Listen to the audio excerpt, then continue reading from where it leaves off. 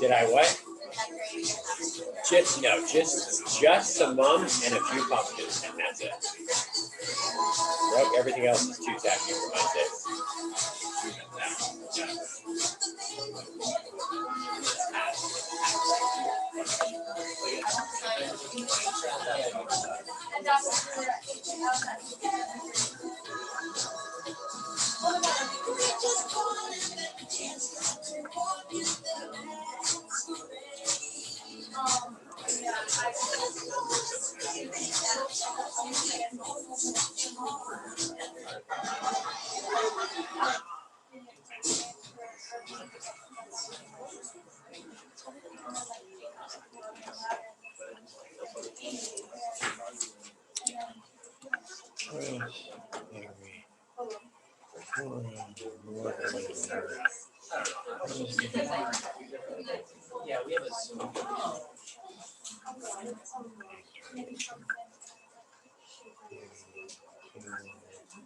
Wait.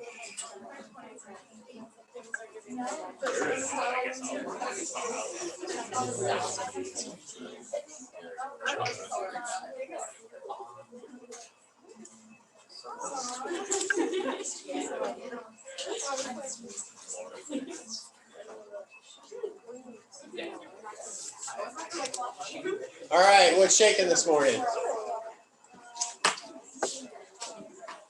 All right, is it you today? All right, fire away. So I found an article in the New York Times about the rent prices rising, and landlords are starting to push people for their rent. So in the article, there's a family of three. It's a young couple, and it's a two-year-old toddler. It said they both lost their jobs due to the pandemic, and they haven't been able to find jobs still. So they've been getting their federal and state assistance, but they still can't pay for their rent with rental assistance money they're getting, and they're more like going to separate. So they're under stress to try to find a new place, raise a kid, and then obviously like we push it to times but because you may not know where your next meal is going, but you don't just have money to pay and for your rent and stuff. So that might not be like the first thing on their mind is, oh, what's helping for our loans on? What's helping for them? But it puts like a lot of stress on the individual too, which I know we talk about having like that system and just like people on everything off. Agree. Between that and now, with all the heating, which we talked about the other day, it's going to be a real strain on people for their food budget because there's so much so far to go. Because I know, I don't think anybody in this room knows exactly where I live. I said I don't think anyone in this room knows exactly where I live. Some of the students in the other classes live down the street from me, so they know where I live. But right next door to me, the folks that are in there only live there because they have housing vouchers, right? And which also means they must have someone else paying their utilities because the lights are on like 24 hours a day. And I'm like, it's an old kind of decrepit house with like really old windows, nasty doors. So, but those, when you get any assistance for your heating, it still has limits, right? And this winter, we're still looking at 40% increases because I brought up a couple of like space heaters that I had in the basement because this is an old house and so it's missing insulation in some spots that we're going to take care of next year because it's way too expensive right now to take care of. But I have a few spots that are going to get insulation before winter. They have to. And I'm like, difference is I can afford the 40% swing. I don't want to pay it, right? Because electric's only going to be 2.9%. So I'm kind of supplementing with electric space heaters so I don't have to use gas as much. But I mean, that's really the choices that you get down to. What else is going on? Any COVID news? Cases are on the decline. That's good news. Especially in this state, we're down to 2% positive rates every day. So that's good. Hospitalizations are declining. Deaths are just starting to decline. I think you guys probably saw the email that went out, what was it, Friday? I think it was after class, about our COVID cases. And I know, I read through it and I'm like, 40 since June 1st, and we're in like a panic about it. I mean, it does happen, as you guys may have seen this morning or may not have. Former Secretary of State Colin Powell died this morning from COVID complications, right? And he was fully vaccinated. It is still a real risk, yes. Not a tremendous risk. I still want to know what everybody's been vaccinated with, what their underlying conditions are, because he's 84 years old and may well have had some other underlying conditions, and so we don't really know his full health status. Maybe we'll find out later, right? He could have been diabetic. CDC is supposed to meet this week, I believe this week, because usually they follow FDA about a week later about the Moderna and J&J boosters. Which of you guys got J&J? Okay, because they're recommending for sure that FDA did, you guys go ahead and get a second shot. Which I think would not be a terrible idea. You know, at least you had some time in between. Who had Moderna? Yay, Team Moderna. And the Pfizer? Awesome, okay. I find that more people who got like Moderna had like worse symptoms Yes. from it than Pfizer. Yep, that's true.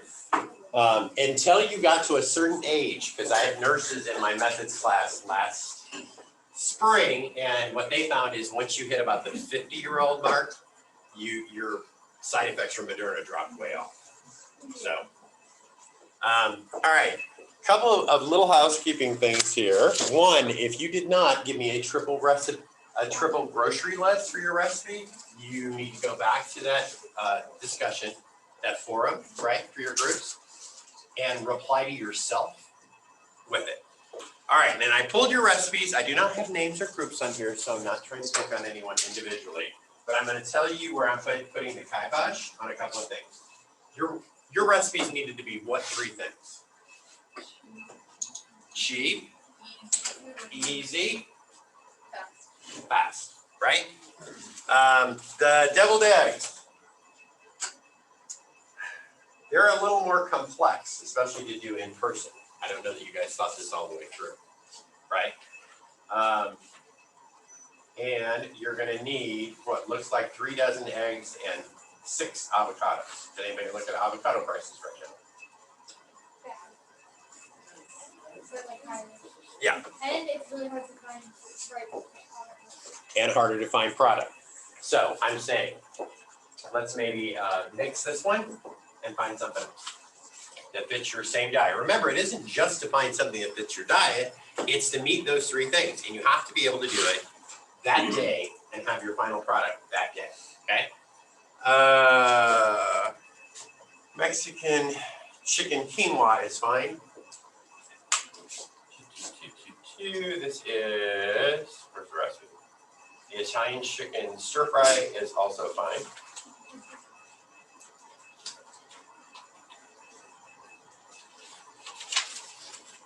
Gluten-free mac and cheese is fine. Jerk chicken with pineapple slaw. This, on the other hand, I want you guys to find something else. Bok choy this time of year is not cheap, and you need 9 of them, and you also need roughly 3 to 4 pounds of chicken and a pineapple, which means you have to peel, core it in front of folks, and I prefer you don't do something that complicated.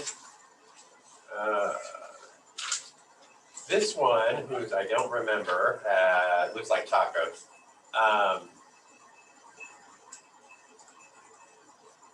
Oh, I see, you're using textured vegetable protein. Okay. All right. That sounds okay. We are not using any avocado for that. Garden tomato sauce is fine. I would, however, like you guys to try and figure out something that people could use to like dip into it, right? For the muffins, there's a couple of those on here. I'm okay with this, but I'm hoping that what we can do with this is maybe I'm hoping that Aramark has like mini muffin trays, because remember, we're sampling these too. And I don't want to be giving out full muffins or have you guys have to go through the effort of trying to cut them into quarters or something. So hopefully that'll work out okay. They still have a bake time of 20 minutes, which is fine. We'll be there long enough, but it's just something to consider. Plus, we'll have done 2 sets of them the night before, so you'll already have something to hand out, okay? All right, please get that done in the next, I'd say, week or so. I have a meeting with Aramark on Thursday morning, but I'll tell her what's going on then. Let me see if I'm forgetting anything for you guys. Hold on. I had notes from last week that I didn't go over.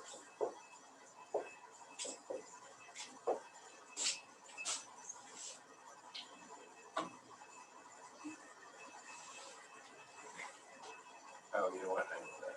Hold on.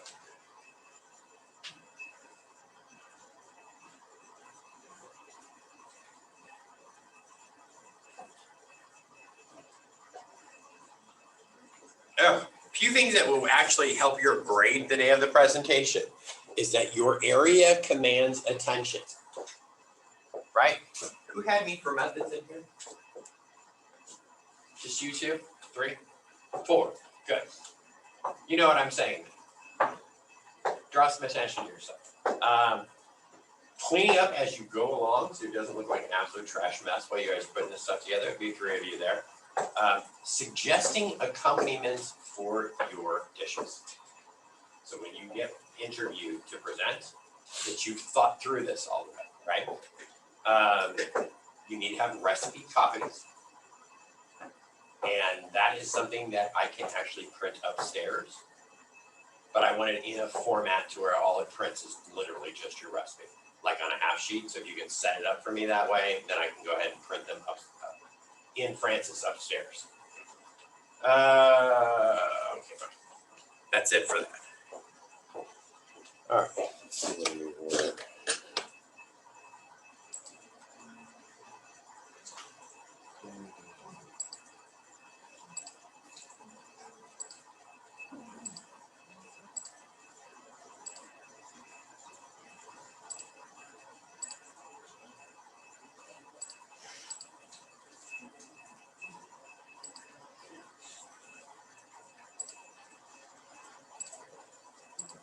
Okay, from last week where we were talking about vitamin A. What does vitamin A do for you? That's right in front of your face. Yeah, helps you see during the day too, right? It's for your vision. Certainly allows for color vision. Hold on.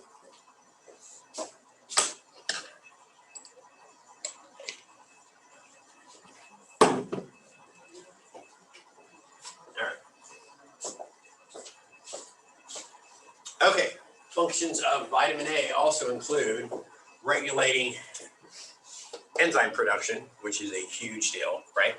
Blood carrier proteins and structural proteins necessary for that, right? And again, well, we covered this before, but it's needed for epithelial cells. Again, the real problem isn't so much what you see in westernized democracies, right? Wealthier countries, because you tend not to have a vitamin A deficiency. But you will find this in a lot of developing countries. So these are considerations to make, right? You're going to have poor development necessary to produce immune cells, right? This is where you're going to see more people die of either treatable diseases or things that often we take for granted and can typically fight off. We have better immune systems, we have better diets overall. Keep your reproductive tracts healthy, give you a good flush. It helps with bones and ossification. All right, so there is an actual retinol activity equivalent, which none of us ever have to worry about because we get plenty of it, to give you an idea of what you need. All right, and here are the equivalents for you. A milligram of retinol, a milligram of supplemental beta carotene, 12 dietary beta carotene, or 24, right? The carotenoids. Most of those we already receive in sort of red vegetables, even if it's in a stir fry, right? You're still going to receive some of that. So if you see that you've got reds, oranges in your food, you will be fine, right? You can find vitamin A in animal food sources. Why can you find vitamin A in animal food sources? Because they consume vitamin A. Because they consume it, right, on a regular basis. They're eating the plant that you would be eating, so you're actually getting the benefit of vitamin A whether you eat meat or you don't, right, in either case. Also from plant food, of course, and fortified foods. That's largely where we end up with such where we don't generally have to worry about vitamin A because it's in so many different foods already, on purpose to make sure everyone has it, right? Cover those. It is the leading cause of blindness worldwide, which would make sense if it works for you to protect your vision.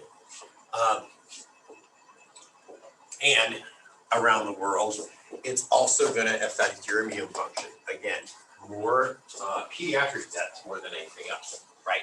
When you're dealing with developing countries. You can end up, of course, with night blindness because of it, right? Necessary for keratin, of course, you'd be more prone without adequate vitamin C to cuts, tears in your skin, and if you or vitamin A, and if you also are deficient in vitamin A, you will not have the immune cells necessary then to heal yourself for these cuts or tears in your skin, right? You can have certainly bone deformities, defective teeth, and won't grow properly, right? So now, on the flip side of it, you can absolutely have too much vitamin A, right? Considering we have enough fortified foods in here if you went into an overload of vegetables.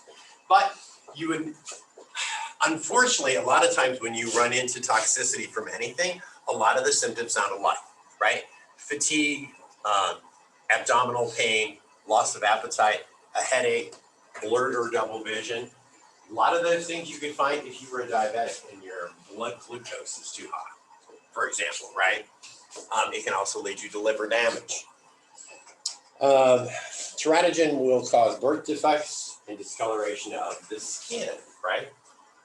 And in certain acne treatments, topical acne treatments, you need to just be very careful about how much you absorb into your skin so you don't end up with any toxic effects of it, right? All the carotenoids. Beta carotene is what you guys know mostly. What do you normally think of when it's you think of beta carotene? Sam? Carrots, right? That's the most common thing for all of us. Lycopene, where would you see that? It was even on some of your exams.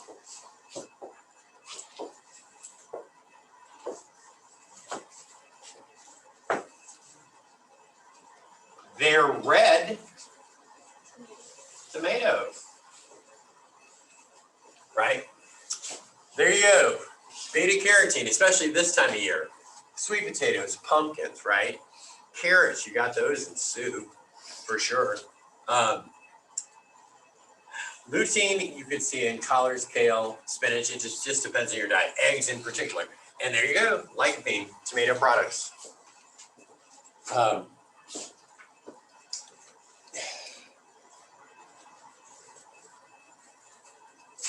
Carotenoids may not necessarily technically be essential, but they sort of are. Your body is simply not going to produce enough for you, and you're likely not going to be able to eat quite enough, but it is essential. Your vision is the one thing that you've got to worry about protecting in those cases. Actually, you've probably heard this a million times. For a lot of conditions is you want to be consuming a lot of colorful food, right? Which is basically what this is telling you. You need to orange and yellow fruits and vegetables, dark green vegetables. What you want is plenty of variety. So I was like, man, I left my umbrella in the car. So the more colorful your plate, the better. So consider that too when you're putting things together that you're trying to present for the cook-off, is make it attractive, right? Add some zhuzh to it. Okay. Any dietary fats, proteins, and vitamin E will increase the absorption of a vitamin A because we just simply don't absorb enough of what we eat. Because we've got so many fortified foods, don't worry about it as much, but we're still only getting the benefit of 20 to 40% of the carotenoids. So if you've got either a decently high protein diet, would be more efficient for you than just adding dietary fat. Same for your patients if you can find a way for them to do that, right? All right, vitamin D. Is that something we also add to food? Yeah, where else can you get vitamin D?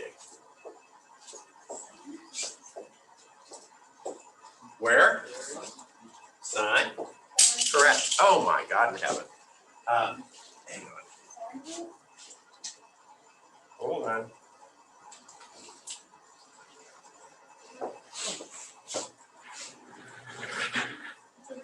Oh, thank you. I'm surprised I haven't really just torn this thing to absolute shreds. Hold on, let me find my way back here. Oh my God in heaven.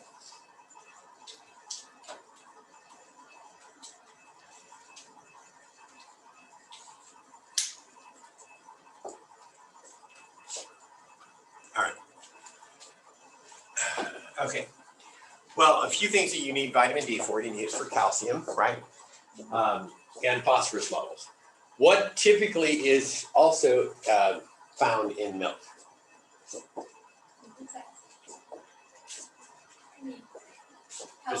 Calcium, correct, right? So you're getting a double benefit with milk. You've got vitamin D there, and it'll also help you maintain the calcium levels, which if you're drinking milk for your vitamin D, you won't have to worry about so much, right? Well, vitamin D will also help regulate insulin formation and secretion. So this is something to consider for those inevitable diabetics that you are going to have that you work with. These are simple things to check when they're working through their blood work, right? We'll skip the dietary recommendations. There you go, the sources we just talked about. Exposure to sunlight and fortified foods. Those are your basic ways to get vitamin D into your diet. So what happens in the winter?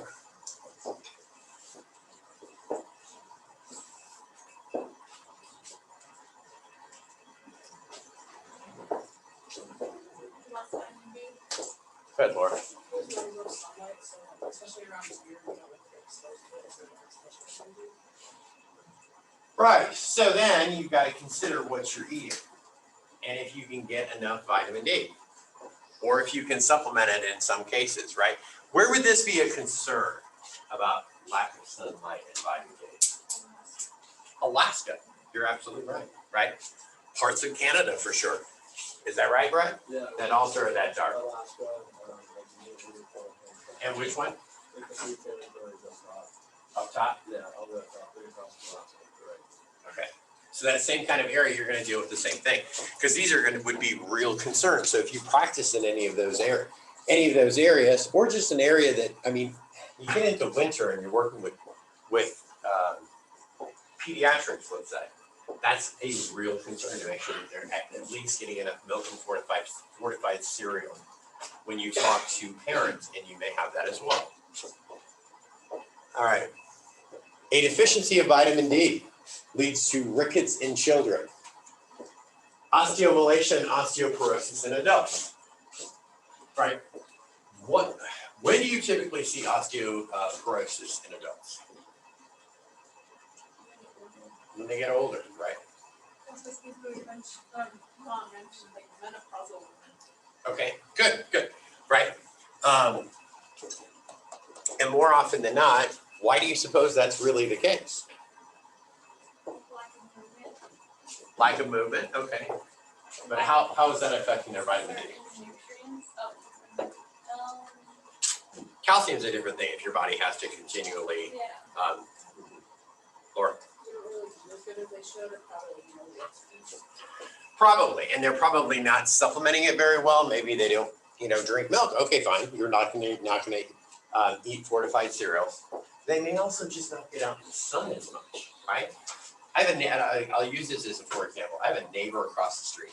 I've never seen anything like this, and she's got to be younger than my mother, which my mother is 84 years old. Mows her own lawn, does all the snow blowing. I mean, I come from a family of utter cockroaches. They live forever, right? And but so I'm so used to that. Like, it's not one of those things where my mom has to have someone drive her around to take her to the grocery store, and you'd never in a million years know if she was 84 to look at her either. And but so this lady lives across the street, right? And her grown kids, who are probably at least 10, 15 years younger than I am, are there all every day. I've never seen anything like it in my life, and they do absolutely everything for her. And I think I was thinking about this in osteoporosis and all that, I was like, that's that old lady, right? I mean, you rarely ever see her out. If it is, she might come out for a little bit and sweep a covered front porch. You know, doesn't dry, which is just extraordinary to me. And it's so peculiar, I can't quite wrap my head around it, like, you know, some weird failure to launch family. But also the deficiency leads to rickets in children because it is necessary for bone production, right? Where do you suppose vitamin D being added to milk came from?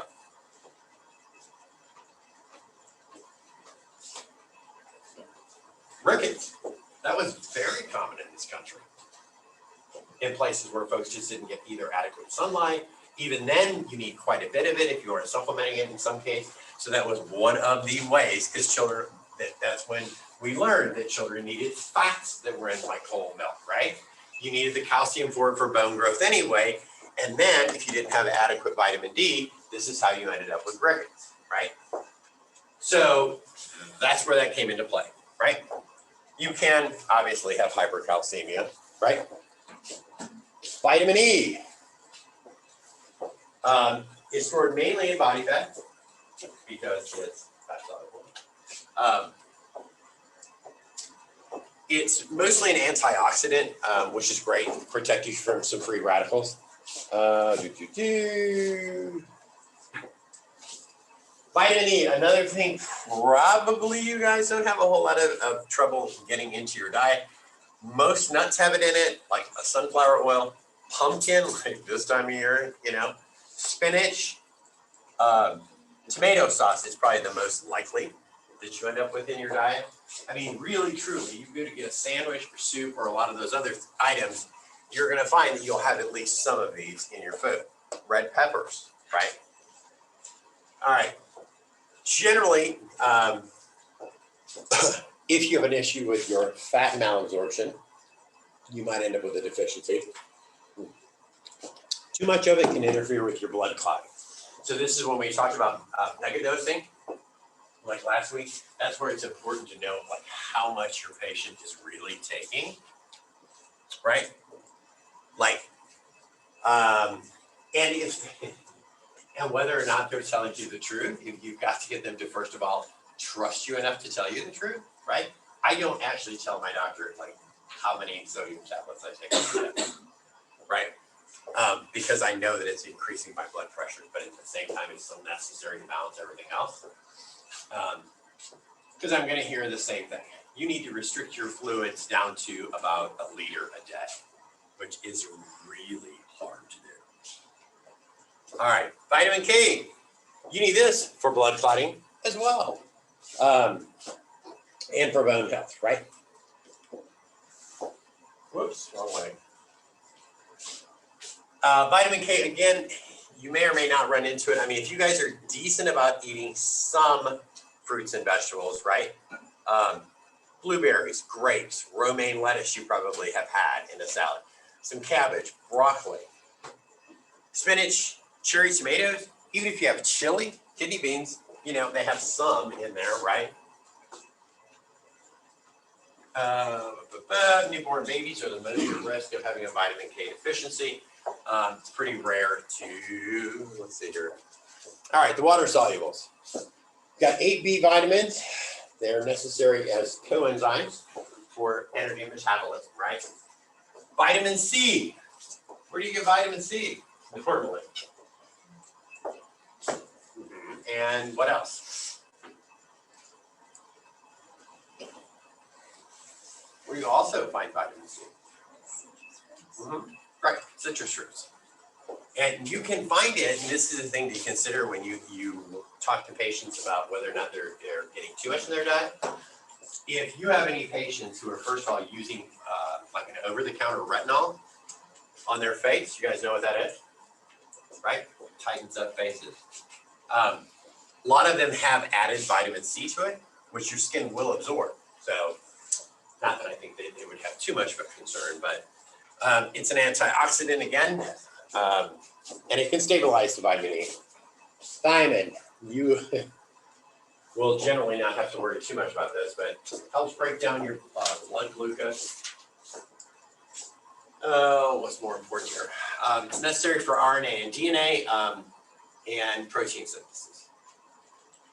If you look at the dietary sources where you could find a lot of thiamine, tomatoes, just straight up canned tomatoes, right? Things that you guys might have. Rice, macaroni, quinoa, oats, navy beans, tomato juice, baked beans, feta cheese. I mean, there are a lot of things, so it's something you don't have to worry about as much. However, you are going to find it is also an additive to a lot of foods. Deficiency, beriberi, right? Muscle weakness and nerve destruction, right? Generally not a toxicity. This you will see in developing countries. There may just not be enough in their food sources. I mean, and in this country, we do fortify enough foods that we don't have to worry about some of these so much, right? Riboflavin, you guys have heard of this, yes? Yeah, right? Coenzyme, again, in energy metabolism, but mostly, this is something you shouldn't have to worry as much about when you look at milk, dairy products, and eggs, right? Unless you have those completely cut out of your diet, you won't have to worry about that as much. Now, there are, of course, let me see here. So otherwise, in order to supplement that, you need to deal with spinach or sunflower seeds or seaweed if you had somebody who was a complete vegan, right? Which is something to consider. Again, liver is up there as one of the most vitamin-rich products out there. All right. Now, riboflavin is deficiency is pretty rare. Mostly because it's another additive to foods, right? It's more common because of that. It will show up in chronic alcoholics more often than not in this country, for sure, and any of the first world countries. And then you get some of the symptoms, which is just terrible. The skin at the corner of the mouth cracks, lips become inflamed and split, tongue gets shiny, smooth, and inflamed. Rarely toxicity, right? Niacin. You guys have probably also heard of this, right? Necessary, again, for energy metabolism and help support fatty acid synthesis. All right. Niacin can be made from the amino acid tryptophan. What is tryptophan in? Turkey, right? Which is what everyone thinks makes them so tired after eating an enormous meal. What actually makes you tired after eating an enormous meal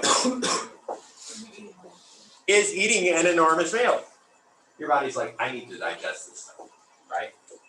So anyone not eat turkey on the holiday and still eat a huge meal and find yourself still feeling sleepy because you ate all that food, right? All right, you can get that from grains, meat, poultry, fish. Typically not something we worry about as much. There it is in turkey breast. You also find it in salmon, tuna, chicken thigh meat, ground pork. Any of you guys eat chicken thighs? Oh, I use them all the time for Instant Pot recipes. They're just way moister. Fatty, but way moister, right? Any deficiencies can lead to pellagra, right? Where you'll find dermatitis, dementia, diarrhea, and death. So it's obviously essential. Medicinal uses, you can use high doses to treat high blood cholesterol. More often than not, we'll use statins for those sorts of things because you don't want to run the risk when you're using high doses because it could lead you to liver damage, right? You don't want to make that choice. You can also get liver damage from a statin drug, depending on your dosage. Vitamin B6. It's a coenzyme in protein and amino metabolism, another one that's necessary for your immune system. Most of this you are also going to end up with, right? Tuna, turkey, pork, salmon, beef, and some nuts, right? So you most likely have that in your diet. There are a lot of vegetable choices in there as well, but you'll see that they're more like nuts. It's pretty rare to have a deficiency of it, except for some folks that have Parkinson's due to the medication. Folate, coenzyme in DNA synthesis, right? And it will reduce neural tube defects. What normally, so for pregnant women, what is it they need in their diet? Folate, right? The most common, you'll find a lot in spinach, but even better is if you can get them onto some beans, right? Some pretty simple ones too. Pintos, black beans, nothing super expensive. Lentils, easy to prep. White rice, wheat flour, edamame, right? Any of those sorts of things. You can also find it in a fortified cereal. You may see a lot of things fortified with it because of the amount of neural tube defects that we've had over time, which is one of the reasons that this has become an additive. In a deficiency, anemia and diarrhea can certainly happen. Megaloblastic anemia. Spina bifida is the most common birth defect when you have a folate deficiency, right? You guys ever seen, even on a movie, what spina bifida sort of looks like? I'm trying to think of a movie that I was in that was the most obvious, where she was like locked away. Wait, anyway, Spina bifida. That is sister hidden away who had spina bifida in this movie, and I can't remember which one it was. Because it's really gnarly, to actually see the effect of that in someone that ends up growing after that. Yeah, because I don't think it was in The Sixth Sense, because that was on yesterday. All right, can also lead to heart disease and cancer. Toxicity can mask a vitamin B12 deficiency. That's important because you absolutely need vitamin B12 in your diets. All right, vitamin B12, right, is necessary for DNA and red blood cell synthesis, which is one of the most important things. But it's also essential for myelin sheaths around the nerves, right? When is it the most important to be concerned about myelin sheaths around nerves? What age group do you suppose?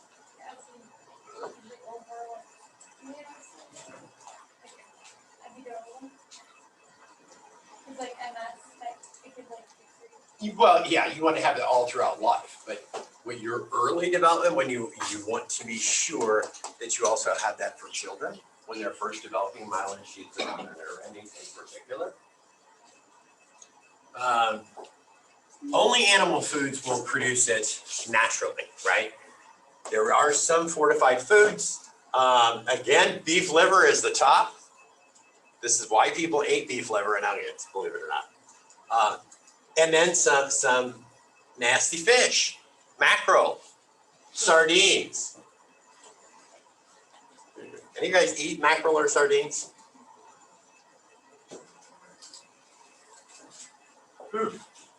No, thank you. All right. Your body, in order to absorb it, requires an adequate amount of stomach acid and intrinsic factor, which your body will produce.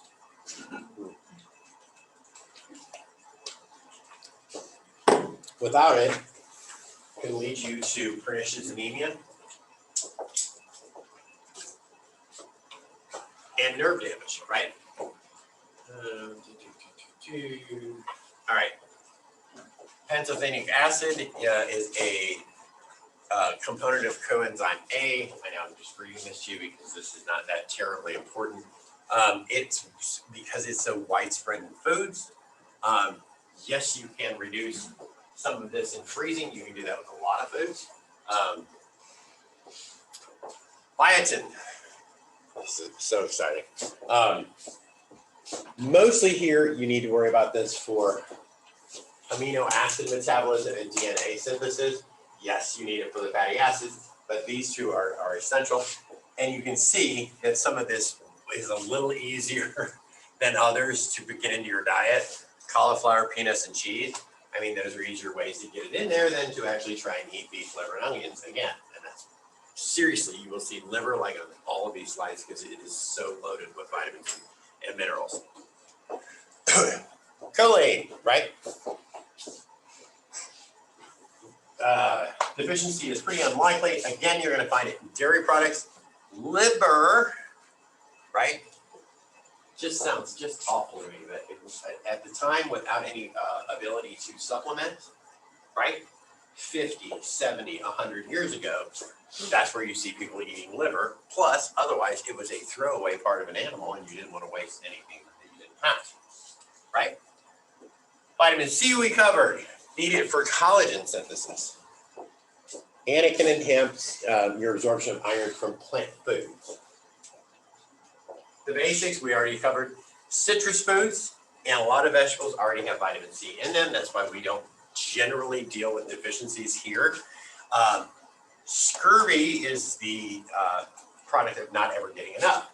Where was scurvy most notable in history in the past? On ships, right? On ships, until somebody that was researching it found that the folks that did eat citrus fruits on the voyage did not suffer from scurvy, but those that didn't did suffer from scurvy.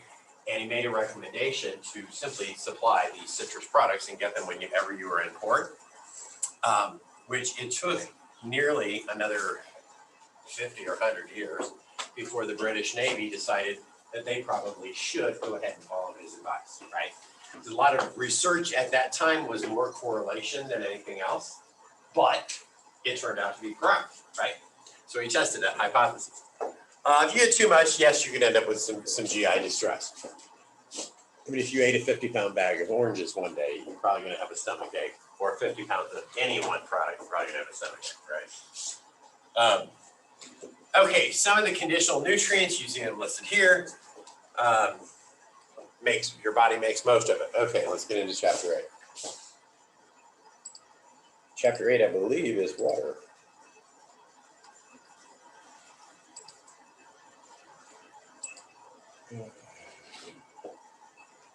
Water and the minerals, yay!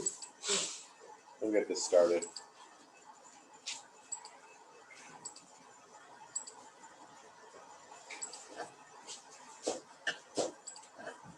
All right. So water is the most essential nutrient in your body. What does water do for you? Why is it essential?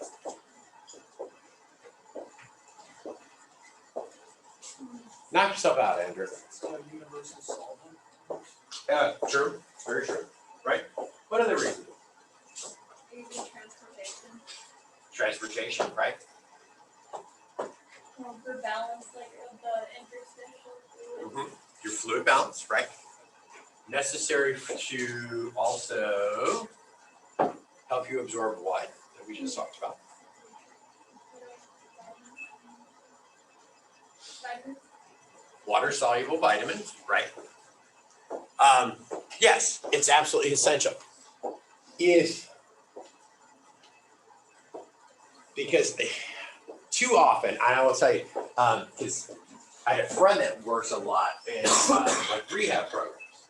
And what she found, and they would have these conversations, is a lot of times folks, like when they were detoxing, that were more chronic alcoholics or drug addicts, that more often than not, the real problem was that they were already dehydrated from such a lack of water, particularly the alcoholics who would always supplement it, with another liquid. That caused more of the problems during detox than anything else that had to be monitored on a regular basis to make sure they had the right kind of fluid intake, right?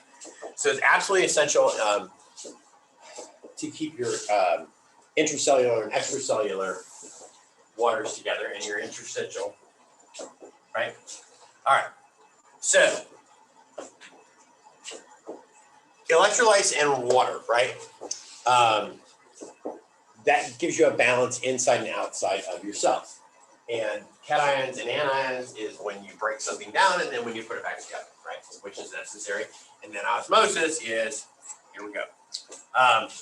So your body will do its best to, for the sake of argument, even out the water, right? That's outside and inside your cell.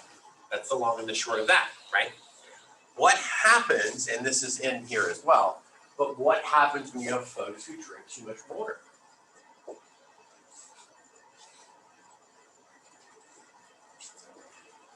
What do you think?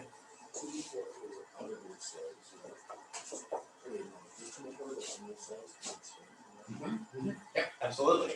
So if you've got folks who just simply drink too much water, overall, right? Like the suggestion that you drink, what is it, 8 ounces of glasses of water or something a day, or 16 ounces, I don't know what it is, can be way too much for a lot of people because of the amount of liquids you actually get in your diet. That's what can be so misleading about that excess water, right? All right. So we got some of these. We already got body fluid necessary for chemical reactions. Water is there for a pH balance. It's also there to help cool you off, right? And allow some heat capacity in your body. How do we normally use water to cool our bodies off? Sweat, right? We're just getting too overheated. It's the body's way of compensating for that. All right. How much is enough? What is, what's the equivalent of whoever's got a laptop? 3.7 liters. What is that in gallons?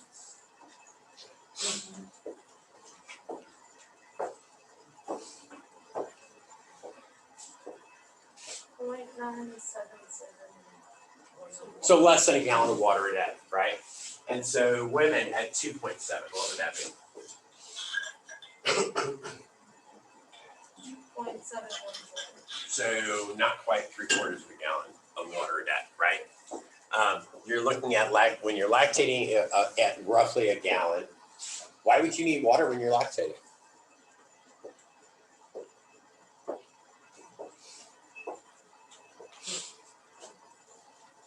Do I need to? Okay.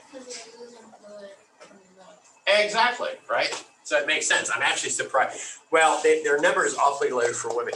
Any of you guys track your fluid intake? You do? Not like religiously, but like I do not want to. I did for a while. Yeah, because I'm like, this is so dumb. Like I'm being really crazy, so I just. It really isn't though, right? I usually like if I go to softball and like do a lift on like the same day we practice, I'll drink 5 of these. See, here's the difference though, is because you're in athletics, right? You're gonna need more anyway, so this isn't a really great gauge for you, right? Yeah, like I drink 5 of these.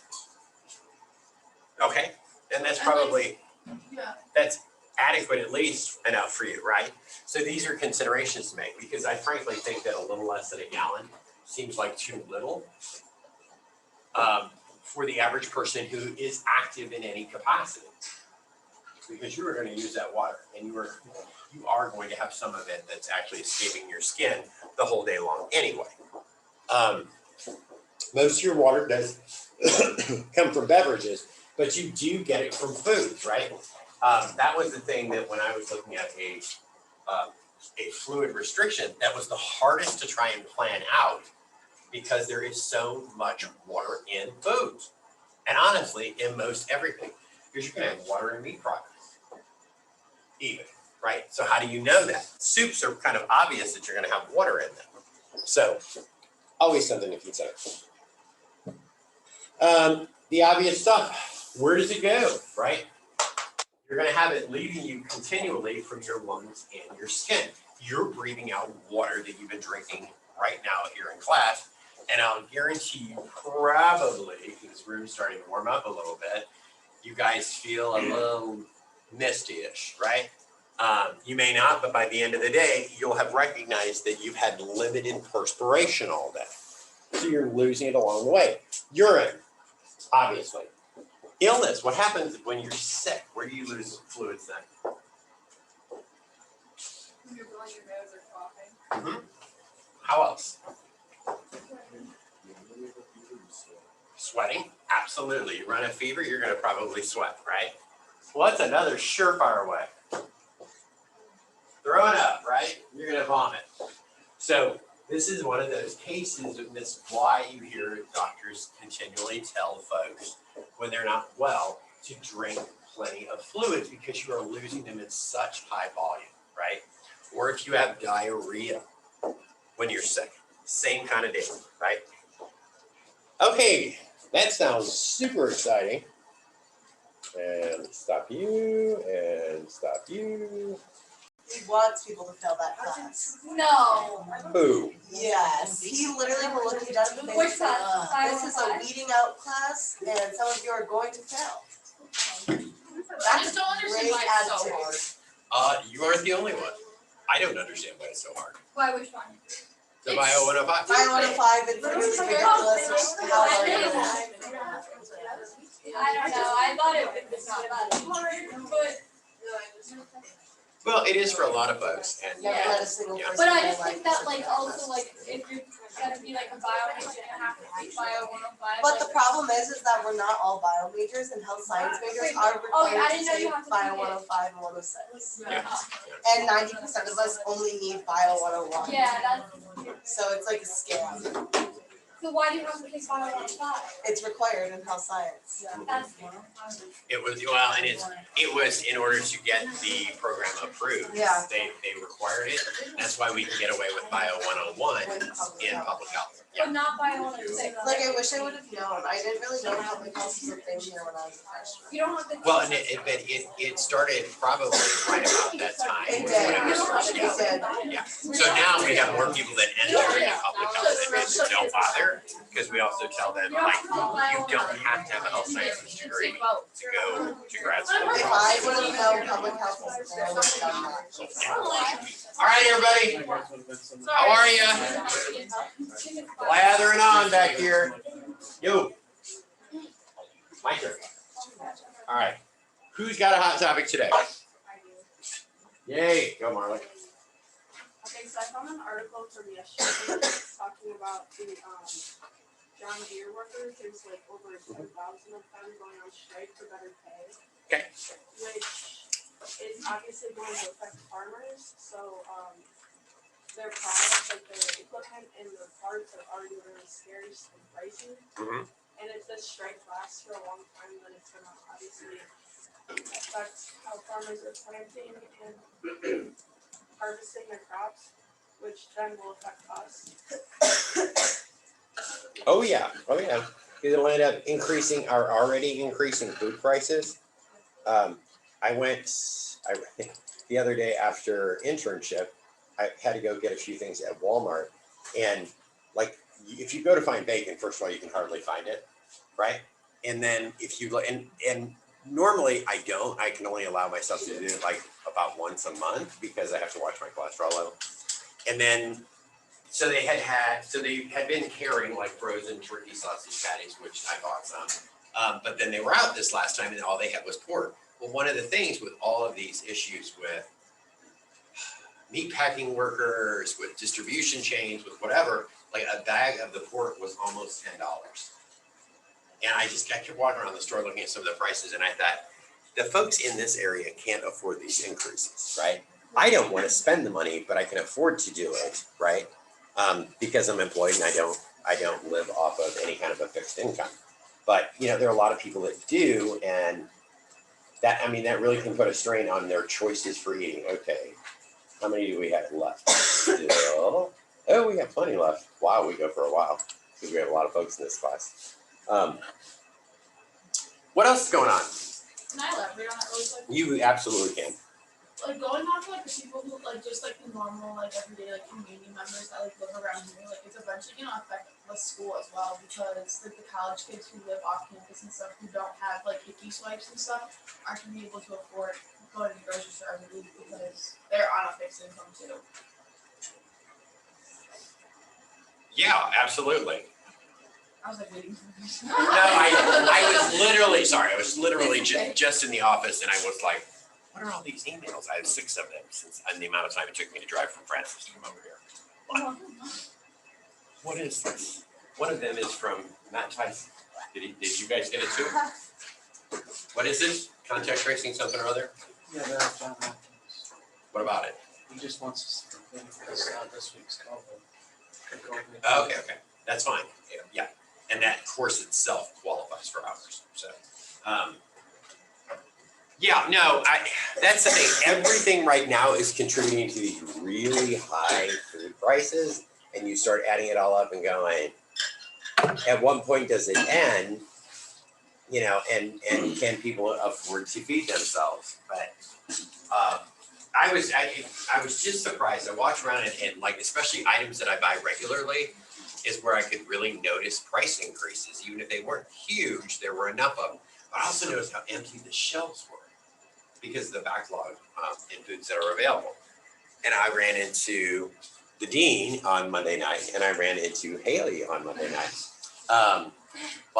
During my same shopping trip, and I ran into 2 other students from other classes on Monday night as well, which never happens, honestly. The only other person I've ever run into at the Walmart is Dr. Thomas. And I met her parents that day. But and we were talking about the very same thing. We were like, I mean, there's only a certain point where folks, especially here, because there are a lot of, unemployed folks or underemployed who just simply can't afford that stuff.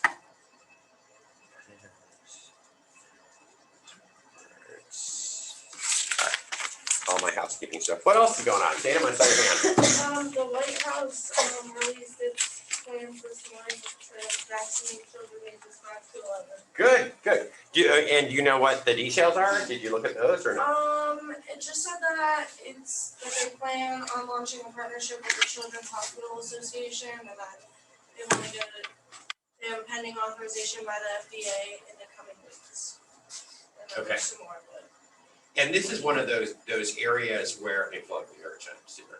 I have a public health student who was originally a biology student who's going to go to med school because you do not have to have a health sciences degree to go to medical school.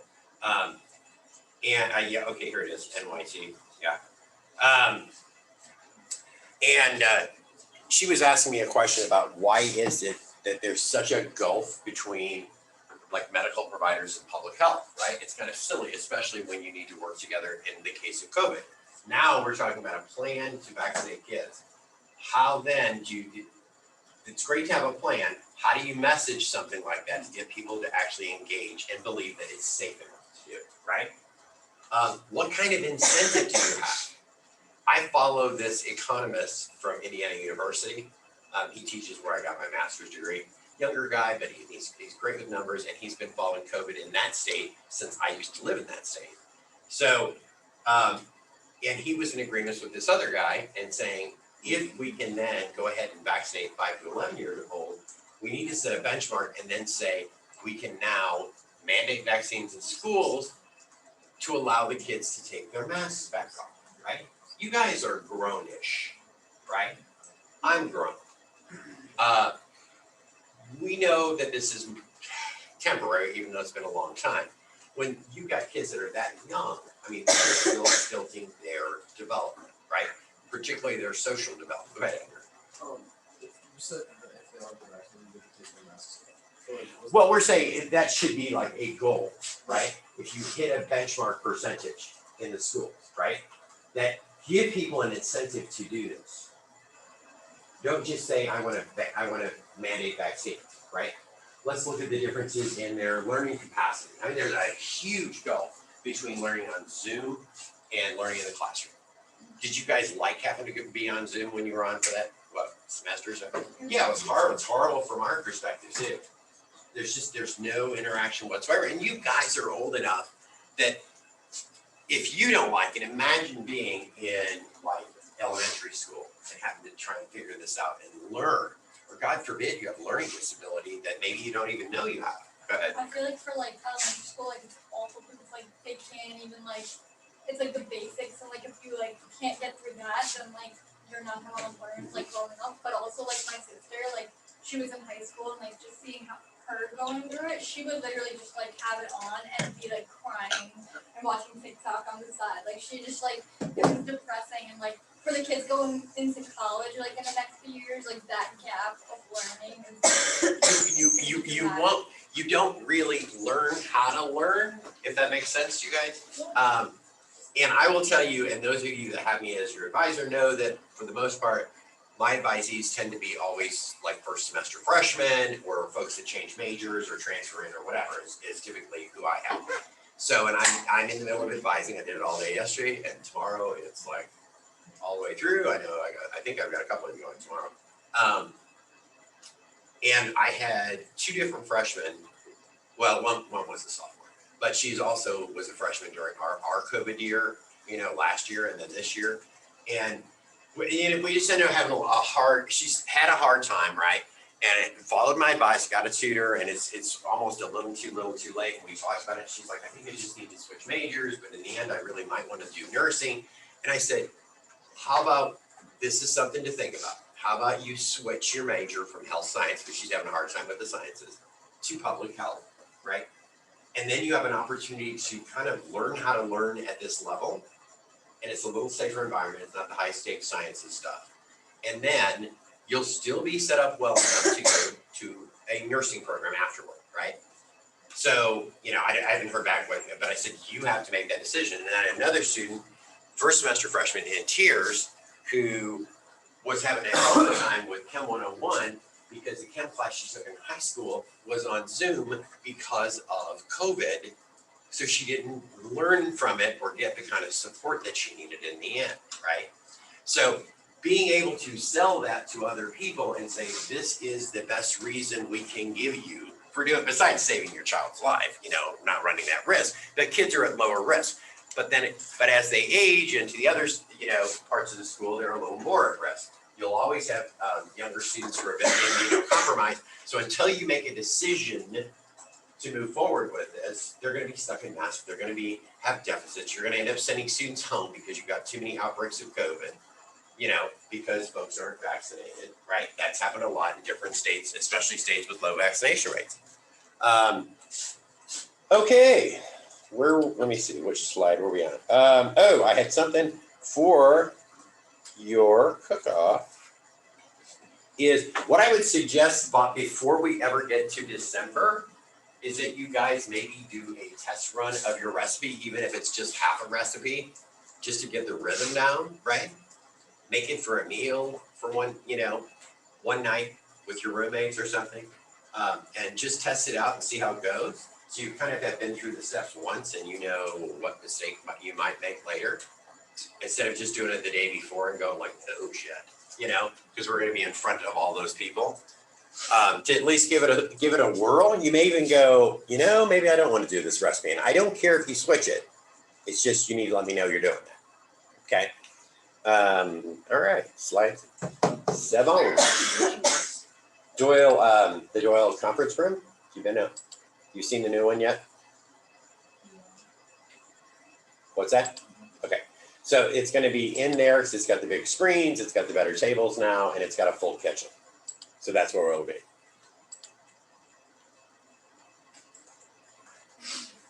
All right. We did this yesterday, and we should be here.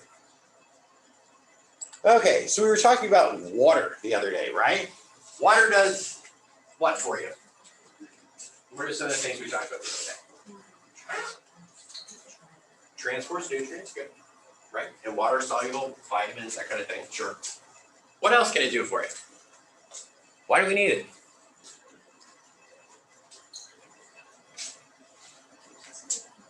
Keeps us what? It does keep us alive, but how so? Listen. Absolutely. Body temperature, pH for sure, right? Homeostasis, osmotically, for our cells. Right. For the intracellular, extracellular, and interstitial fluids, absolutely.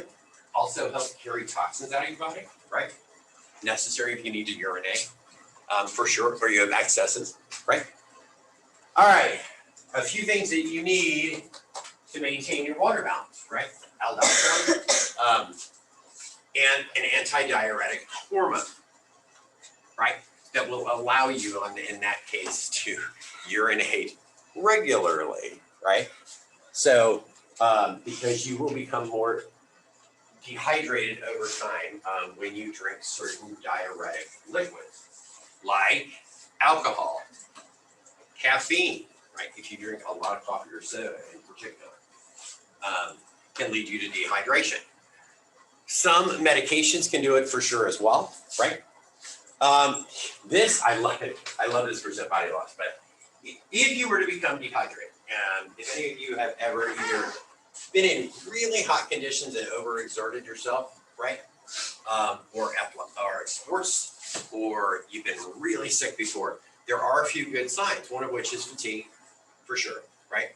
And fatigue is the sign of a lot of things, so it's not, it wouldn't be your first guess necessarily, so you're dehydrated. Headache can also go along with a lot of things, but usually a dehydration headache is one of those really splitting ones, coupled with the fatigue and dark urine with an odor. You may also not urinate as often, right? If you lose up to 20% of your water loss, that's when you can end up at coma or death. Anybody had a really, really horrible fever that seemed like it was never gonna break, where you just sweat like wild? You know, that's the kind of occasion where you absolutely could lose that much of fluid. So if you couple, this is why it's so important that folks get preventative care and have access to medical care in emergency situations, or maybe they're not emergency, I don't want to call them that. But if you've got somebody who has a horrific case of, say, the flu, and they're sweating like wild because they're running a fever, and they're vomiting, and they've got diarrhea, you have a tremendous amount of water loss right there, right? Which you're going to have to replenish this when you deal with any patient like that. Seniors and infants are especially vulnerable. Why do you suppose that's true? They're both basically for the same reason.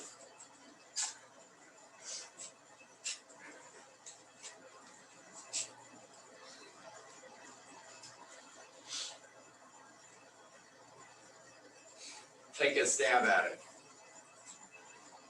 Why would most seniors and infants be most at risk of dehydration? Sam? Just gonna put this up here, they have to pee more, using bladders, Okay. Okay, Andrew. more sedentary. More sedentary, okay, interesting. Lexi? Maybe like certain medications they have to take makes them more. For the dehydrated. elderly, Melissa. They don't really like, I guess, think about it, and infants and like really older seniors don't, I guess, have like the competence to feel like, oh, I'm dehydrated. True. How about the most basic thing? Neither one of them get enough liquid. Right? You're talking about if you're dealing with an infant, it's mostly they're bottle fed, right? They may be to the point that they're dehydrated, especially if they happen to run a fever. That's why it gets to be really scary if you've got an infant running a pretty high fever. And they're only going to take what they're going to take. It isn't like you can rationalize with an infant and say, well, you're going to have to do this because you're dehydrated. They're not going to get that. You're not going to be able to force feed them, you know. And seniors, on the other hand, tend to drink very little water, unless they're my mother does this, right? And so I even now when I talk to her, I'm like, so how much water do you have to drink today? You know, and she knows at this point because she drinks hardly any water, and she's prone to more urinary infections anyway. But since she's been drinking more water on a regular basis, has had less issue with that over time, which is interesting. Here's your percent body weight loss. 1% with just a thirst, 2 at an increased thirst, right? Moves its way down, you get to an increased body temperature, pulse, and respiration rate, you're losing 6, right? Stumbling, headache, 7, dizziness, 8. At 11, you're looking at kidney failure. So this is a very serious deal. All right, then there's the flip side of it, water intoxication. Who do you suppose is most likely to become intoxicated by water, which means they're just simply drinking too much water? Athletes. Athletes, absolutely, right? More often than anything else, Athletes, weightlifters in particular, if they aren't balancing their water out correctly, like free workout, like during, you know, because if you're drinking way too much, especially during, you're sort of saturating yourself. And if you do this on a regular basis, you can end up with water intoxication. It can lead to seizures and death, especially if you drink fluids rapidly. You can also bring that in folks that are alcoholics. But the other part of this is, even though you have headaches and confusion, why do you suppose, all right, let me preface this. You're drinking a ton of water. Why do you suppose then it would lead you to headaches and confusion? What accompanies drinking a lot of water? Sweat? If you're working out, yeah. But what else? What other body function accompanies that?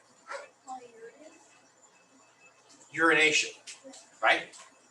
Okay, fine. So you're going to be urinating this, you aren't going to hold it all in. What do you flush out when you urinate besides that water? Laura? Absolutely, right? This is where this comes into play right here. Headaches and confusion. Your electrolytes are completely imbalanced. You're going to be losing mass amounts of sodium and potassium chloride. What are those necessary for? You remember? Sam? Muscle contraction. Muscle contraction throughout your body, including your brain, right? All of your functions are simply going to slow down. You don't have the right electrolyte balance. All right, minerals. These are inorganic elements, right? They're not destroyed by heat, light, acidity, or alkalinity. You have major minerals and trace minerals and micronutrients, right? So major minerals means your body needs them in larger quantity. Trace minerals, not so much, right? You need a little bit of it, but that's about the extent of it. It's part of your body's structure for sure. You can find them in both the plants and animals. And there can be some absorptive issues, particularly if you get too many of them, right? Your body is going to adjust its mineral absorption to your needs. Also, it's going to adjust it based on how much of your intake are these particular minerals. So if you're actually overdosing on them or megadosing, your body's going to focus on trying to absorb whatever you megadosed on, which is going to reduce the absorption of the other minerals which you may well need. Okay. Fiber affects absorption. Why do you think fiber would affect absorption? What does fiber do when it moves through your body? Go ahead, Lexi, we covered this. It picks up water. What's that? It picks up water. It does? What else does it leach out? Cholesterol, right? But it's also going to start almost like a sweeper, like a broom. If you think of it like a corn broom, it's going to also start sweeping some of this along with it. So the higher fiber diet you have, the more likely it is it's going to be leaching water-soluble vitamins. It's going to be leaching minerals and cholesterol as well, right? Minerals obviously will play a critical part in both hypertension and osteoporosis. What mineral is going to affect osteoporosis? Correct, right? All right. Sodium, one of your electrolytes, right here, regulates your fluid level, blood pressure, and pH. Helps to transmit your nerve impulses, which is where the confusion and headaches come from when you have water intoxication, right? You can find it in most foods. You can, because of the way we process most foods, you are likely going to find sodium in most everything, right? We have a lot of processed foods, but even when it comes to meats, or if you've got cured bacon or sausage or whatever, all of that stuff has sodium, right? You can also add table salt. You can take sodium tablets. This is where it pays to actually understand a patient's blood work, and it doesn't matter whether or not you're working with patients as a nurse, as a PA, as a PT, as an OT, as a health professional or you're working with athletes, right? In any of those capacities, you will work with people. It doesn't matter if you call them patients or what you call them, community members, right?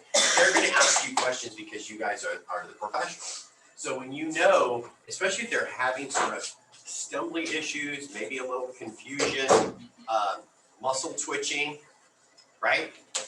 If you're talking to these folks, they're going to come to you and they're going to talk to you and they're going to kind of tell you what's going on. I don't know why, I don't know why, I don't know why. That's a time to start asking them a few questions. How much water do you drink in a day? Okay, you don't drink water, how much coffee, how much soda? And the list goes on to kind of get an idea of what kind of water they've got and to see whether or not they're receiving enough sodium and potassium and chloride in their diet, right? Okay. Dietary recommendations, less than 2,400 milligrams per day, right? The desirable range is 1,500. Olivia, while you have your computer open, how much sodium is in prepared ramen noodles? And what? Prepared ramen noodles. Wait, how many milligrams of sodium are in Kraft mac and cheese prepared? Haley, Campbell's, pick a soup, but Campbell's soup prepared, how many milligrams? Go ahead. 1,760. Per serving? Yeah, one package. One package, which is one serving, right? Right. 1,760. Okay. So that's more than the desirable range, but still in here. Just over 1,800. Just over 1,800. So now we're at 35-ish hundred, 3560. Did you find it, Haley?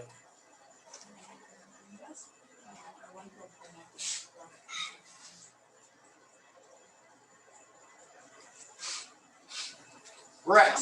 Find out how much, please, how much sodium is in a Kentucky Fried Chicken or extra crispy breast. This one's 890 milligrams. Per soup, right? That's not bad. Yeah. 890, okay. So I'm headed with you and you right now. So we're at 3,500. So we have ramen noodles for lunch. We're having Kraft macaroni and cheese as a side dish for the chicken that Brett's looking up right now. For a reason. I'm not saying you guys are gonna eat it. No, but you're saying someone's gonna do it. That I am. Does that not sound like it might not be correct? No, you definitely. Yeah. So for lunch, you had ramen noodles, which was 1,760. Yeah. Dinner, we're gonna have fried chicken. And we're gonna have mac and cheese. That was 1,800, right? Wait. Yep. Did you find it yet, Brett? Yeah. Okay. 1,190. 1,000, how much? 190. In one breast, okay. What are we gonna have for a side dish with this? We having vegetables? No? Okay. What are we having for breakfast this day with this wonderful meal? Nope. Anybody that's eating that is not eating yogurt. Oh. Pop-Tart. Oh, yeah. Pop-Tart. Probably a breakfast. Cereal, Lucky Charm. All right.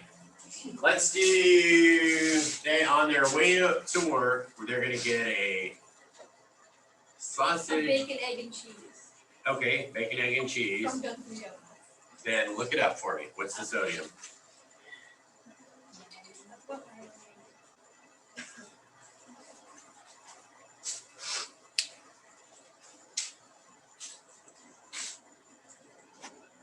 And then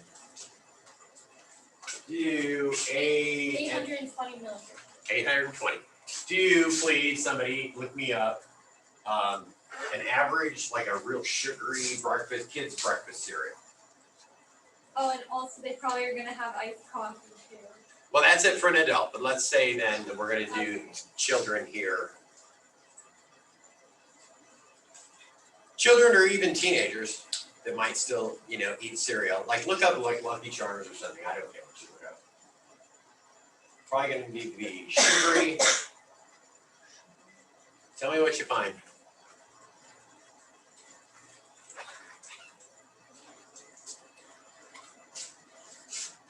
for Lucky Charms, it's 175. Oh, that's not bad. Lucky Charms, okay. 175, Haley? Yeah. All right, so if you have, what do we got here? 1990, 1760, 820. And then what is that? 15, 24, 25. And then if you do the Lucky Charms was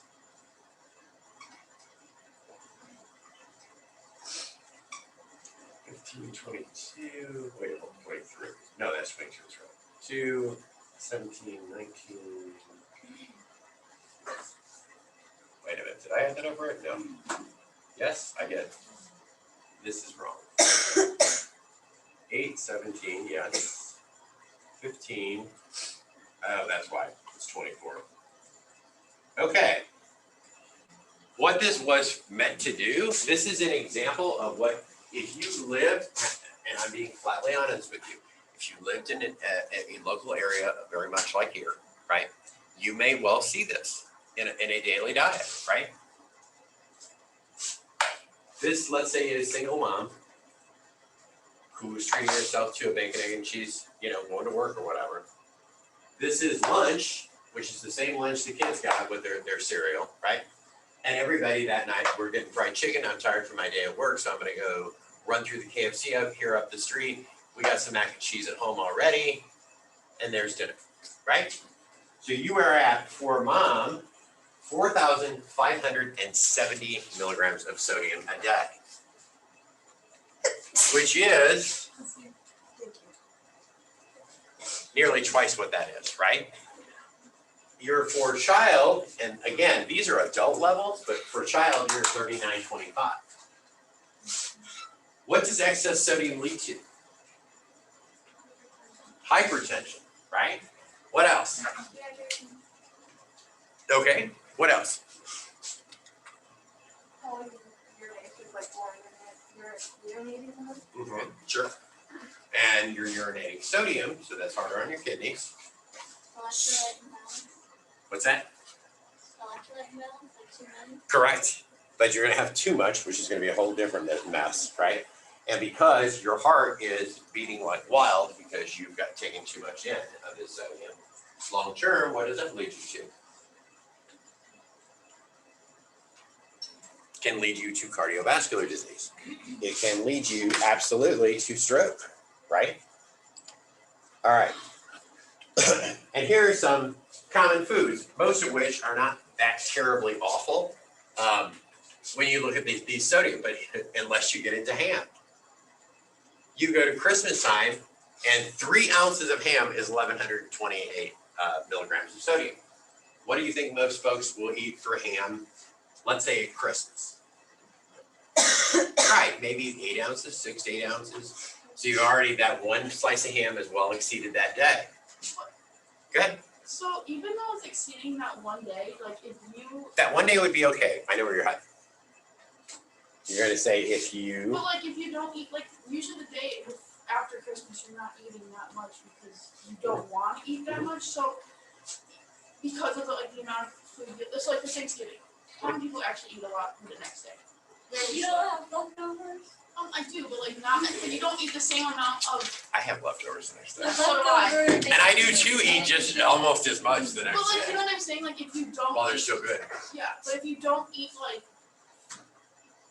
that amount of sodium or like in a couple of days, like it's gonna, your body's gonna naturally like. It is. But let's take it a step further.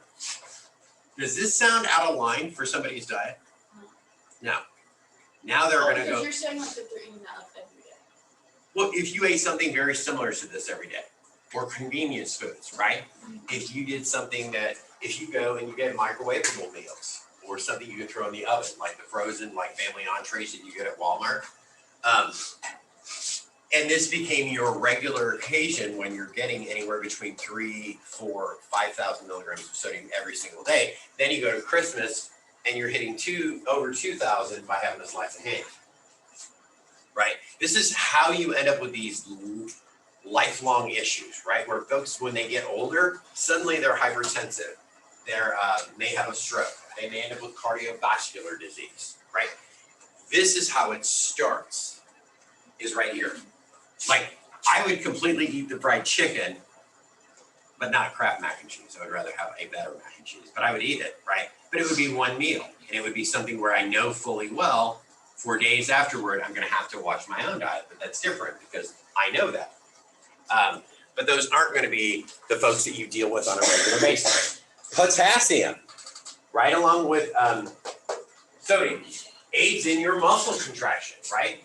You guys take A&P, the health sciences students, and you guys do with public health too, don't you? I never remember if you guys have an A&P class. Well, the sodium potassium plump is what aids in muscle contraction, right? So when you're out of line, like in this case with potassium, if you aren't receiving enough, obviously your muscles will not contract as they should. If you're eating too much, your muscles are going to contract too often, and that's where you start putting that damaging effect on your heart in particular. You know, long term, I mean, your heart isn't going to last forever if it's contracting too often, right? So it's going to regulate your blood pressure and your heartbeat. Unprocessed foods, you'll find a lot of potassium. You'll also find it in meat, fish, poultry, and it's less common to overdo potassium than it is sodium, right? Or it would be a concern.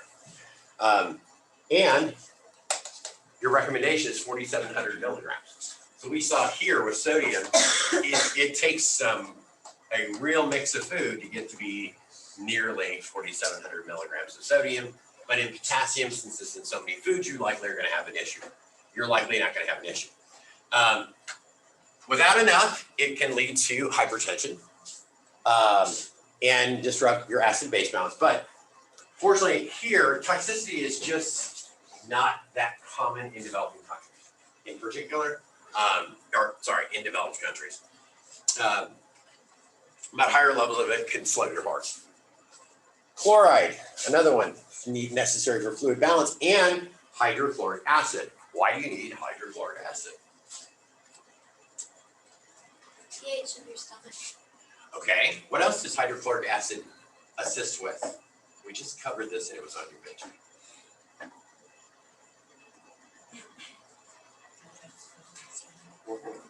And aids absorption too when it gets into your small intestine, right? Absolutely. That's why that's so necessary. And you're going to find it in basic salts, right? And again, most of the time, folks get way too much of it, way too much salt. So when you're going to estimate the chloride that you're receiving in your diet, you need 2,300 milligrams of chloride in your diet, right, daily. That's the recommendation. Well, to figure that, it's 1.5 times sodium content. With a calculator, folks, what is 1.5 times 4560?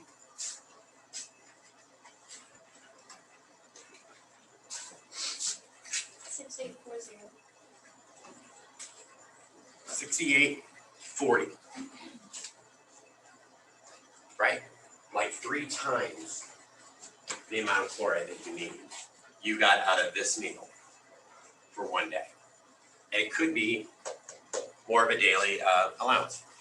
A deficiency can often be the result of excessive vomiting. Bulimics are most at risk because you've got an associated vomiting with that. Also, folks that get pretty darn sick, right? Or have a condition that is undiagnosed, right? A lot of folks that have digestive conditions like Crohn's, right? Often go undiagnosed or get misdiagnosed because they have similar symptoms to other conditions. Well, you may just find people that are eating foods they can't, or if they're lactose intolerant, or they end up with a food allergy, vomiting. But particularly when you get really sick, this is when you've got to watch these sorts of things.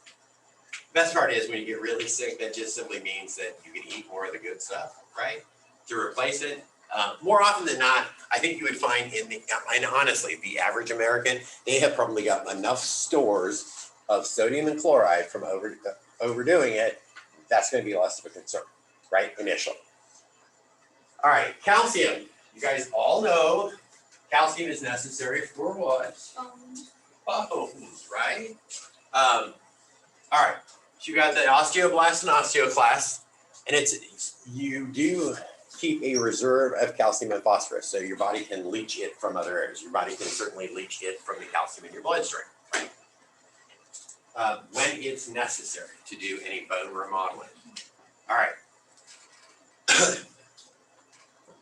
Calcium and having it available to you can help to cause your muscles to contract or relax, very much like what you guys experience on a daily basis. Some of this almost makes sense to me. I think I told you guys, I get a yearly set of blood work because of my diabetes, plus Bonna's insurance actually requires it. But, and I get it taken care of, and my calcium levels were low last year, right? What made sense to me, both calcium and my magnesium, but that was a result, that was a year before it was magnesium, and that's because I was septic. But my calcium levels were low, so I started to supplement them. And it made sense to me because I started having more issues with leg cramps, like out of nowhere. And so then when I saw that the dots, I was like, oh, this is why. And so when I started supplementing the calcium, that stopped, right? The kind of muscle spasms, what is the word I'm looking for? Cramps, that's the word I'm looking for. The cramps would happen like I'd be asleep and then end up awakened because my cramp the whole muscle just cramped right up, especially in the calf, and have to literally get out of bed, stand up, and then move around on the for the cramp to subside, right? But this was out of nowhere, and then it was all connected to the fact that I had these low calcium levels. You may have patients who do the same. You need calcium for blood clotting, right? Nerve impulse transmission. So there are a number of regular dietary nutrients that are necessary for nerve impulses. Potassium, sodium, calcium. Some folks get plenty of, in this country in particular, and some we often don't get enough of, particularly calcium, right? What are the majority of the foods that you guys know of where you're going to find calcium? Like we talked about the other day. Milk for sure.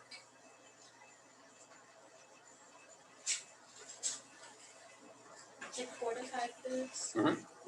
Right? Milk is part of it, but all right. For the regulation of your blood calcium, and this was also on, I think, this last quiz.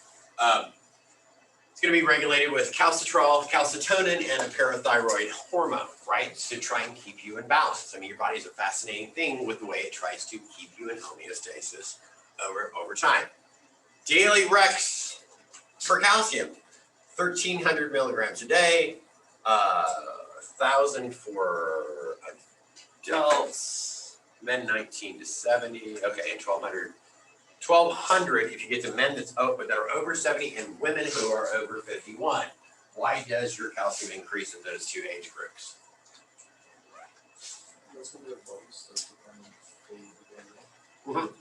You need that excess calcium. That's when your body itself kind of leaches them out. You don't have the necessary calcium for any necessary bone remodeling, and you may not have enough high enough blood calcium level. But you'll notice the men are at a much higher age than women, because women are much more prone to calcium loss, and that's why you see osteoporosis most commonly in women.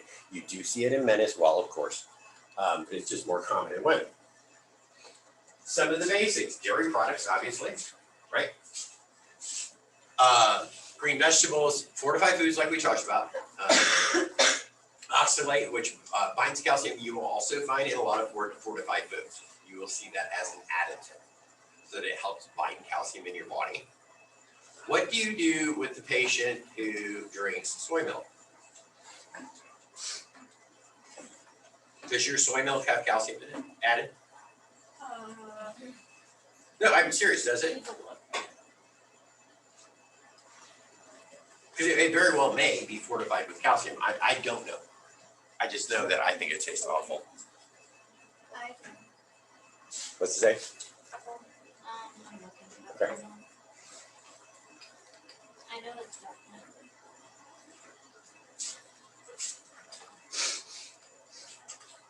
Yeah, tricalcium phosphate. Okay. So it's added to that to account for not, drinking the regular milk product, which is great, right? May have been necessary for FDA approval, who knows, to carry as an extra product. So this, oat milk has. What's that? Oat milk has it. Yeah, most likely, because I mean, that's generally where folks end up getting some calcium is usually like dairy products. So if you're drinking something that's like a non-dairy product, it's going to be added to it just to ensure that as a country that you are actually receiving adequate calcium, because that was a tremendous problem 150, 200 years ago, right? There just wasn't the available calcium. Your body doesn't do a great job of absorbing it either. So even if you got it in your diet, you needed the calcium boost by having it in fortified foods, in milk. You see this a lot with children's foods, right? That's where you started seeing milk, calcium in milk on a regular basis, right? Or increased calcium in milk. You saw fortified breakfast cereals. And the reason they're all fortified is at that age, that's when you need calcium the most as your bones are developing, right? You're still gonna need it later in life. I mean, your body, how many of you have broken a bone? Okay, you ever seen an x-ray of your bone later? What's it look like afterward? Like after the break? Yeah. I didn't see it unless you're after the break. You've not seen it since? No. You should at some point, if you ever get an opportunity, get an x-ray, because what you're gonna see, and this is what's fascinating, so when you do have injury, and this is one of the reasons you need excess calcium, your body, when it goes to remodel that area, you're gonna see this almost overgrowth of bone, right, in that area to protect it. It's like your body says, here's a vulnerable spot, I need more calcium for this, which your body doesn't absorb well anyway. And so when you're in the process of healing, you really should have an increased calcium during that time. Your body's absolutely gonna need it when you've broken a bone, right? Because it's relatively gnarly to look at. My knee, I have not had x-rayed in a while. I would love to see what it looks like now because I can feel it. Because it looks much, even though there's only half a knee there, it looks much larger than the other knee, right? So this one is only half, but it looks and you can feel that it's much larger, and I know that that's from the excess calcification, right? All right, obviously, where are we at here? You know what? I think this is a good place to stop, actually. Okay, Hannah, see you in class on Friday. Bye. Prevent infection. So, How do they know that already though? from testing it, Israel had been doing it boosters already. Go ahead, Andrew. Is that from the first strength or the? That's from right now, Delta. That's 96% against Delta, which is higher than the two dose shot was against the original COVID iteration, right? Another thing I saw, can I say? Sure. It's not, has to do with the United States, but Okay. India, they have over 1 billion COVID vaccines now, and 70% of the population above 18 years old has at least one dose. Good. And they've had troubles trying to get vaccines, I know that for sure. And they're hugely populated, so that's really important. Oh, no, that's enormous. I don't know yet, because I think you guys may have seen that CDC went ahead and approved yesterday, Moderna booster, and for J&J, for the Moderna booster is very much just like the Pfizer, which is either you are over 65 or you have an underlying condition that is on a list and it's linked through CDC, so you can go. What? In Ohio, like the governor made it so that people who also live in like communal living, so like college students are able to get it. But like here, like I think that it has gone like. Well, it says, or if your job puts you at high risk, which would include teachers, but also if you're like work in a medical facility, or if you are a grocery store worker, or thank you, Sam, Let me put this on here.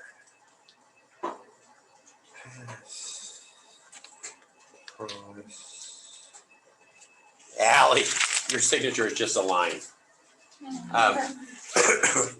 This could be anybody. I'll never be able to tell unless I don't see you.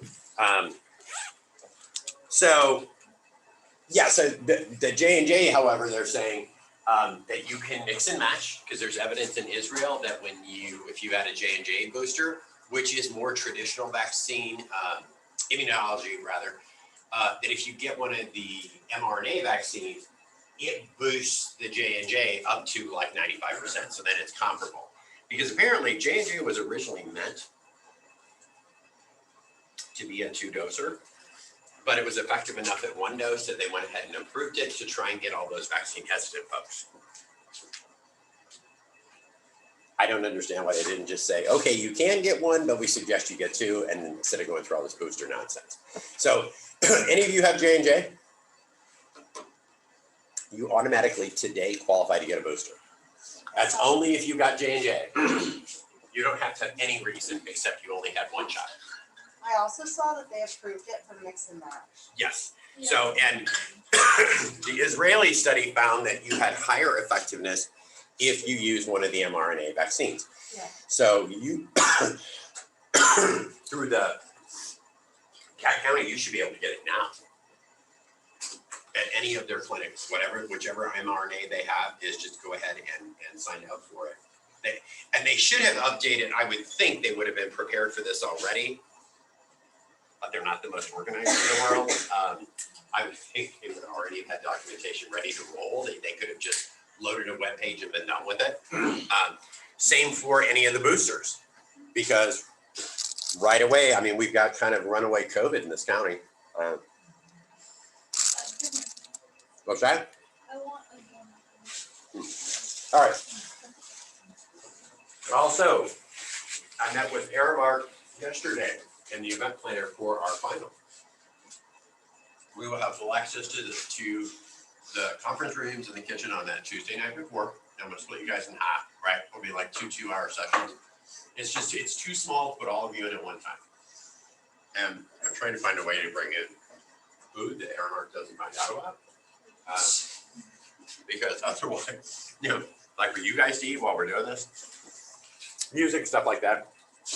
So we'll be doing batches ahead of time. The ones of you, and I don't know whose group it is, that did zucchini bites will probably have to we can do pre-prep the night before, but we won't actually cook your stuff off until the day of, because if you reheat that stuff, it's gonna look like, hammered mess, right? So that's the only one where I think we might. We'll have mini muffin pans for the other ones for you guys that are doing those. We got great display trays, so I'm gonna let you pick what you want to use for your own displays. You can add any other things you want. We'll have recipe copies there. But once you're done with your stuff, or if you're gonna get anything out of the coolers, you have to come to me, because there was alcohol in there, so you guys aren't allowed in the cooler. Just in case somebody decides to snag a bottle of wine. Yeah. That's probably a good idea. Yeah, well. So I'm the one that has to do that. All right. And that is that. I think that is just about everything. Moving along. All right, good. Okay. So we're talking about minerals the other day. You certainly need some phosphorus in your diet. Phosphorus you can find most of the time. It's one of the necessities here is that you need it for ATP, DNA, RNA, and phospholipids. You guys remember what phospholipids allow you to do?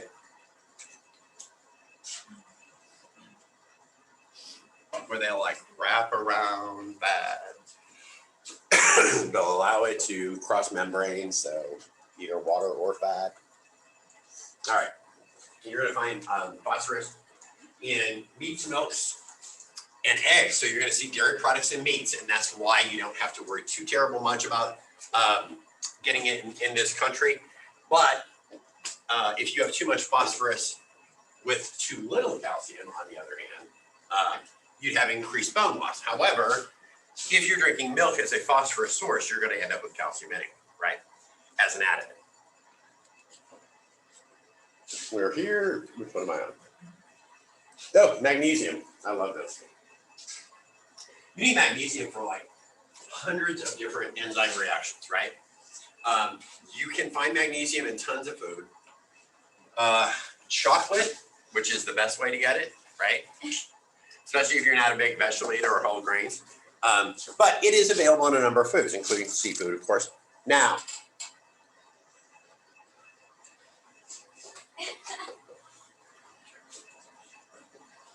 sorry, this is too good right now. No.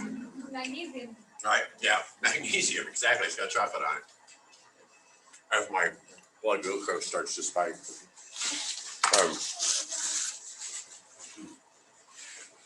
The deficiency of magnesium can occur when you're working with a patient who either currently is an alcoholic or that can be somebody who is, oh my God, what am I looking for? In treatment, recovery, that's what I want, in recovery, that can also still affect them, so it's something to consider. That's why it's important you try to get honest patient histories. You're not always gonna get them. And when you deal with chronic illness, that's gonna be what's more common with your patients, right? Especially if you end up maybe with some elderly women who aren't already getting, proper amounts of calcium, phosphorus, other minerals, and then you add on top of it that they're dealing with magnesium deficiency, or you end up with a terrifically rough illness that lasts a little while. Kind of like when I was septic, my magnesium levels dropped quite a bit, and it was also a side effect of the IV infusion that I have to get every day for 3 weeks, every single day. 2 hours round trip, and then I got to sit for 30 minutes with an IV. Sulfur. It's in a lot of organic nutrients. Most diets have sulfur. Why do you think that most diets have sulfur? Where do you find sulfur? Where do you find sulfur naturally? Protein. Where? Protein. Protein? Yeah. No. I was gonna say, is it bad, but probably bad. Water? Yep. Where else? Soil? Sand? Andrew? I was gonna say those plants if it's in soil. Uh-huh. Yep. If it's in soil, or if you've got groundwater that is sulfur rich. You guys know what sulfur smells like? Bad. Egg. Egg. Yeah, it's that eggy smell, right? That's why you don't have to worry a whole lot about finding sulfur because there's tons. Some of the trace minerals. These are things you need, obviously, you need very little of. You're gonna need them for a number of them for growth, for your immune system. Iron is one of them, of course, right? What is the most common iron deficient condition? Anemia, right?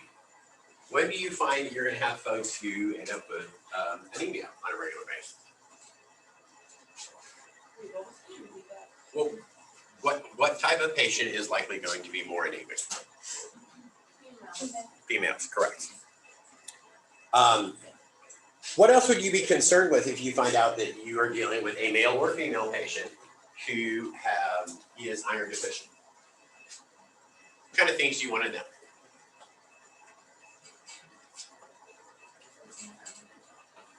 Well, Why? if they're vegetarian or not, because I think a lot of our iron comes From where? from meat. So you want to know about their diet. What else might be a concern for you?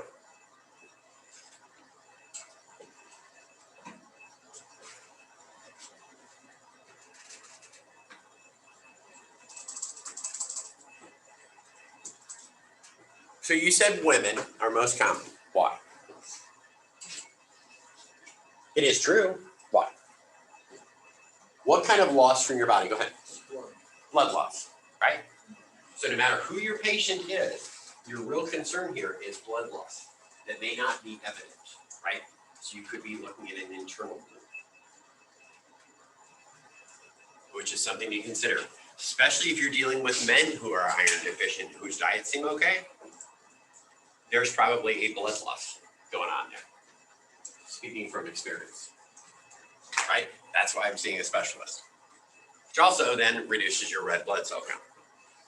So if you're looking at blood work, there's a couple of things that'll tell you for sure that somebody is at least has a limited internal hemorrhage that they don't even realize they have, is when you see they have both low iron and low red blood cell counts. Okay. All right. So iron is an oxygen transport, which is why you end up anemic, right? And it's necessary for your immune function and normal brain function. Iron absorption isn't the greatest in the world. And that's why you see a lot of people will take iron supplements. It's a good thing, especially if you're a female, to consider iron supplements. It just depends on your menstruation cycle and like how much blood loss that you experience on a regular basis is not a terrible idea, right? Or as a result of your own blood work, if you ever find yourself in this position, it's a simple thing. You find it over the counter, take it twice a day. I do every day, right? Depends on your iron absorption is going to depend on your amount of stomach acid, right? And then you have a number of different irons available to you, a heme iron or a non-heme iron, right? One for your hemoglobin and one not, I think. If you have a decent amount of vitamin C in your diet, this can actually enhance the absorption of iron, right? So it's something to consider. That's why when we talk about well-balanced diets, they all do work together. So if you have, let's say, a certain amount of citrus fruit, or at least if you have orange juice in the mornings or something, that's going to help you with your iron later in the day. Because our bodies don't really do a great job absorbing iron. That's half the problem. And then when you have excess blood loss on top of it, now you're in a problem, right? You won't have to worry too much about this, but there are some dietary factors that will inhibit it as well. Most of what you're going to worry about is too much high fiber foods, right? And it's still that same leaching process with fiber, or calcium, right? I'm only going to mention zinc for one reason, because that too can inhibit your iron absorption. One of the cures for COVID that was initially that folks were taking was hydroxychloroquine and zinc, right? Because there was a lot of that was going around that this is going to cure COVID or prevent it or whatever. But, you know,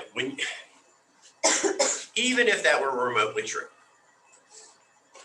there was no guidance about how much zinc you would take, right?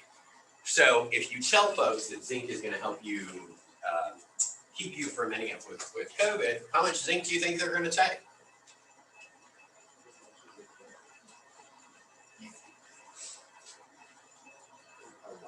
Yeah, probably, right? If a little's good, a lot's better, right?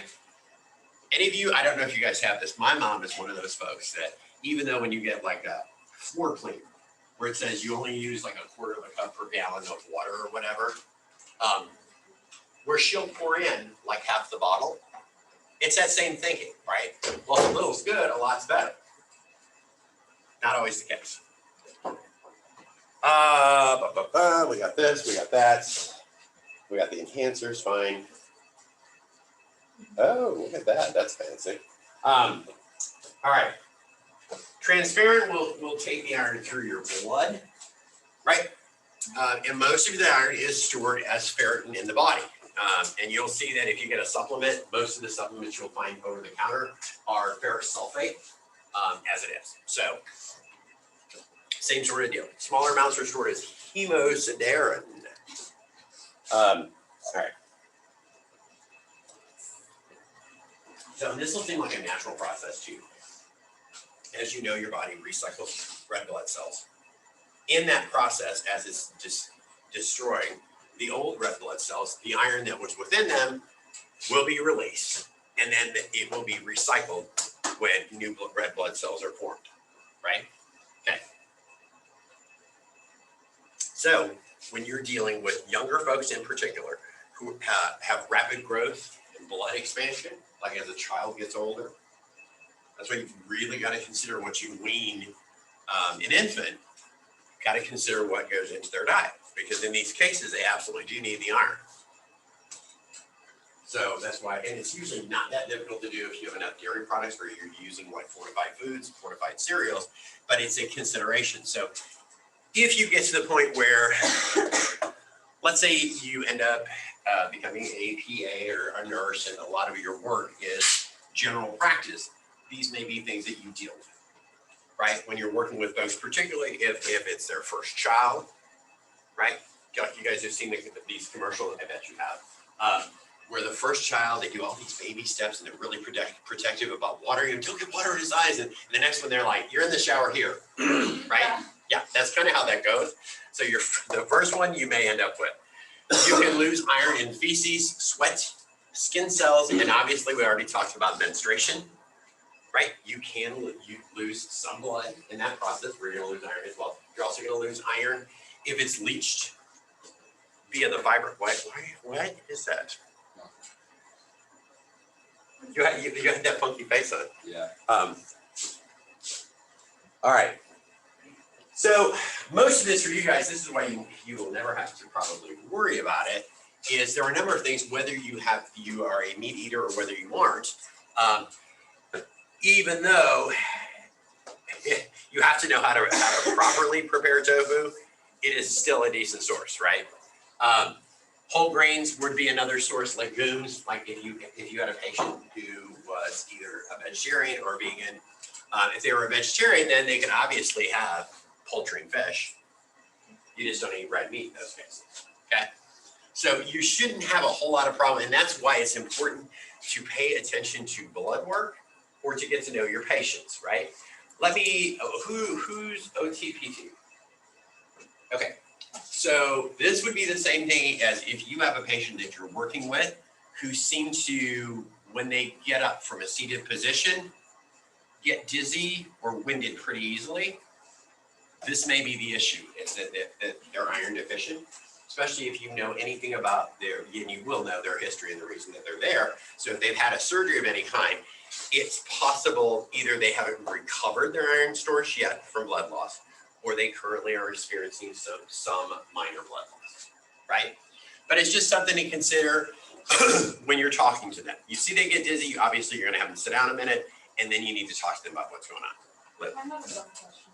You have a dumb question? Yeah. Okay. So like even if blood is physically like not seen being lost, Yes. how else can it be lost? And I don't think it's a dumb question. I just think that it's not a question that Okay, something I don't understand, I guess. let's say that you can absolutely have a tear throughout your body where you're losing blood, right? Because your blood flows through every organ in your body, right? Very easy. You could have an ulcer. Let's say that you have kind of a constipation or harder fecal matter, for example, you're going to get those minute tears all the way through your digestive system, right? Especially your large intestine. So in those cases, that blood you will not be able to see in the stool. If it's visible in the stool, you have heavy blood loss. Right. Okay, or you may have an external blood loss, right? Or it could be from hemorrhoids. It could be a number of reasons. So okay. That makes more sense. But if it's hemorrhoids, you will see it because they only appear on the way out, right? And you will see some blood from that. But if it's inside the body, it may be imperceivable until you get some blood work run on these folks and you start asking them questions, right? That's why I know it sounds crazy that we talk a lot about excretion, elimination, right? A lot of fecal matter, but because of its natural dark color, it usually does mask a lot of that. Even a lighter color will mask a lot of that blood when it's packed in tightly in particular. So about the only way to know anything more from that is you could run blood work, but you could also get a stool sample from them, right? Also could help you eliminate colon cancer as a possibility, which is another place where you could see some iron loss through blood loss, right? I have been through all that testing. When I was septic, they tested me for everything, and I had a colonoscopy, and I had the whole shoot match. So I had none of those, but I did have blood loss. All right, deficiency. It's the most common nutrient deficiency, right? So we've got iron deficiency anemia, right? Lack of iron will inhibit your red blood cell production, okay? which is going to limit the oxygen in your blood as well, right? Naturally. It's also why you will see a lower red blood cell count on your patient. Okay, pretty much you'll see the two go hand in hand, and that's why I'm saying if you see these two things together, your patient's got blood loss somewhere. Okay. Symptoms can include fatigue and pale skin. That's another way you can go get around this too. Is let's say your PTOT where you're physically working with patients, if they seem unusually fatigued to you when you're working with them, or they have that lightheadedness that doesn't seem like they should, especially if they're not coming up from a fully seated position, they're only moving a bit. This is a possibility, and you just talk to them about it. Like, so what have you been eating? To see what kind of iron they have in there. It's one of the reasons you guys take the class is so that you can kind of try and connect the two dots. Because a lot of times you're going to find that they're dietary deficiencies. Okay, and you're going to have everybody, especially if you're dealing with Medicaid patients. Let's say you're already dealing with folks who have more limited resources, and there may be choices like we've discussed in class with Hot Topic. They may be making choices about what they eat, because you still want to stay satiated, right? You still want to be able to feel full, but you may not be able to afford foods that do a better job of protecting you nutritionally, right? Okay. Toxicity, you absolutely cannot overdose with iron, right? Where are some places you might find iron? I'll give you a hint. It's also a place you might find lead.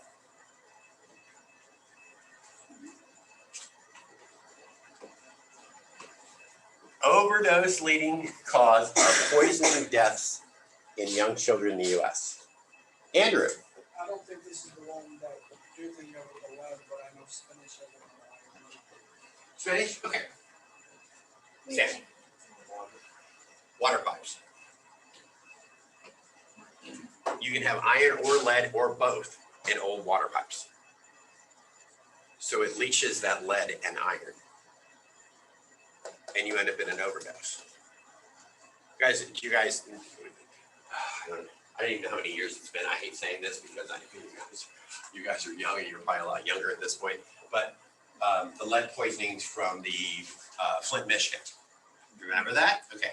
That's when they switched water sources, which introduced lead, and then I can't remember what it introduced to the pipes themselves, but what it ended up doing was leaching this old lead from the pipes. Right? Same thing can apply with iron. It depends on what your pipes were made from and like how old they are. Right? Paints used to be made, we're not to lead, but paints used to be made from lead. And you had lead-based paint, which kids are always inquisitive, and so they would peel paint if it was coming loose and eat it because kids put everything in their mouths, right? So that also was that's one of the reasons. Oh, that's the primary reason we no longer have lead-based paints. That toxicity can lead to genetic defects, which can cause excessive iron absorption. So you can be born with a condition that will cause you to absorb too much iron, right? It can lead you to severe organ damage, for sure.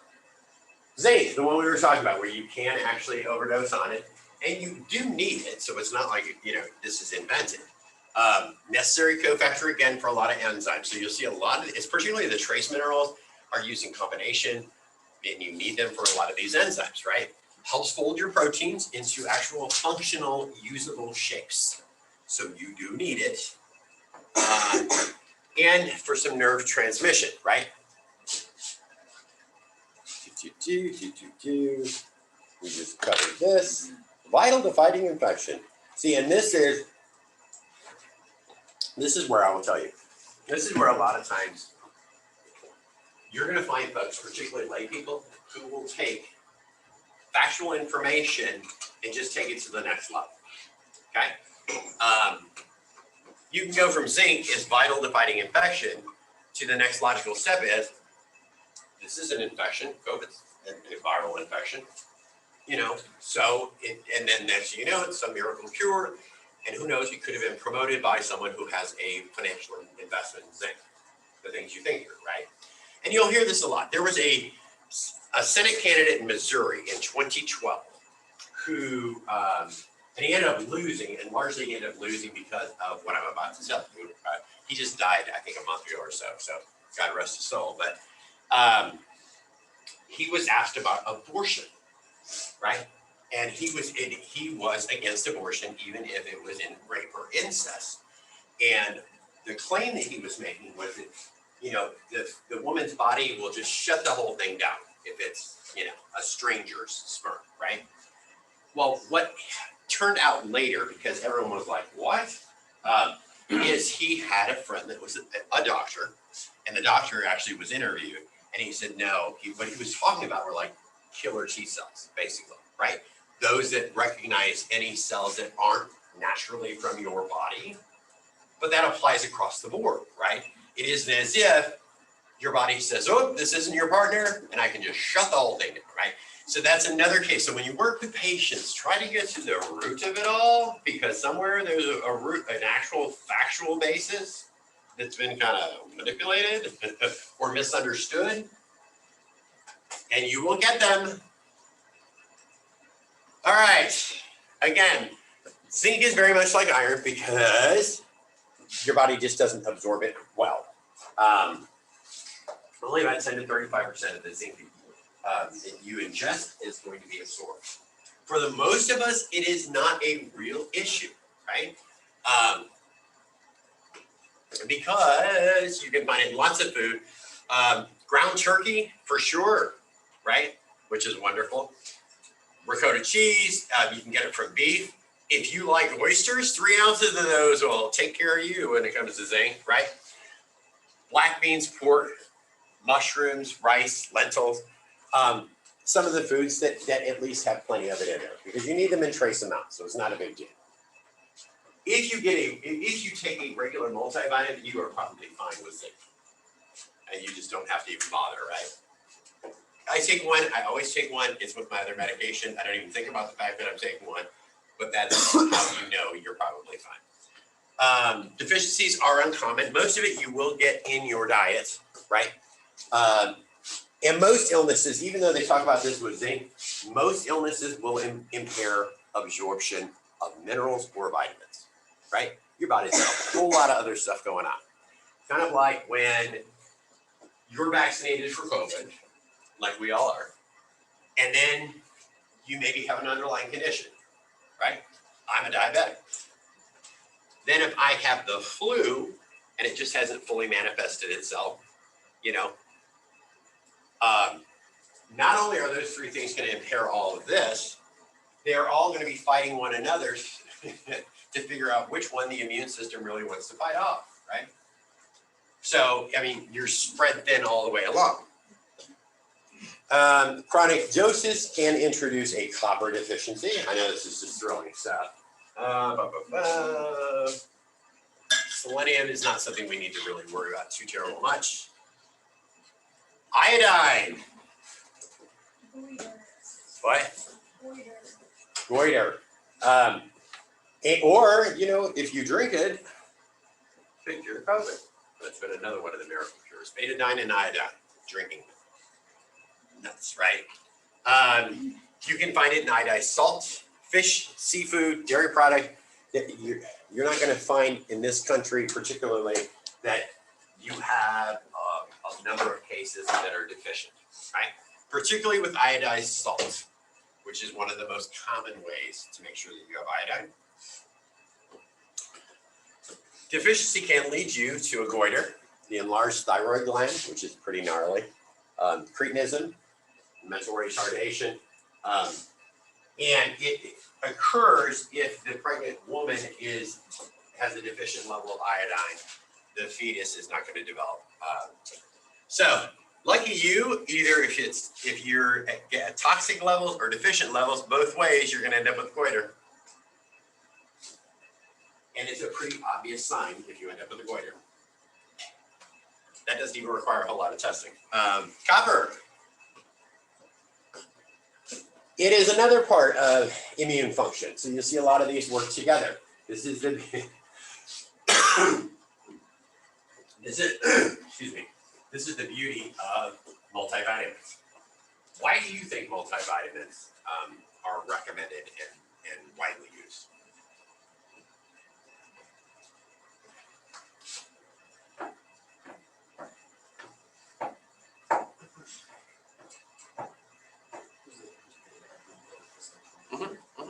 They do. They contain everything you need in one day, as long as you take them every day. And because why?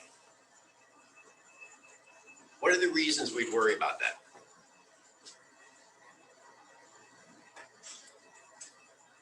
We might not take in a certain amount of like a nutrient in our diet. Because you may not even be able to afford the right balance of food to do that, right? Which is particularly early in the 20th century, that was much more common to not be able to afford food at that level, right? You may, because that's back when you had child labor and people were living in tenement housing and you weren't gonna have access to enough balance. So as we learn more about medicine, this was seen as the easiest way to guarantee that folks had an adequate amount necessary for their bodies to operate through a multivitamin. That's where you got kids' vitamins in particular, right? Because a lot of those children, long before Social Security came along, would die from conditions or be malformed from conditions that had a dietary basis because nothing like this was available to them, right? So, because what is a bottle of a multivitamin run? Look one up, I don't care. Pull it from Walmart. What's a multivitamin bottle?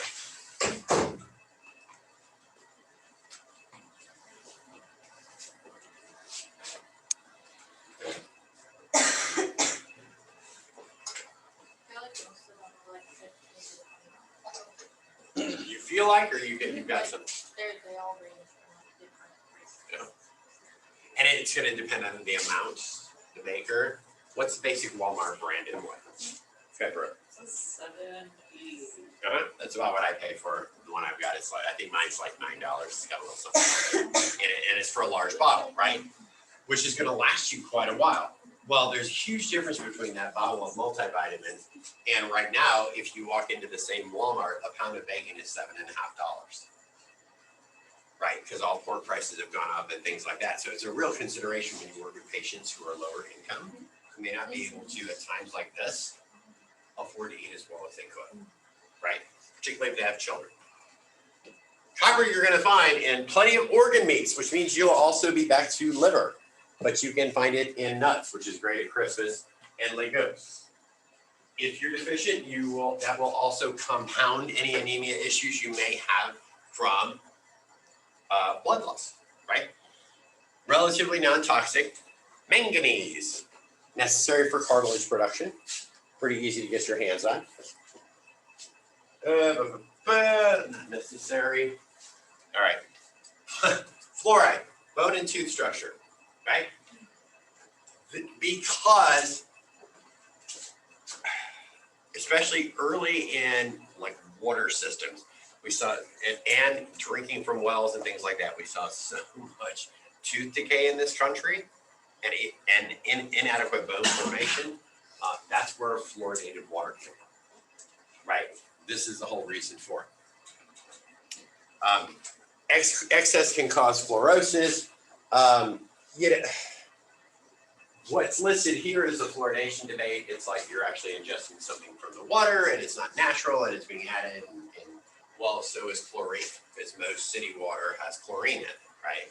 It's one of the reasons I keep a water tower and then just get water from like the reverse osmosis at Walmart, because I can taste the chlorine in the water. It makes me nuts, right? I don't even like to wash it really, but chromium is necessary for glucose metabolism for your diabetic patients. So at the very least, and they can drink juices, right? It's one of the better carbs, particularly if it's a juice that's low glycemic, like orange juice, is a perfect source of chromium for diabetics. Skip this one because we're getting toward the end. Oh God, yes, you need arsenic. And there's some ultra trace. You will find, I wish I'd brought my vitamins in today. Still have minerals on the other side, so you guys could see absolutely everything that's in it. Let me quick take a look at this because I don't really think I'm gonna open it.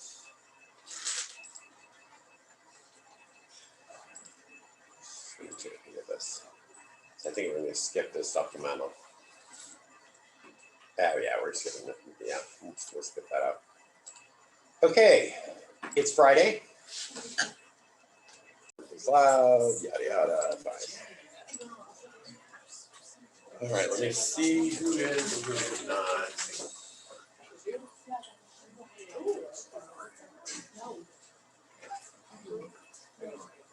Sam, Andrew, Brooke. Claire. Alexi, Brett. Mary. Morgan. Elizabeth. Jess. Andrew. Taylor. Hannah, Tatum, Morley. Chase. Olivia, where's strength? She's on her way back from home. She said she's gonna email you. Yeah, okay.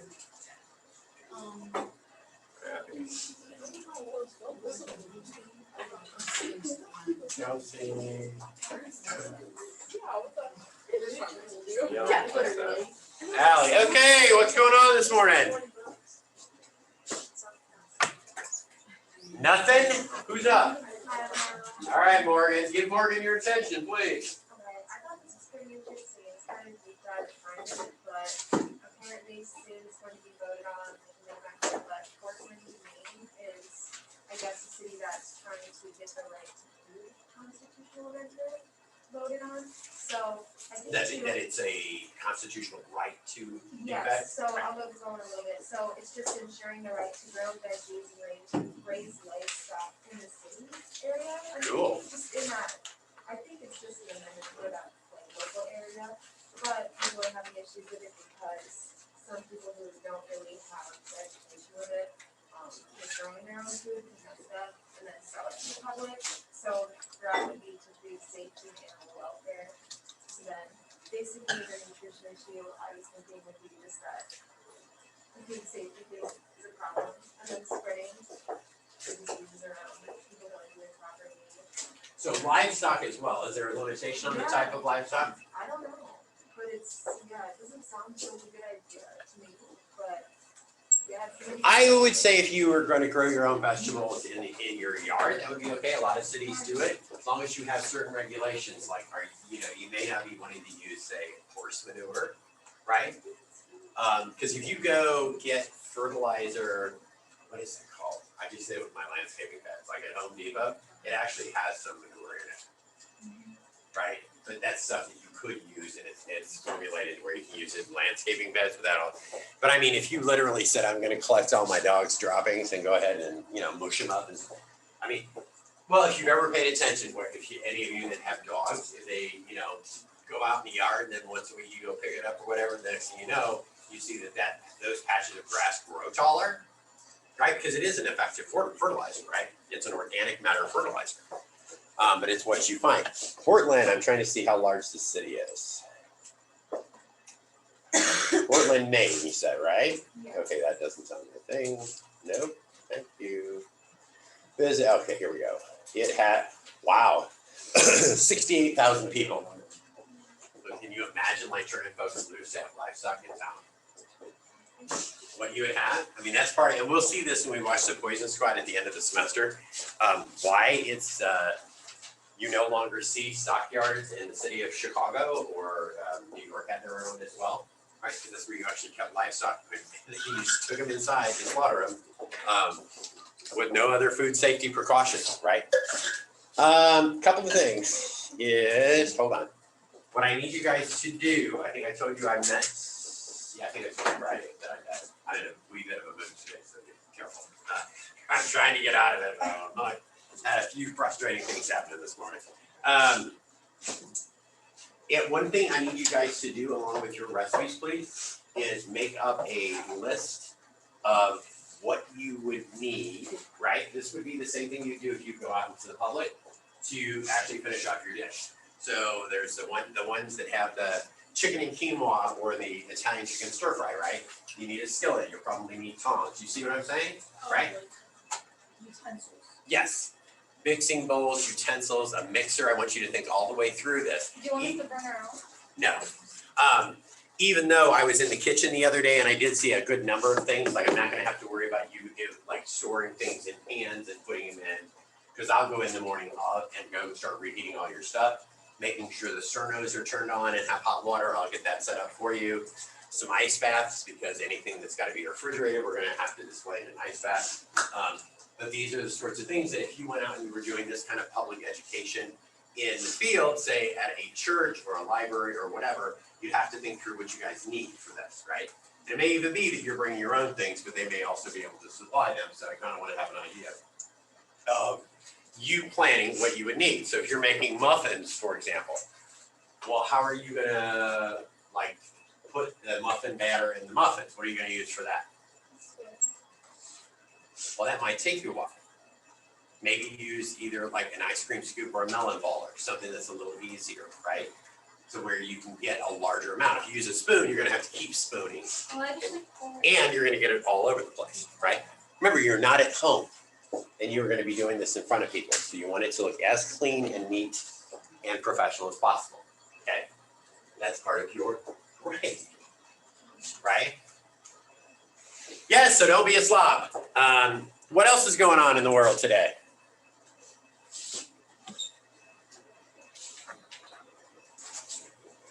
Moderna said that the COVID results for 6 to 11 was well tolerated and it like boosted the immune response to children. Well done. And that was just this morning. It was an hour ago. I'll look at yours, Michaela, when I go back later. Okay. I think I have you done. Did I send you an invitation for it? I didn't get one. Then that means I don't have you done. Okay. Double check. You should be able to pull that sheet again and it should show whether or not you're there. Alright. Because I do send it to you as soon as I see it, but I was pretty sure you were on it. Northern California has been having a lot of flooding. They went from a drought to like immense amounts of flooding. So they're Correct. having like power outages and mudslides and things like that. Yes, correct. So it's not only dangerous. What does that do to the food supply though, the weather they've been having, their weather patterns? Well, they couldn't really grow anything because of the drought, and now like it's being overwatered, so now they really can't grow anything. Right. And does California supply a decent amount of food to the rest of us? Yes. Yeah, right? That's a problem. Where are you gonna see the problems? Maybe at the grocery store? See a few pricing problems, right? All right. Good, thank you. Olivia, that was good too, because I just saw that this morning, so you were right on top of it. Yes, Moderna has also put forward their own results from a trial with 6 to 11-year-olds. I saw just yesterday that in New York, we are at, hold on, let me pull this up. We should have the correct numbers in here. Hold on, pull it up on the old Twitter here. New York State Department of Health.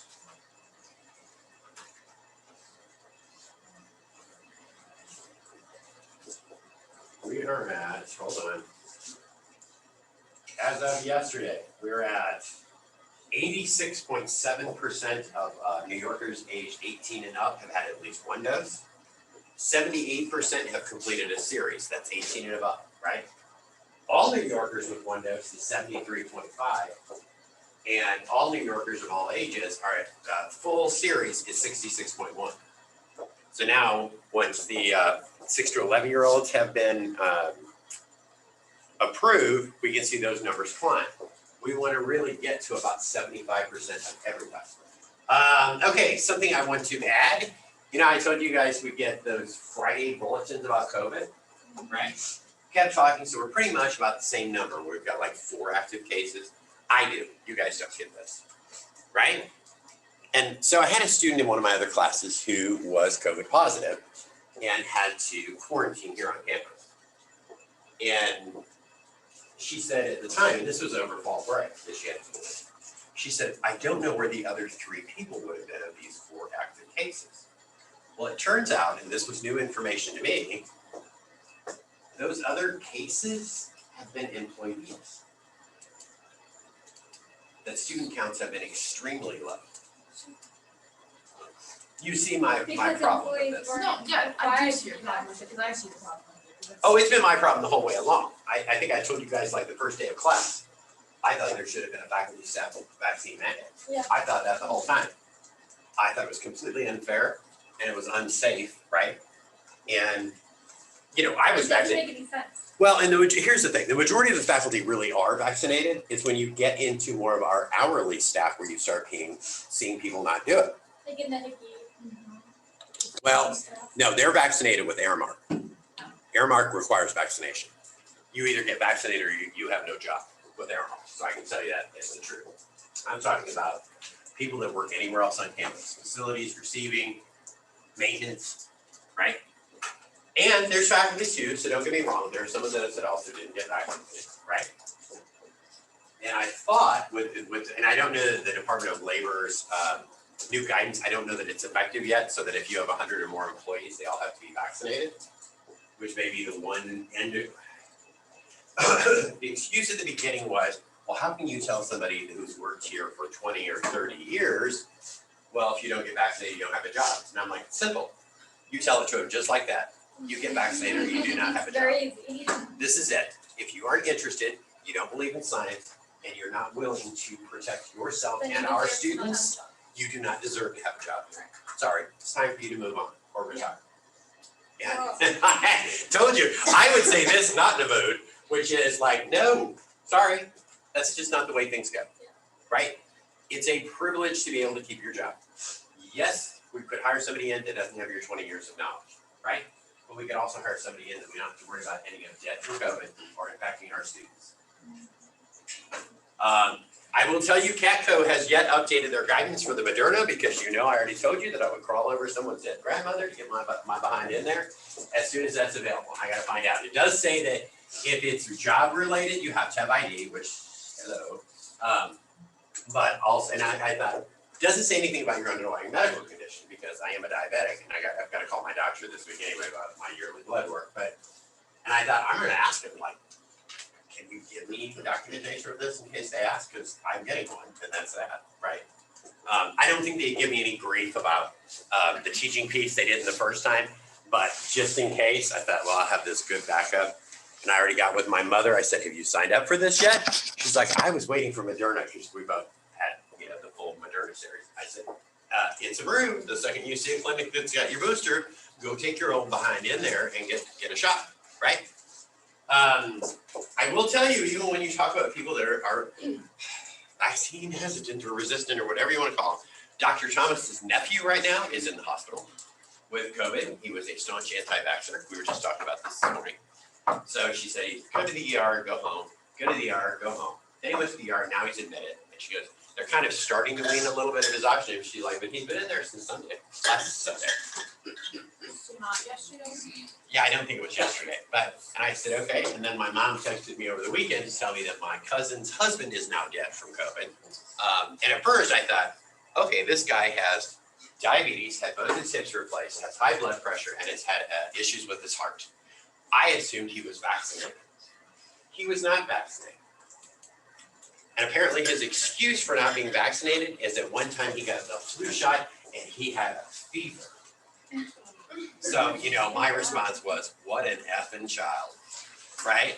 I would take a fever over a wood box in the ground any day of the week, right? I knew when I was getting vaccinated with Moderna and had heard so much about the side effects, I thought, I could be in for a rough one, right? And I'd already stocked stuff up. I was the first one to get vaccinated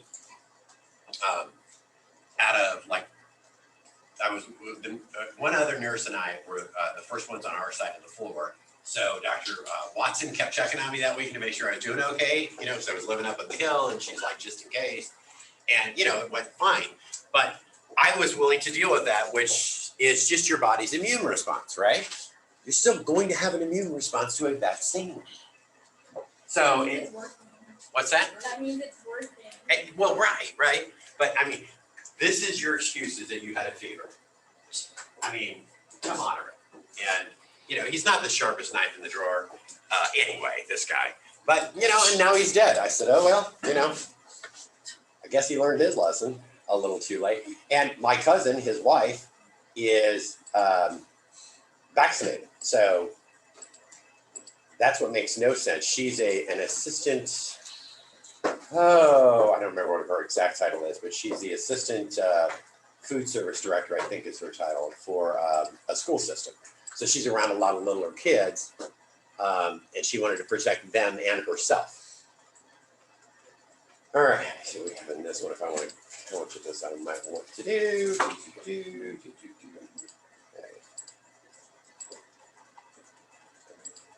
Okay, this should, yeah, this will work. All right, we are gonna, this is the spotlight from last week. The reason I want to cover this is it's related to your material for this week, which is where we talk about sports performance, basically. And so some of this is necessary to understand how this operates in your body so that you can effectively use this when you're more active, right? All right, breaking down energy for fuel, right? You got your first energy source, which comes from your macros.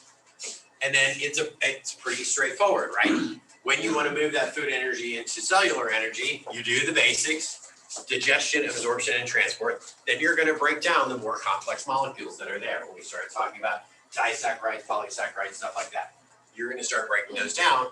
And then you're in a form of energy that your cells can actually use, right? Catabolism is when you break down compounds into smaller units. Anabolism is when you rebuild another unit using smaller areas, right? So if your body wants to break down some of what you've eaten and then restructure it for ATP, for example, you go through both the catabolism and then anabolism. You guys should have, if you had an A&P class, been through this. This is the pretty basics of what your body does with your food, right? You all already know that the nucleus is the main control center in your cell, and that mitochondria is your energy source. Okay. ATP, your body's energy source, right? And this triphosphate is made up of a couple of different phosphate groups. So you see, as you break your foods down, catabolism would break those phosphates out into individual molecules. Through anabolism, an anabolic reaction, this is where you're going to end up with ATP.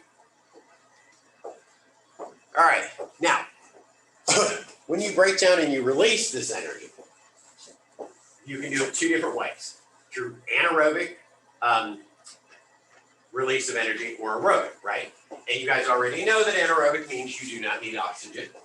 Anaerobic means you do, right? For this transfer.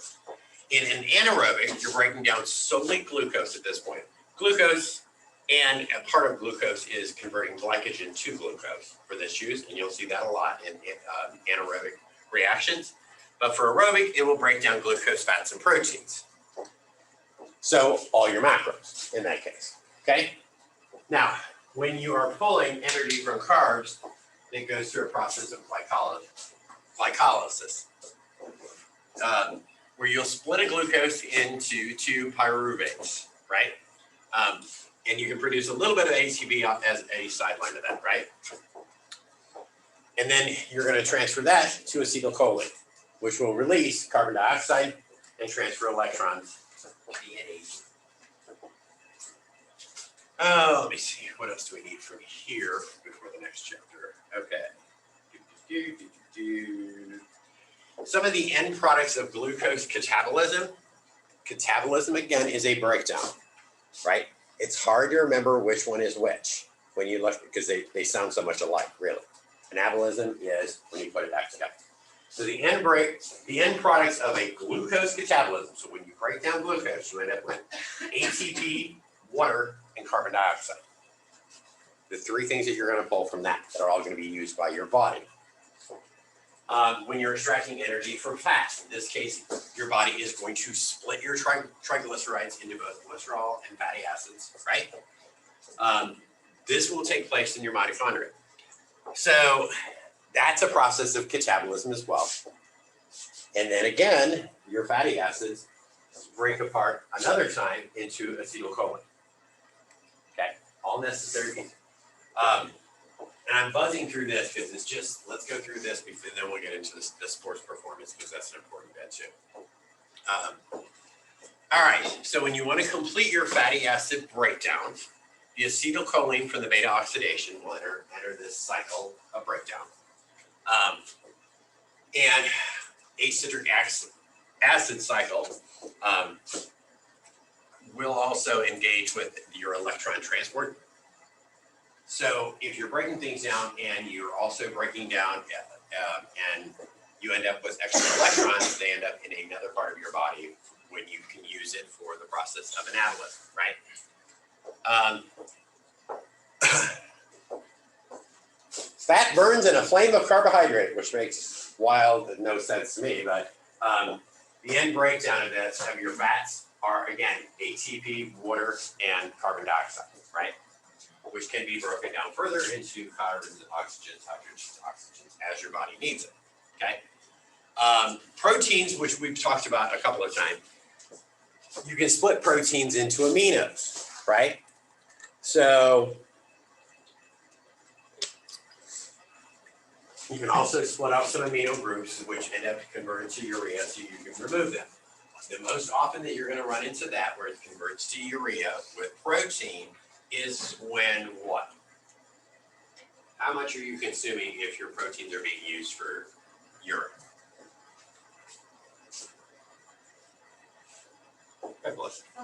A lot, right?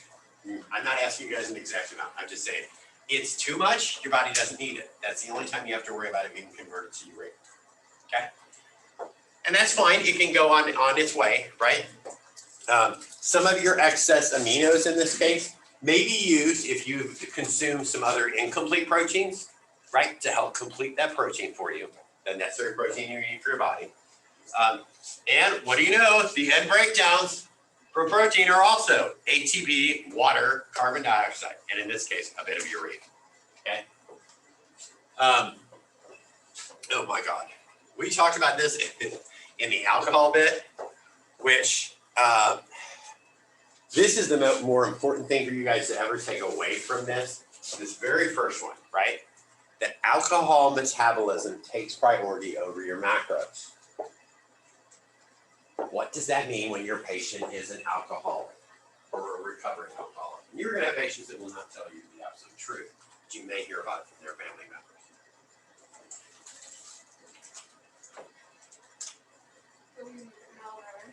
Yeah, right? They may very likely be malnourished. And so in this case, you've got to consider when they're deficient with their macros, you know, how do you then read their blood work, for example, right? You've got to at least take that into consideration. One of the first steps, of course, when you work with, if you work with somebody in recovery, it's a little easier. I will tell you, they're still going to suffer from this, right? Because their body has not had effective nutrition along the way. And this is where your discussion of nutrition comes into play, right?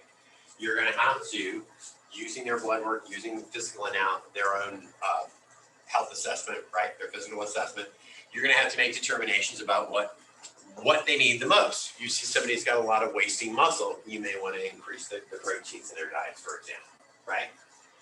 They simply need to engage in a better diet. You've got to do it in a responsible way that just doesn't add weight to them. But nonetheless, this is what their body's been doing, is breaking down all this alcohol first, right? Liver is, of course, the primary site for alcohol metabolism, which is where you end up. That's another thing that you want to watch if you're looking at any blood panels for someone who may be in recovery. And it's okay if your patient has talked to you about being in recovery, because typically in intake forms include, do you have any history of X, Y, and Z? If they're being honest because they're trying to get healthier, and a lot of patients will, right?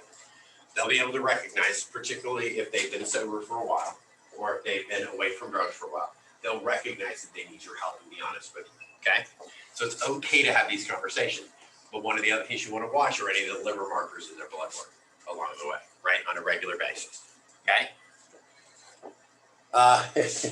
We won't do the whole pathway here, but That's the whole system for mass alcohol metabolism. All right, so when you make carbs, right? In this case, when you need glucose, you're going to go through gluconeogenesis. In this case, what you're doing is you're going to be making glycogen, right? So you're going to be putting all of this together through anabolism so that you have this in an expendable form when you need it, right? And this, you'll see when we get into the performance bed. This is the stuff that you need if you are going to be, say, a marathon runner, right? You're going to have this backup store. Your body will do this as you're running. So your glucose will be converted to glycogen in this case, because your liver and muscle will make glycogen from glucose and from protein, because it will draw from your muscle if necessary. Lipogenesis will use the acetylcholine, and your fats, as you know, are stored in adipose tissue. Now, if you're a marathon runner, those fats aren't going to last there real long, and they're going to be used for energy as well. Oh my God! So making ketone bodies. This is part of like the keto diet, right? Where you're starving yourself of carbs, so your body will start making ketone bodies, right? When you have inadequate glucose, making it from the acetylcholine, that is the byproduct of catabolism, okay? This is not a long-term solution, right? If you need to make proteins, which we just discussed, you're going to be able to draw off that amino pool from the initial breakdown. And there will be those times we talked about incomplete proteins, especially for vegetarians, where they may have more than one incomplete protein in their diet, but they could be complementary if they're eaten together, like we had like beans and rice and stuff like that. Or you may still just have that incomplete protein, but which is okay, because if you happen to have enough protein in your diet after that protein's gone through catabolism, right, and broken down into those aminos, your body will use the other aminos to try and formulate that complete protein that's necessary for your body, right? But it's necessary that you have an adequate supply of protein. Feasting. I think that you guys know what this is. This is like Thanksgiving time, right? Where you have excess energy intake from carbs, fats, and proteins, which most of us nap off. But you'll end up storing this stuff. Some of it's okay, but if you've got a lot of fats and a lot of carbs, you're going to end up with all in your adipose tissue. The aminos are fine. You will need them for protein synthesis. And what we were just talking about, if you have excess anyway, it'll be converted into urea and it'll be sent for excretion. So it's not as crazy to worry about, but you do want to worry about these fats and carbs, right? This is the problem when it comes to binging, is that's what you want to watch, is having that excess storage. I mean, you could binge eat in this case if you wanted to look at fats and carbs. This would be like me saying, I only had 10 trick-or-treaters and I have 700 pieces of candy underneath my bookcase, which I actually do. So I think I'm going to eat these, and started shoveling these down, right? All right. Fasting, on the other hand, this is when you don't have enough intake. And I think you guys, I don't really need to explain this to you. This is now when your body's going to start breaking down muscle, particularly to start with, right? So it's going to start robbing your body of the proteins from your muscle, and you'll start seeing that wasting, right? Intermittent fasting is a wholly different thing. That's when you're trying to take some control of your diet, and that's fine. But this is on a regular basis if you were fasting, like when you see people go on like a fasting strike, right? Which is nuts. I'm going to kill myself, so you pay attention to me, is not the way I'm going out. But your body at this point is just trying to survive. So you want to preserve some of the glucose-dependent tissues like your red blood cells, brain cells, and your central nervous system, and maintain muscle mass, right? Which could lead you to a number of injuries, let alone infection. All right. If you do this for a long enough time, your glucose will obviously drop. Your liver will start to break down the glycogen, right, to glucose. Your fats and proteins and carbs will get wasted away in no time flat, right? Particularly your fats and proteins. Carbs might last you a little bit longer. All right, I can't even imagine, but after several weeks of fasting, you're relying just on the old stored body fat. Once you start seeing all the muscle atrophy and emaciation, the end is right around the corner. All right, so, I mean, there are a number of diseases that cause wasting, but overall, outside of that, extended periods of fasting can absolutely kill folks, right? We don't see as much of it here, but you will see fasting around the world. Gandhi fasted for quite some time, all right? Okay, so find your own energy equilibrium where you want your intake and output to be the same, all right? Or end up, I should say, the same, okay? Because in this case, let's say that you wanted to run a marathon, right? Your output is going to be pretty extreme when you're running the marathon. You may not actually be able to adequately supply yourself with enough intake beforehand, but afterwards you're going to have to eat again. I mean, that's the whole point of it, right? All right.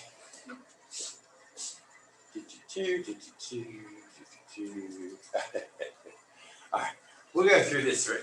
Only reason I want to mention this is you're going to find with your patients, one of the things that you may find is you have patients who like to try new diets or go through cycles of dieting, and that's where you really have to pay attention to what they're doing here, right? Is too often, one, they may give up too early, right? Two, they're not regulating their diet well enough, right? To make sure that they're staving off hunger.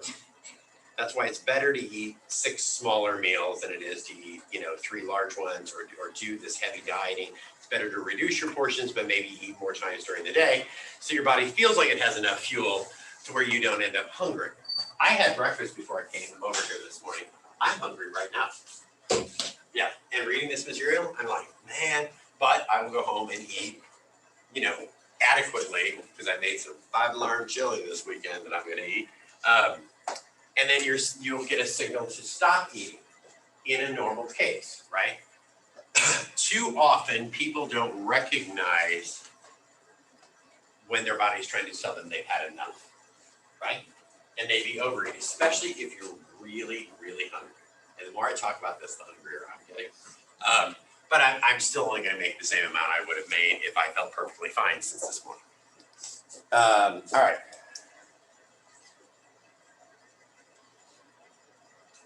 We covered this already. This we don't need. Just talked about that. Okay, couple of things to watch with your patients, and you will all. I don't care if you work whether you work in public health, you're a PA, you're a nurse, you're OTP. You are going to be dealing with nutrition. You're going to be dealing with patients who have different weight issues, right? Whether it's overweight or underweight, it's going to be both. But in this country, it's more common to see folks that tend to overeat, right? This is when you need to be able to have a few conversations just about what they eat, right? And it can be that simple. What'd you have for dinner yesterday? How about lunch, right? How many days a week do you go run through the quick service line to get your lunch? Do they make processed foods at home, right? Do you go and get a family-sized lasagna out of the frozen section at the Walmart? Do you pick up fried chicken for the kids? You really need to know what they're getting first of all.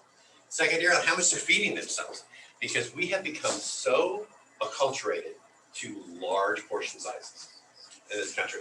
Every time I see that one of the commercials for that Applebee's, where it's got welcome back Kotter theme, which is wild that they use it because it tells me something about their clientele.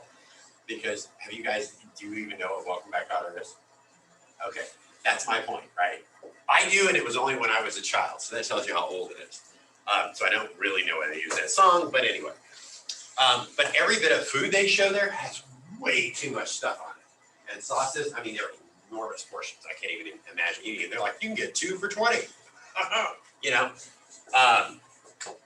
And dealing with emotional factors. So when you've got folks who will tell you they're in a heavily stressed, bless you, situation, they may not tell you exactly what's going on. But that's the time to ask them about 2 different things. One, if they're eating, because some people don't eat when they get stressed, right? And then you have the flip side where people will overeat.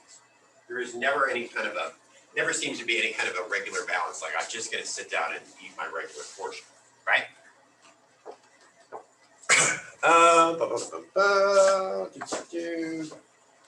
This we covered.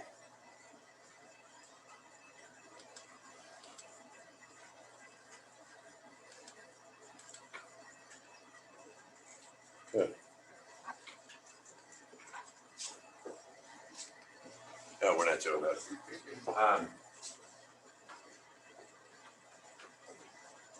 Okay. I don't know why they still include this, but here we are. So when you start talking about the difference between body fat and lean muscle mass, especially with your patients, we tend to culturally, and most everybody tends to use the body mass index, right? You get your weight in kilograms times your height squared in meters, okay? As an approximation. So, and then we have ranges. If you're under 18.5, you're underweight. If you're 18.5 to 25, you're normal, blah, blah, blah, blah. Weight, what is your BMI? 33. Correct. Right? Which would indicate what? That you're obese, which you're not. Right? Yeah. Okay. So this is one of my own issues with this is I hate BMI because I don't think it tells you anything. Right? Weight, body composition, first of all, is broader, bigger, plus he lifts, right?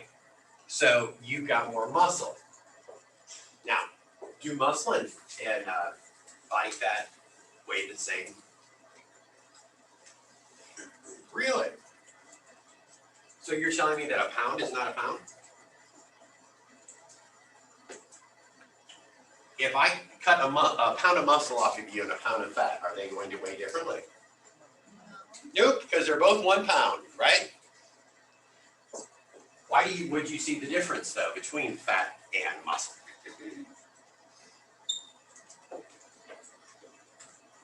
Go ahead, I know. Muscle's denser. Yes, it is. It's denser than fat, right? Fat is much looser. So what you'll take is, say you take somebody like Wade and you ask him his BMI, and then you look at him and go, well, you don't look obese to me, right? Because it's ineffective, because he's got the muscle mass that's on them that's denser. So from an appearance standpoint, he does not look the least bit unhealthy, right? So that's why using this is such garbage, okay? And there are 2 different measures for women, like women BMI considerations. This is the overall consideration, but typically with women, you add a little bit to the BMI, right? Naturally, because women carry fat in different areas, as we've discussed, for childbirth purposes, right? What else might BMI not take into consideration if you're just looking at weight and height?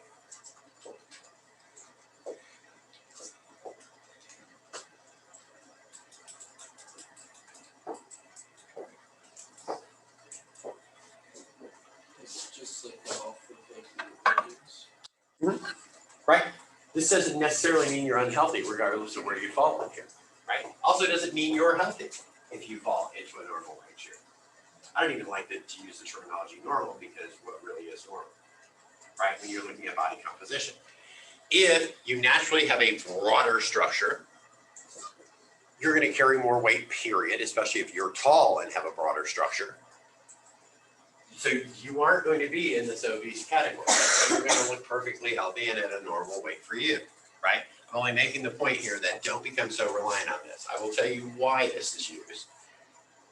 Everybody can understand it. It's nothing more than a mathematical calculation. And it's cheap. If you wanted to do any body fat testing, if you wanted to do water weight, bone mass and density, there's another one, and I can never remember this one, but there's another one that you can use, electrical balance. I mean, there are a number of much more expensive ways to actually determine whether or not your patient has an issue than looking at BMI or looking at your patient, right? Especially if Wake was my patient, and I measured his BMI, and I went, one of these things is not like the other, right? I would literally say, well, we're gonna ignore that because all your blood work came back normally. You by no means look obese. That's the thing. And so it does get lost a lot of times with athletes, with people who are regular weightlifters. It depends on genetically how you're shaped, especially if you're a woman, right? So don't ever be too reliant on something like this. Oh, here we go. Here's some more of them, right? Skin fold measurement. This is the one. Bioelectrical impedance, right? What is impeding your bioelectrical charges throughout your body? These are expensive ways to measure body fatness. DXA, I can't remember what the abbreviation stands for, but hydrostatic weighing. The problem is, these are all far, far more accurate, but the real issue here is that they are all terrifically expensive. And if this is a measure that you use, let's say that you're doing any kind of research, unless someone else is actually able, you have no comparison group typically, right? You're not going to find somebody else who's also spending the same money. And that's why you see BMI get recycled all the time when you talk about nutrition in your patients, right? Body fat distribution.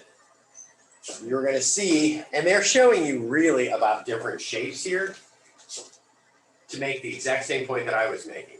If you look at the difference in the way the body is laid out, right? They're actually making these patients look heavier than I would.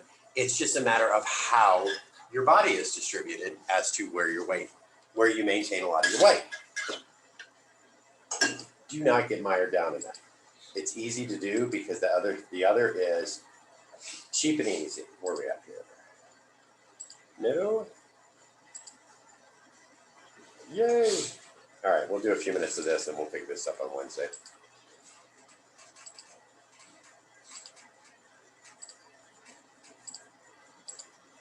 Okay. Nutrition for performance, right? What do you consider, what would you consider fit?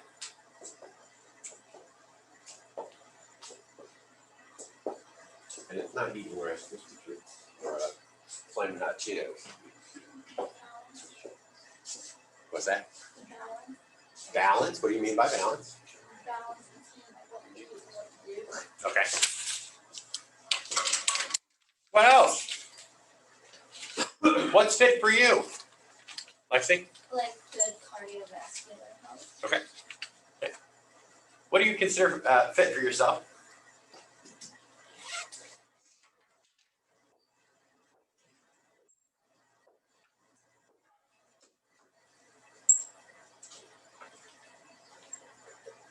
Go ahead. Personally, for me, is swimming, how fast my heart rate can recover from like super strenuous cardiovascular Okay. activities. Good, good. That's an indication of your own fitness.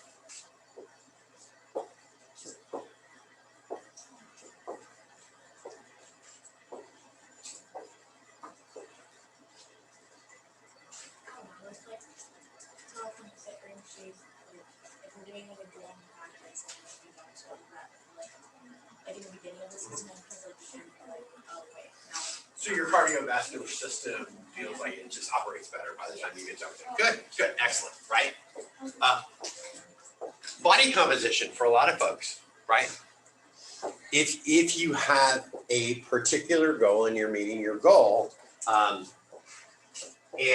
that you're comfortable with, whether or not you're flexible, right? Like I know what I'd like my body composition to be, which is about where it's at, right? Because structurally, this is what my family looks like. I don't have the flexibility I used to for a number of reasons. One, I'm old. Two, I've had other surgeries, right? So I don't have the normal range of motion, but that doesn't mean that I don't do. I've just got to modify things and it fits my own fitness picture of where I'm at with my own issues, right? Whether or not you're huffing and puffing with cardiovascular, very true thing, right? I will tell you, and I won't tell you who it is, but we have a faculty member on the floor in the School of Health Professions too, and I'm always, if this person walks from their office to mine, which has happened a few times, they're red in the face, huffing and puffing, and I'm like, you need to have a seat because I don't have an AED, right? You make me nervous. You could have just called me, But I mean, it's very apparent, like, you have some real issues if you can't get down the hallway like this, right? So that might be your measure of cardiovascular fitness is, can I do something that simple?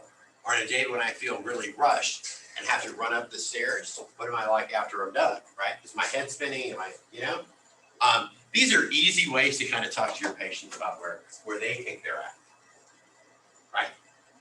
Ask them questions, like in a work day, especially if you talk to folks, and you will, who may work in an office job or in a place where they don't move around a whole lot. You're gonna find that their cardiovascular fitness, for one, they're not gonna be very fit, right? They're simply not used to being more physical. Even being able to walk around a room like this is a wee bit different. So the federal government recognized this and developed the physical activity guidelines for Americans. I don't think that they're strenuous enough, but they give you some guidance depending on your age. Pretty much, you guys and I all fall into this, is we should do at least 150 minutes a week of a moderate intensity activity. That's 2 hours and 30 minutes over a 7-day week.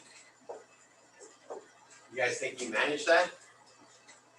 You probably do. I do too, right? If I didn't, I wouldn't look this thin. I can assure you of that.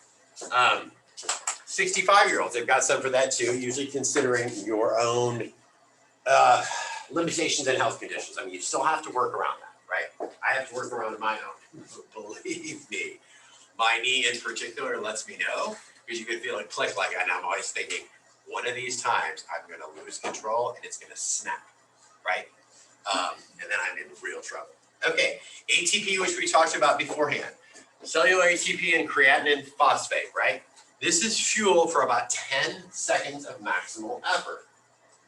When is your body using the ATP, creatine phosphate, CP, energy system? Gentlemen. When are you guys going to use this? You. For 10 seconds? Sprinting, absolutely, right? Or even, and I don't know lacrosse, but if you guys are doing something that requires a very hard, fast move at one time, when you're looking at about 10 seconds, right? That's where you're gonna need this energy. If you were starting a race, whether it was like a sprint in particular or anything it requires, because you guys are judged on time usually, because that's how you want to win, right? You're going to use that initial like kickoff energy is going to come from this, right? So for some of the rest of you, you are also going to use that same sort of thing where you need that quick rush of energy. I have this, and I'm honest to God, it's nearly 100 pounds. Huge AC unit that is in my downstairs that cools 800 square feet, and it did all summer long, and I had to go take it out. And it's one of those things that when I lost control and it went backward, it was one of those, I've got a 10 seconds of that same maximal effort to try to get this in so I don't damage the $600 air conditioner. You guys do those things in your life. All right, we'll pick it up here on Wednesday. All right, see, you guys made my mood so much better already. I have a question. Yeah, Maybe just that. now it is.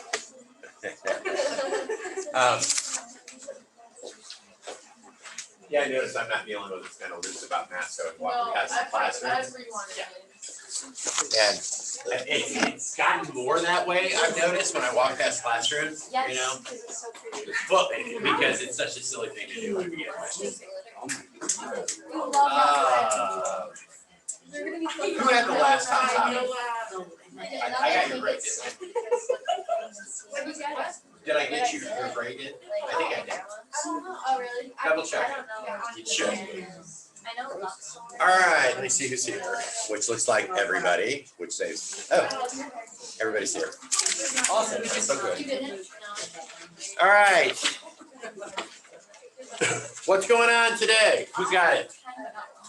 Elizabeth, give Elizabeth your attention today. What's up? Some hospitals across the country are facing like nursing shortages, but one because of the COVID vaccine utilization retiring, and then A lot of nurses are like burnt out from COVID, so they're starting to travel, they become travel nurses, because they take like 2 times as long as they're doing. That's so dangerous. Yeah, and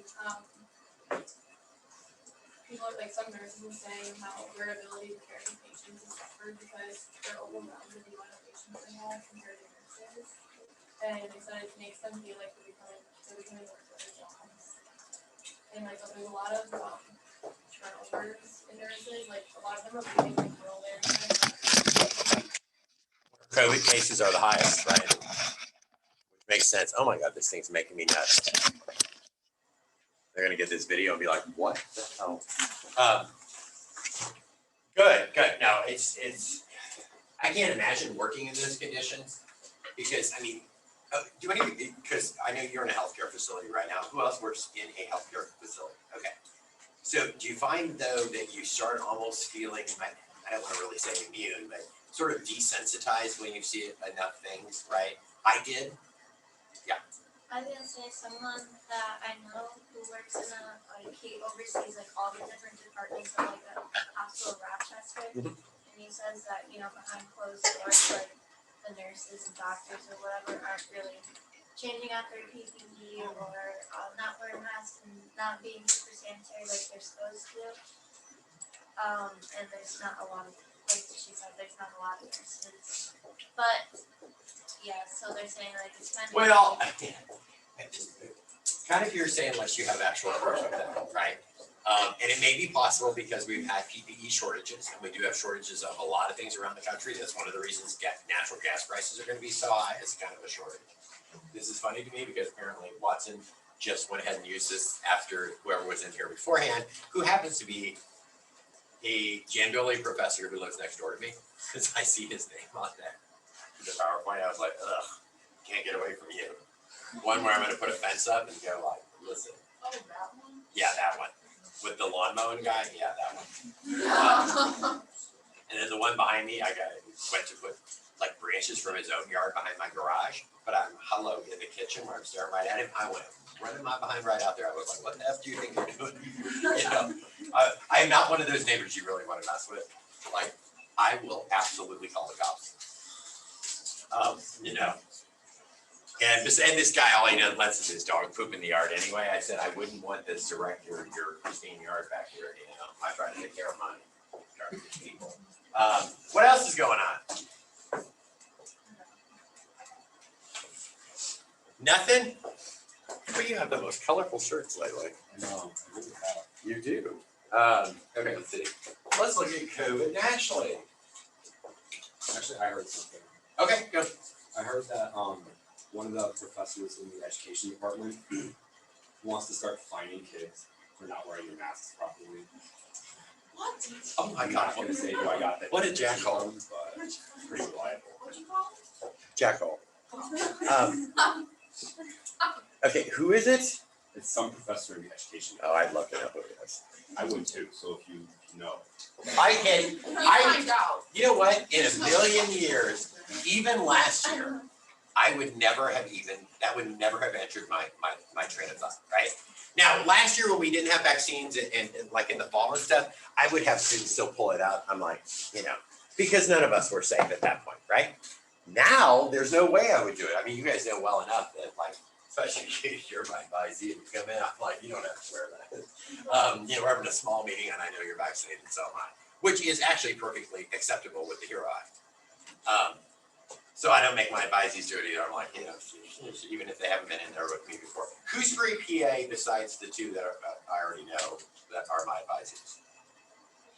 Okay, so we had a conversation about this yesterday about taking the 200 level A&P rather than the 3. Dr. Watson and I had a conversation about it too. So we have reached out to Dr. Young, and basically he's saying either one of them are fine. It's based on a point matrix. So for some reason, this is a work in progress, that the 200 is fine, because I talked with Dr. Medler with A&P, and he said, no, they're fine. As long as it's a human A&P course, it's fine. Well, so we're trying to find out for sure which Dr. Young would recommend when it comes to that point calculations that they use for the applicants, right? You still get points for the 200 level A and P. Apparently you get a little more for the 300, but the 200 is certainly not gonna knock you out of contention. The only time I would be really concerned, from what I'm gathering, is if you did poorly everywhere else, or not so hot or kind of average, then maybe the 300 would help you. But I don't see this as an impediment. Apparently doesn't, neither does he. He also did not know that the bio department has decided to add a prereq to that class, which could delay some of you guys. And so we're trying to get a definitive answer, like, do they really have to do this, or can we just let them do it? Because Dr. Medler said all you really need is that 200 level A&P, right?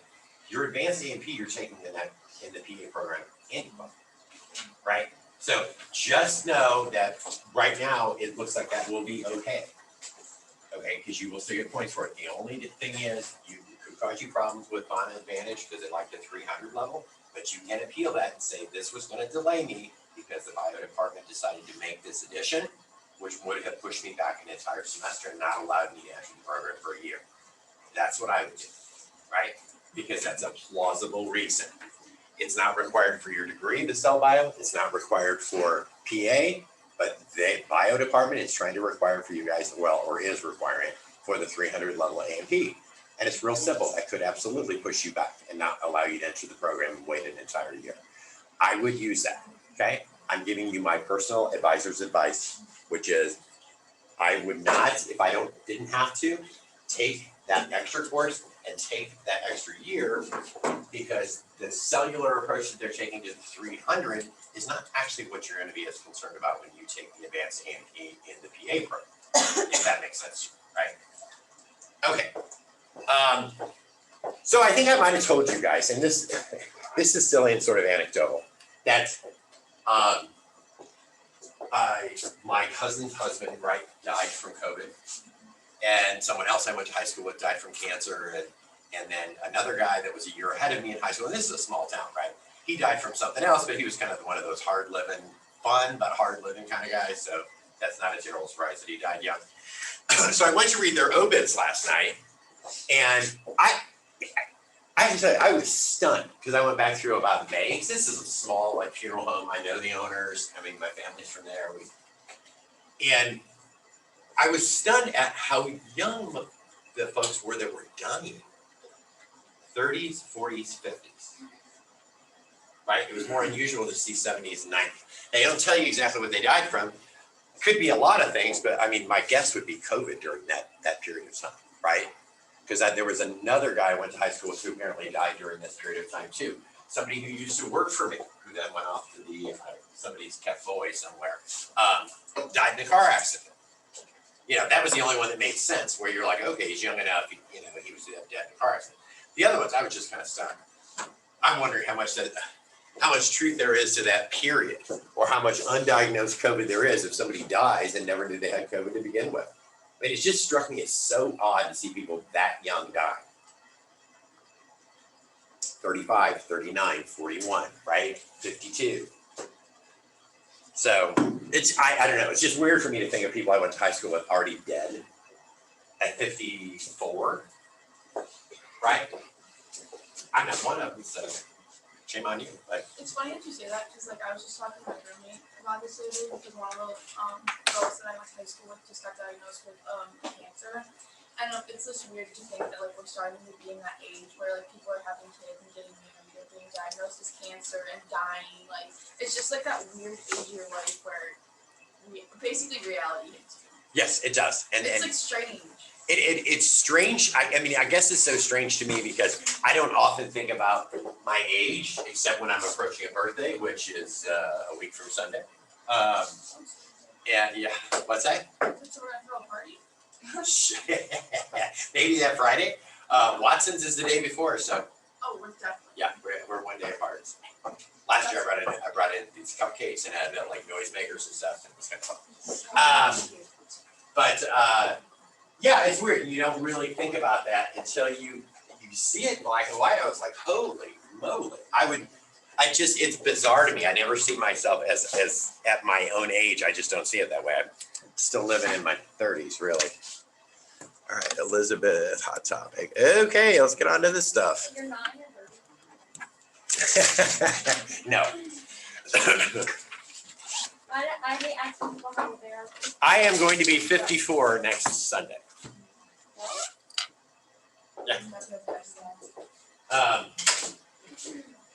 And I will tell you, Dr. Thomas and I are the same age, and Dr. Saltison.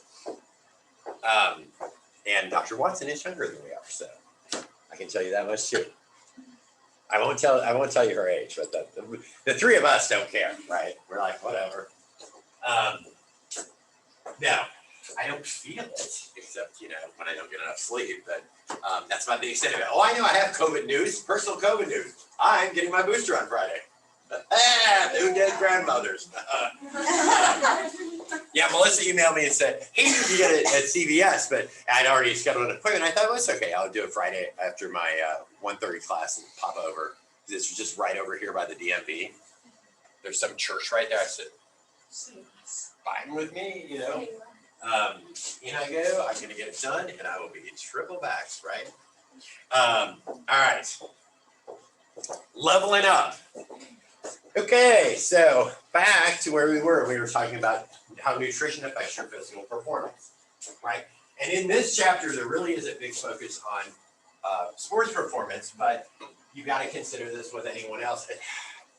Especially now, you see people who suddenly want to train for a marathon who have had health problems in their lives, right? Somebody dies for cancer, and so they decide that they're going to take on this initiative where they raise funds and they're going to train for a marathon.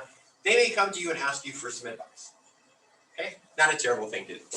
All right, so when you're looking at using your muscles, all right, you are going to, your lactic acid energy system will allow you to break down some of your glucose to lactic acid in an anaerobic fashion, right? But this rise in acidity will be part of why your muscles start to fatigue. I'll give you how many of you have run a 5 or 10K? Right? It's that thing where you're using all the energy you have, and then if you go to slow down during your 5 or 10K for a second, where you're like, man, this hurts. That's when you suddenly feel that awful muscle fatigue. You know what I'm talking about? That's that. That's what's happening, right? First time I ran a 5K, which now you can't get me to run unless I'm being chased, right? But I had hips back then. But then, and the first time I was like, man, I am running out of breath. And so I went to just slow down, and I thought I was going to pass out right there on the road, So that's what this system is doing. So you're going to have folks who suddenly become amateurs and think they're going to go run the Boston Marathon, right? Without guidance. And they may be coming to you with guidance, to ask for guidance. So this is not a terrible thing. If you see any exercise program, what do they normally tell you to do before you start the program?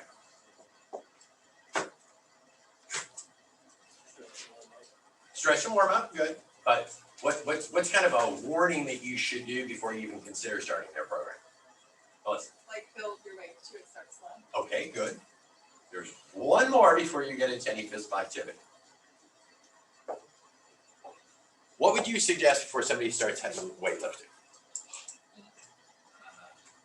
Like right before or like? I mean before they ever start at period. Andrew, do you know what I'm looking for? Something like lifting, training, sleep. Okay, see, you guys are good at giving great advice when they're already like in it. All right, I am taking the couch potato with diabetes, which is not me. I am not a couch potato. There you go. Talk to your doctor, right? And there's a reason for it. Because you want them to be aware of the things that are going to happen along the way and see if they're physically currently fit enough to do it, or if they need to take some preliminary steps to get themselves in shape enough to engage in a program. What you would have said, nope, get up and just get moving. Yeah, just do something. Well, but see, that is the thing, because what you're saying to them is, you need to start doing something, because, right? But you're still going to do a lot of that before you ever consider you're going to walk into a gym and lift, right? Like, what else would you suggest? What happens when folks who are amateurs walk into a gym without knowledge? Allie, they're going to hurt themselves, right?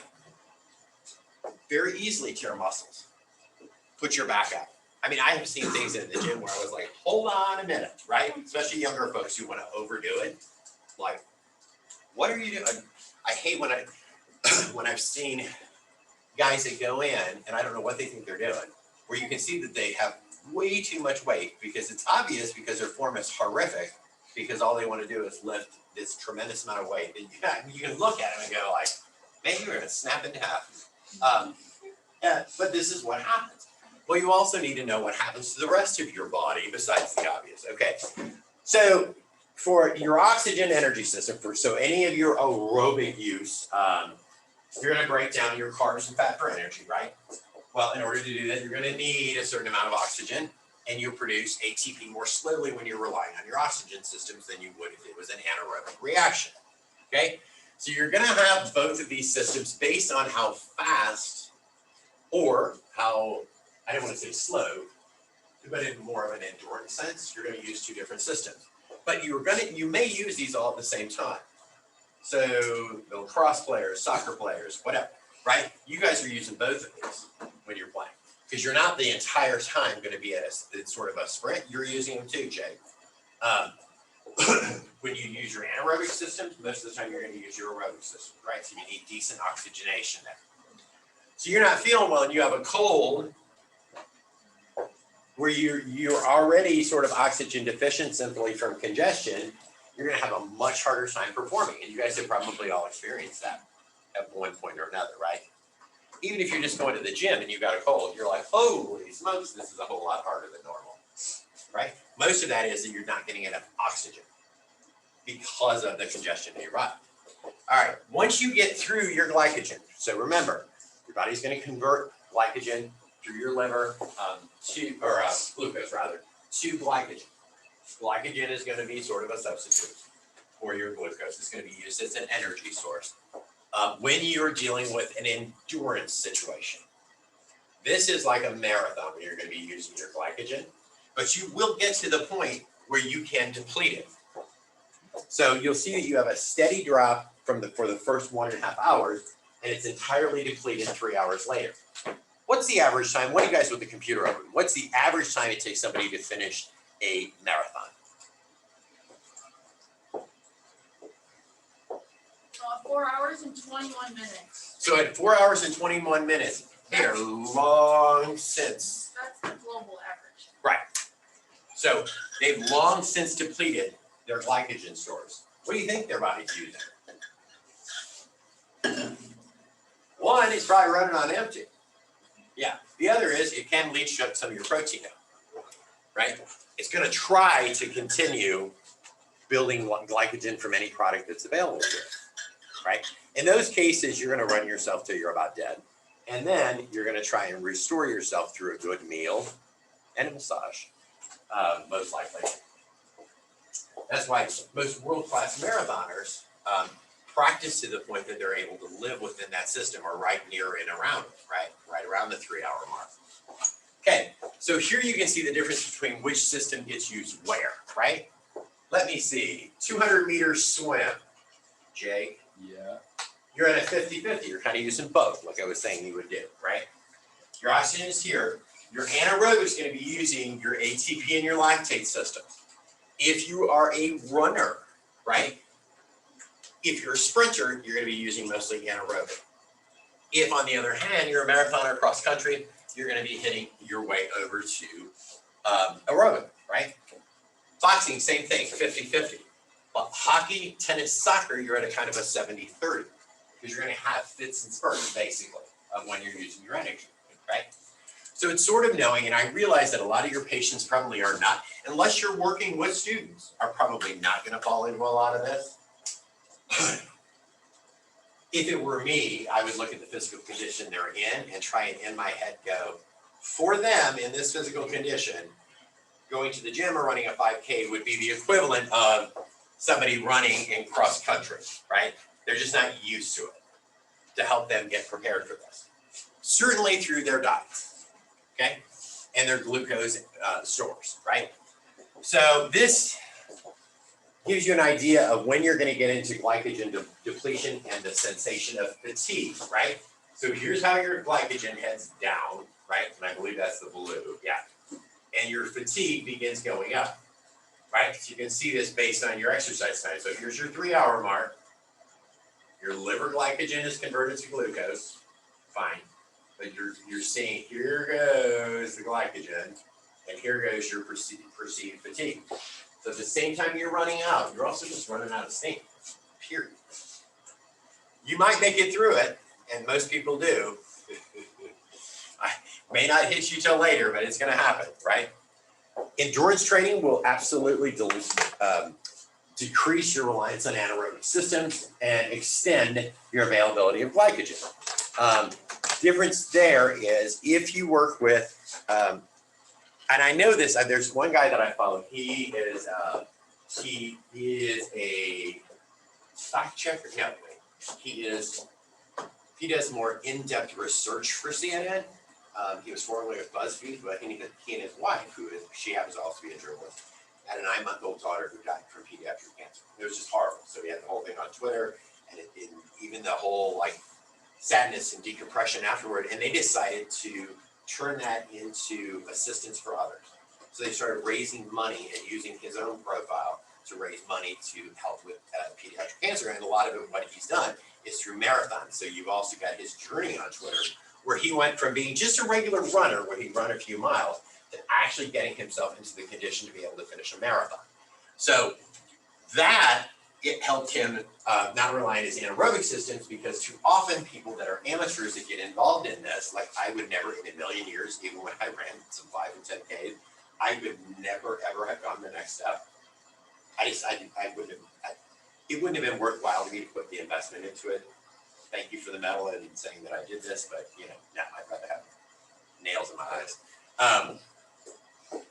But in those cases, folks that are more amateur may start the race and be running at too fast a pace, right? And this is when they're going to start depleting things.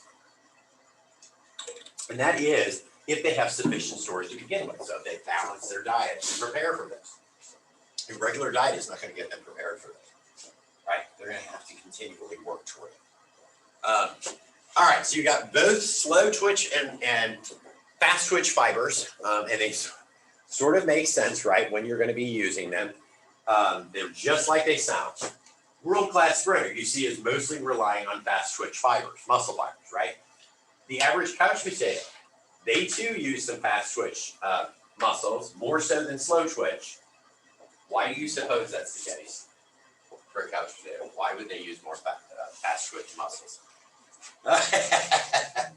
Drinking a beer, right? I don't know, I'm just trying to figure out where. Okay. Because you're just laying on the couch. You are, go ahead, Andrew. Because they're not just like walking, they're like sudden movements. They're more sudden movements, right? And that even means if you're gonna just hop up to go to the refrigerator during a commercial. I mean, I know it sounds silly, but that really is what it is. Sure, any muscles that you use, but it could be running there, it could be running to the bathroom, but whatever they're doing is gonna seem like a rush movement because they are not naturally active, right?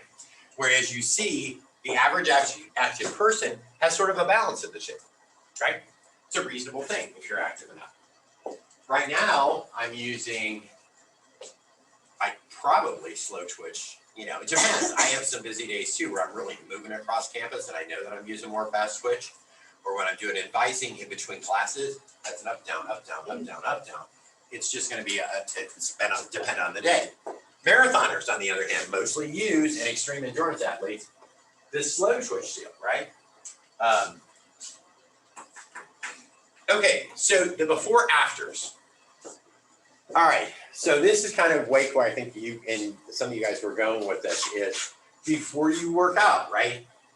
You want to consume easily digestible carbs because those carbs are then going to end up converted, thankfully, so that you have the energy for your workout. You're also going to want some proteins because you're going to need the amino acids, right? Those of you guys that go to the gym, what do you eat before you go?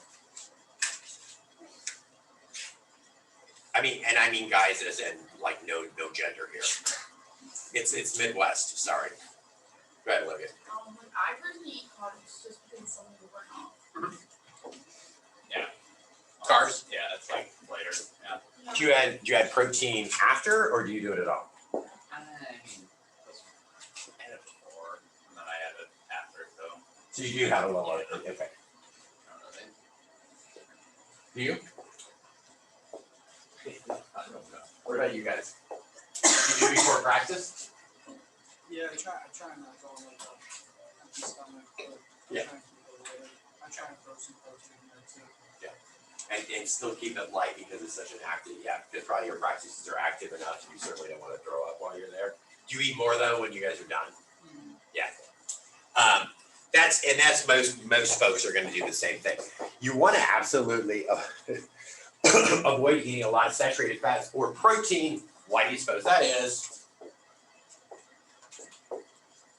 They're both fine for you, but They take longer to digest. they do take longer to digest. What else? You like feel more full and full. You do. You feel more full. You're more likely to possibly feel a bit of fatigue because it hasn't digested to more than 20. But also, you're simply going to feel more full. And depending on what your activity is, you're also running the risk of barfing the whole thing up, right? Like I will give you, for example, from this morning, is I think I told you guys because I've got my blood work coming up that I have been eating more like turkey bacon or turkey sausage. I've kind of cut down the number of eggs that I'm eating, and I'm supplementing with egg beaters because my cholesterol was a 185 last year, and so I want to bring it down, right? And I know that a large part of it is because I needed protein after sepsis, but I was eating things that had too much fat. So I don't normally do that, and then finally I was like, I'm going to actually get 1 pound of regular bacon as sort of a treat, right? Fortunately, it made itself up when it cooked down because I've got one of those squared out grill pans that keep the meat above so that any grease falls below it. So it's not just sitting grease. But they shrank to only about half the size, which was okay with me, right? So I just had 2 of those little kind of half pieces. I am telling you, I have forgotten what it tastes like. It was so heavy when I was eating it, and I could taste the fat and the salt, and I'm like, ooh. But on a regular basis, I was looking forward to it, but I've gotten to the point that I'm just used to not eating it.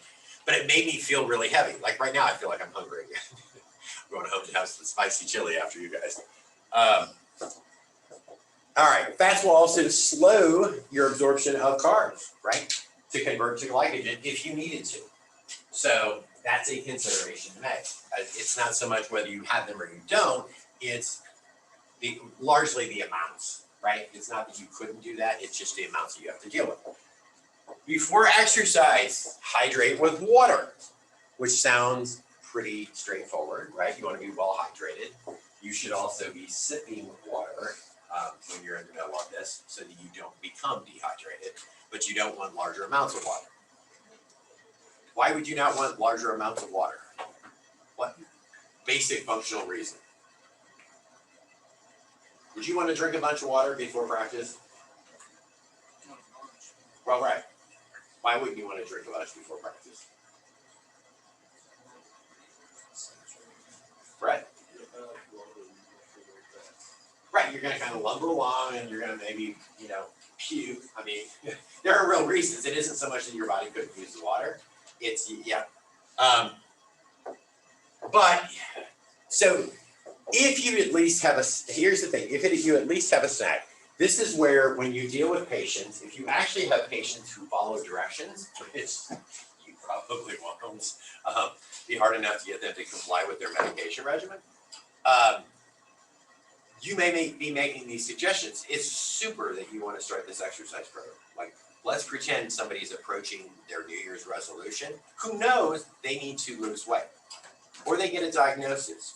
Whether it's cancer, it could be diabetes, it could be heart disease, hypertension, whatever. This is when people start making changes, right?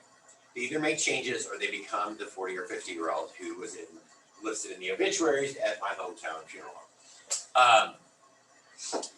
They're going to come to you and talk about this. So when it comes to making sure they know that it's okay to eat before they exercise, but limited, right? Because the first thing you're going to do with them anyway is try to help them reduce their weight, right? So we've already talked about how people reduce their weight by, if nothing else, getting them to cut their portion sizes down, right? Start making simple substitutions. That's kind of why you guys are doing this. Oh, and if you haven't put your utensils and everything in, please make sure you do for what you guys need for the cookout. Because as soon as advising's done, I'm going full bore into this stuff. But part of the reason you guys are even doing this is I'm looking for you to be able to take a first step in moving somebody to a different diet, find a way to get them to follow the diet that is prescribed to them, right? It's not always the easiest thing to do. But you will find, like, this may not be great because you guys come back to school, but how many of you at home have a gym membership at home? Excellent, good. So what do you find after January 1st at the gym? Everyone and their brothers are there. Absolutely, right? For like a week or two, and then they're like, this is it for Yep, me, and then yep. I quit. Where you have trouble finding parking, and then, yeah, by usually February. I it's just don't usually- go like a whole week. The first week I just don't go. What do you say, Lexi? I work at a gym actually, Okay. when I'm not in school, so that's when we have our deals going on. That's when you have what? Our deals going on. Oh, yeah, right. $10. And then they don't think to go ahead and cancel their. Right, Yeah. they don't cancel it and that's how we get money. They don't cancel it and they keep paying for that, and then they feel guilty or don't realize they haven't canceled it, right? But this is the thing that happens, is people are gonna do this. But if they're doing the right thing, they should come talk to you anyway. You know, because there was, let's see, when I lived in the Midwest the first time, I belonged to a gym the whole time I was in Atlanta. Matter of fact, the same one the whole time. It was awesome because it was in an old slaughterhouse, and which was cool the way it was laid out, you know, because it was one of the older historic buildings in town. And because I was younger and this was a very young, professional, moneyed area, and it was a fun place. There was nothing, and they had, you know, smoothie bars. There was also a cocktail lounge, and then on Fridays they had like the stage DJ, which was great for the music in the club. But you know, and there would be days that you would see some guys come in there who were really overweight, and you know, I was always like, "Good for you, glad to see you." I mean, because you don't want to discourage people from doing that, right? And that happens a lot, especially after January, as you see the other regular gym goers who are in much better shape malign the folks that are there to get themselves in better shape. They'll probably never get to be in your shape, but they certainly can become healthier, right? With a little encouragement, that can be your role when you guys are out with your patients and community members, is to be their advocate, no more than we would do for you guys with your educations, right? But it's also kind of guiding, making sure that they aren't making the wrong choices and become frustrated with the experience and then give up, right?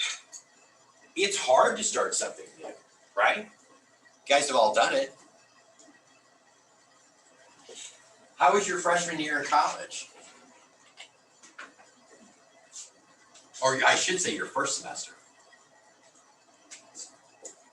right? Or if you transfer to a new school, you start a new job. I mean, everything's new every time you make a mistake. And it's very easy to say you could just give up and go back to what you wanted. I moved across the country at one point when I moved to Atlanta. And that was huge, right? But I did it, and it was just if I had people champion. And after about 6 months, then I was fine, and I stayed for the next 10 years. But your patients aren't gonna be in that position. They're going to need that encouragement. All right. Then they need to drink fluids more slowly while they are working out or while they are preparing and training for a marathon, right? They need to stay hydrated, because if you ever notice, if those of you that have 5 and 10Ks, or if you do a marathon, there are water stations set up. Are there water stations set up with like a half gallon of water? Well, no, right? You got a little like shot glass, because you shouldn't be drinking that much water anymore along the way, unless you are truly in an emergency situation. About 20 minutes after your workout, you should definitely restore your hydration and electrolytes. Easy enough stuff to do. So if you're drinking Gatorade, especially Gatorade Zero, is a great way to do that, right? Maybe a protein shake as well. Because you want to be able to replenish the glycogen your muscles use and then allow yourself another pool of aminos, which have been leached in the process of glycogen entry. There's also there's a good book called Nutrition Timing that says doing this while you work out too helps you not use up what you have in your body, but you're using up what you're putting in instead. So instead of losing burning your body protein, your energy source. So it's a good sort of a resource that you might have and keep around when you work with your patients to try and help them out. Yeah, Right. that's what I tried over the summer and it works really well. Oh, okay, cool, excellent. I did the same thing. Do you? Yeah. Send me the info on that book. Yeah, either one of them. Or you just do it on your own? I just do it on my Okay.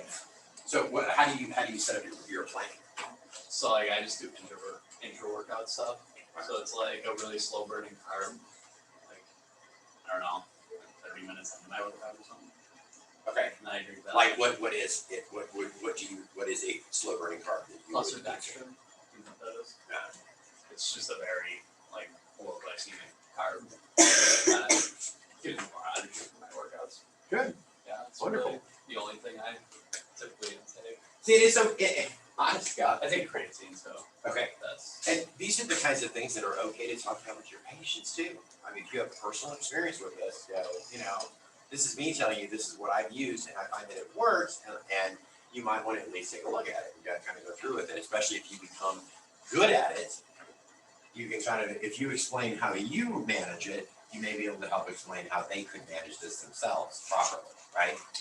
So you don't have a person who, you're gonna say that, especially because you won't have some diabetics, but you don't have somebody who is just simply consuming too much because they aren't sure what they're gonna need. Because when you deal with lay people in particular, right, you're gonna get that, what I kind of told you about my mother using cleaning supplies is if a little's good, a lot is better, right? And it's gonna make sense to them, right? It's gonna be that simple 1 + 1 = 2. If I'm gonna work out heavily, I should probably eat pretty good beforehand or afterward, right? It's just too much. So they're not gonna reach their goals. Half the reason, okay, for those of you, like Lexi, I'll use you because you work in the gym. What's the real reason most people end up leaving the gym? What do you guys think too? You can throw this in here when you see people leave. You also see them when they're there, when the folks that buy the New Year's. It's too busy, or they get injured, or they just forget that they have the membership, or they just don't want to do it.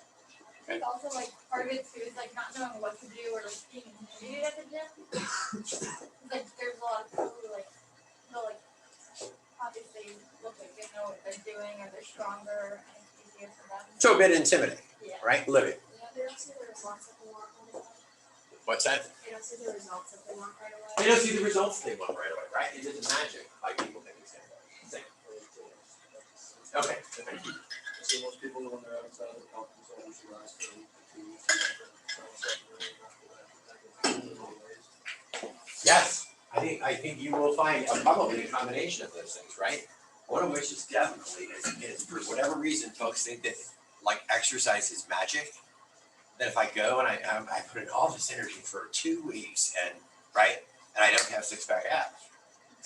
Yeah, one thing I learned when learning about this stuff from my trainers I've had is that it's 80% of the strides you make in the gym, whether it's you're trying to put on mass or speed or endurance, whatever, 80% of that is how you recover, how you eat and how you sleep, while 20% of it is just from training itself.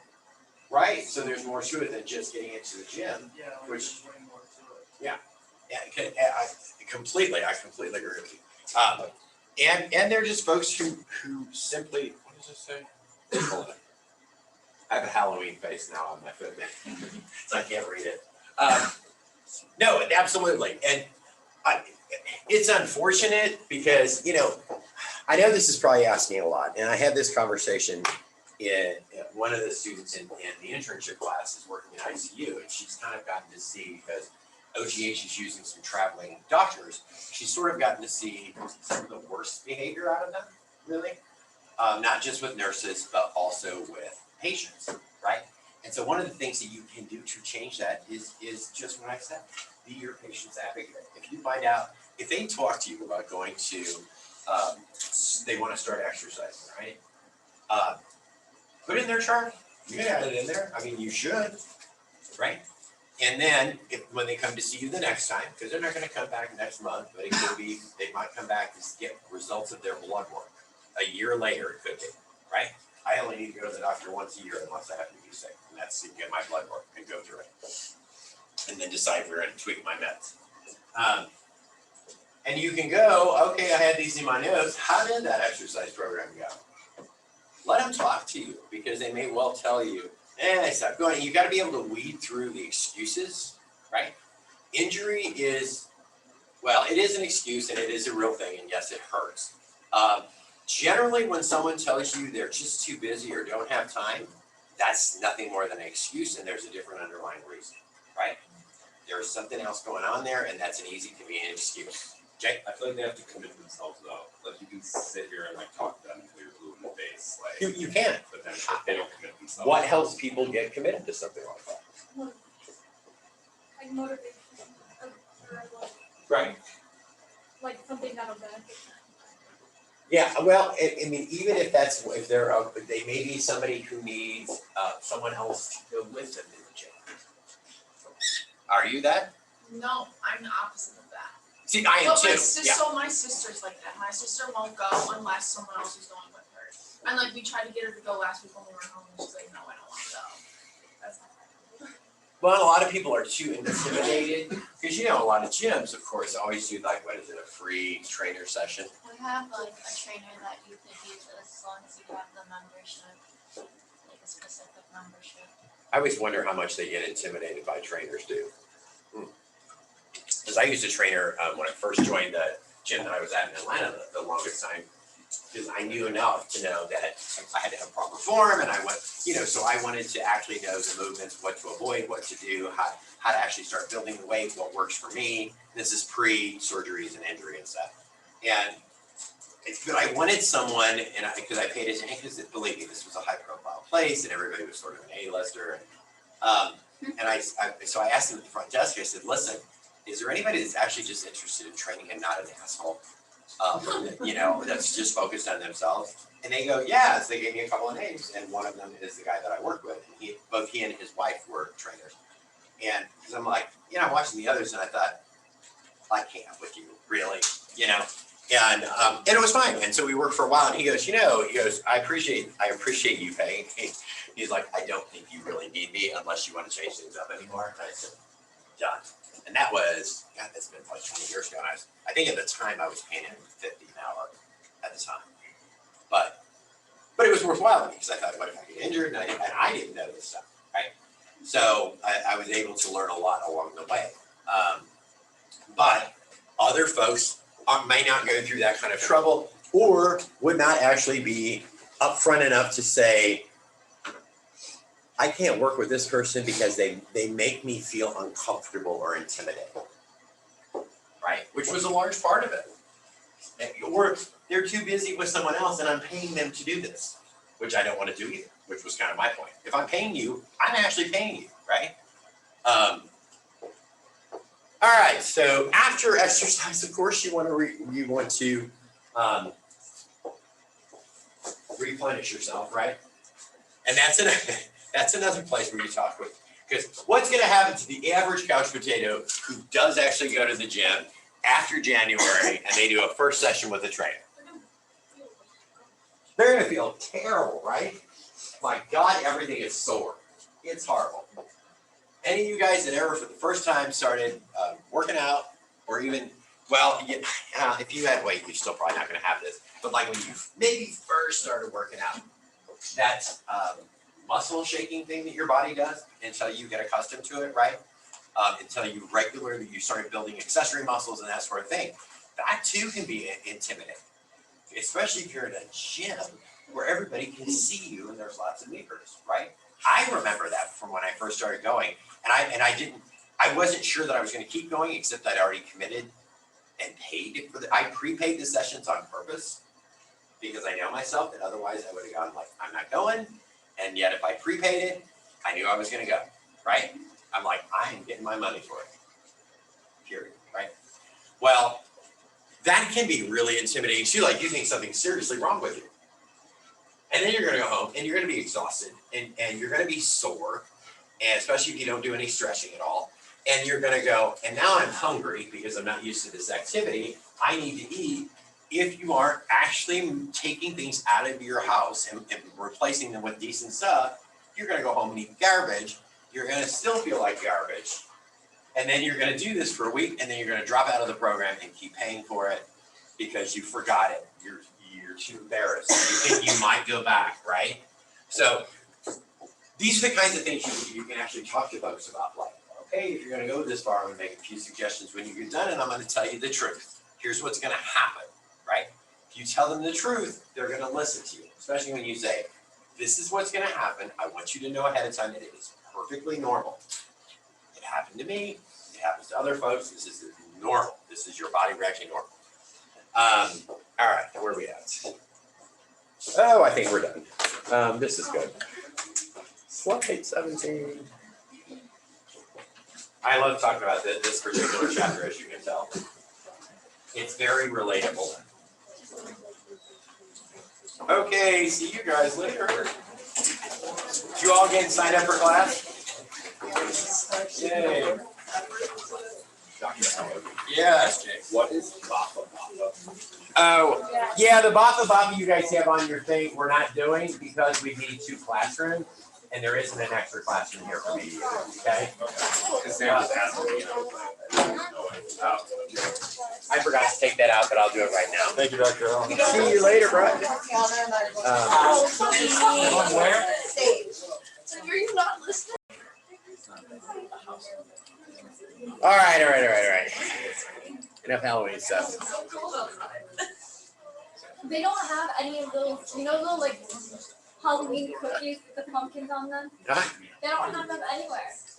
I went to 3 stores. They probably haven't. Well, I bet Walmart usually has stuff like They that. don't have them. Really? Yeah, they're all, they said that they got. You know what though? I mean, if you really look at any of the stores, most of it is a supply issue, Yeah.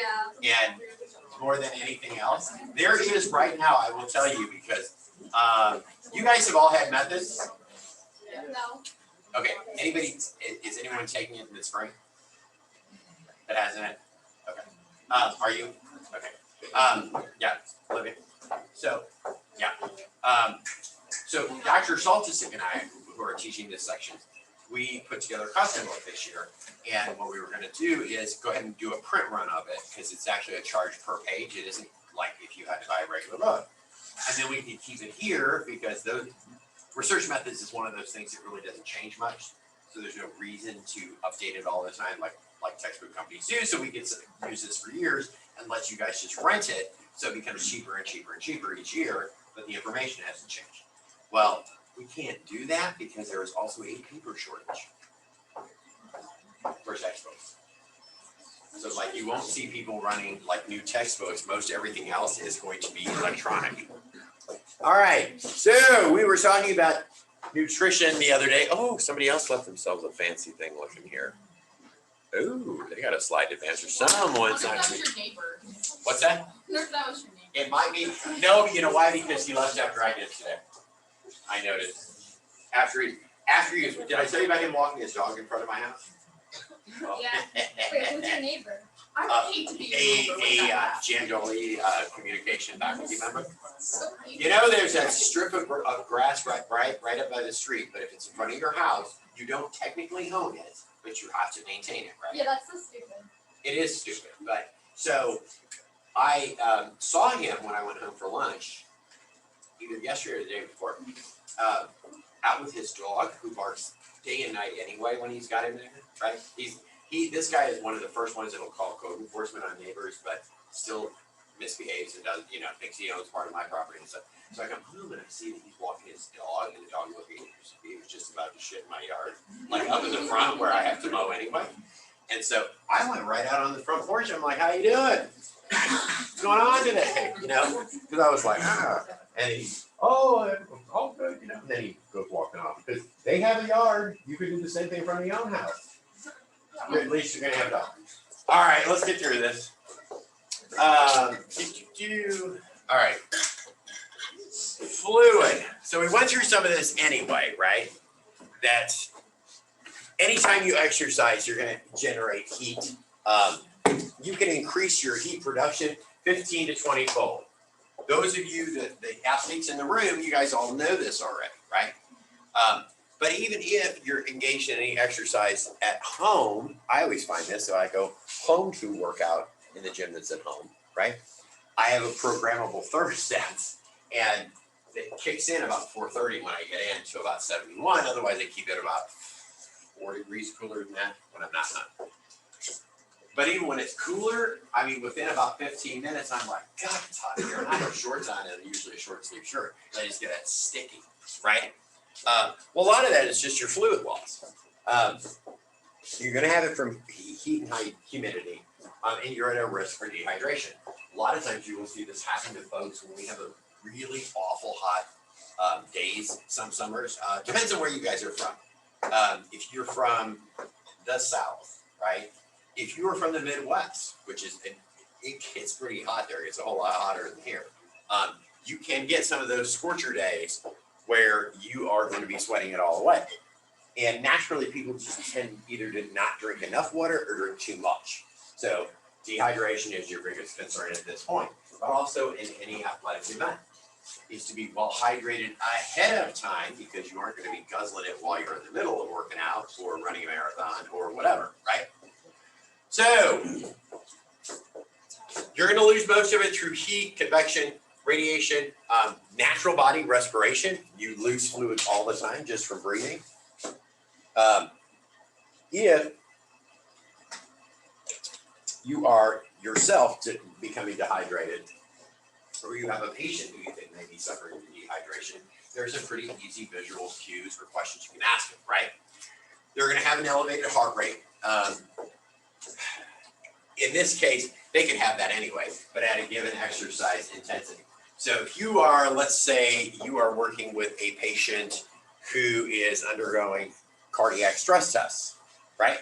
This may be an occasion where you see their heart rate is increasing too much for the early bit of their exercise, right? It's meant to increase anyway. That's the whole point of testing your heart in these stress tests.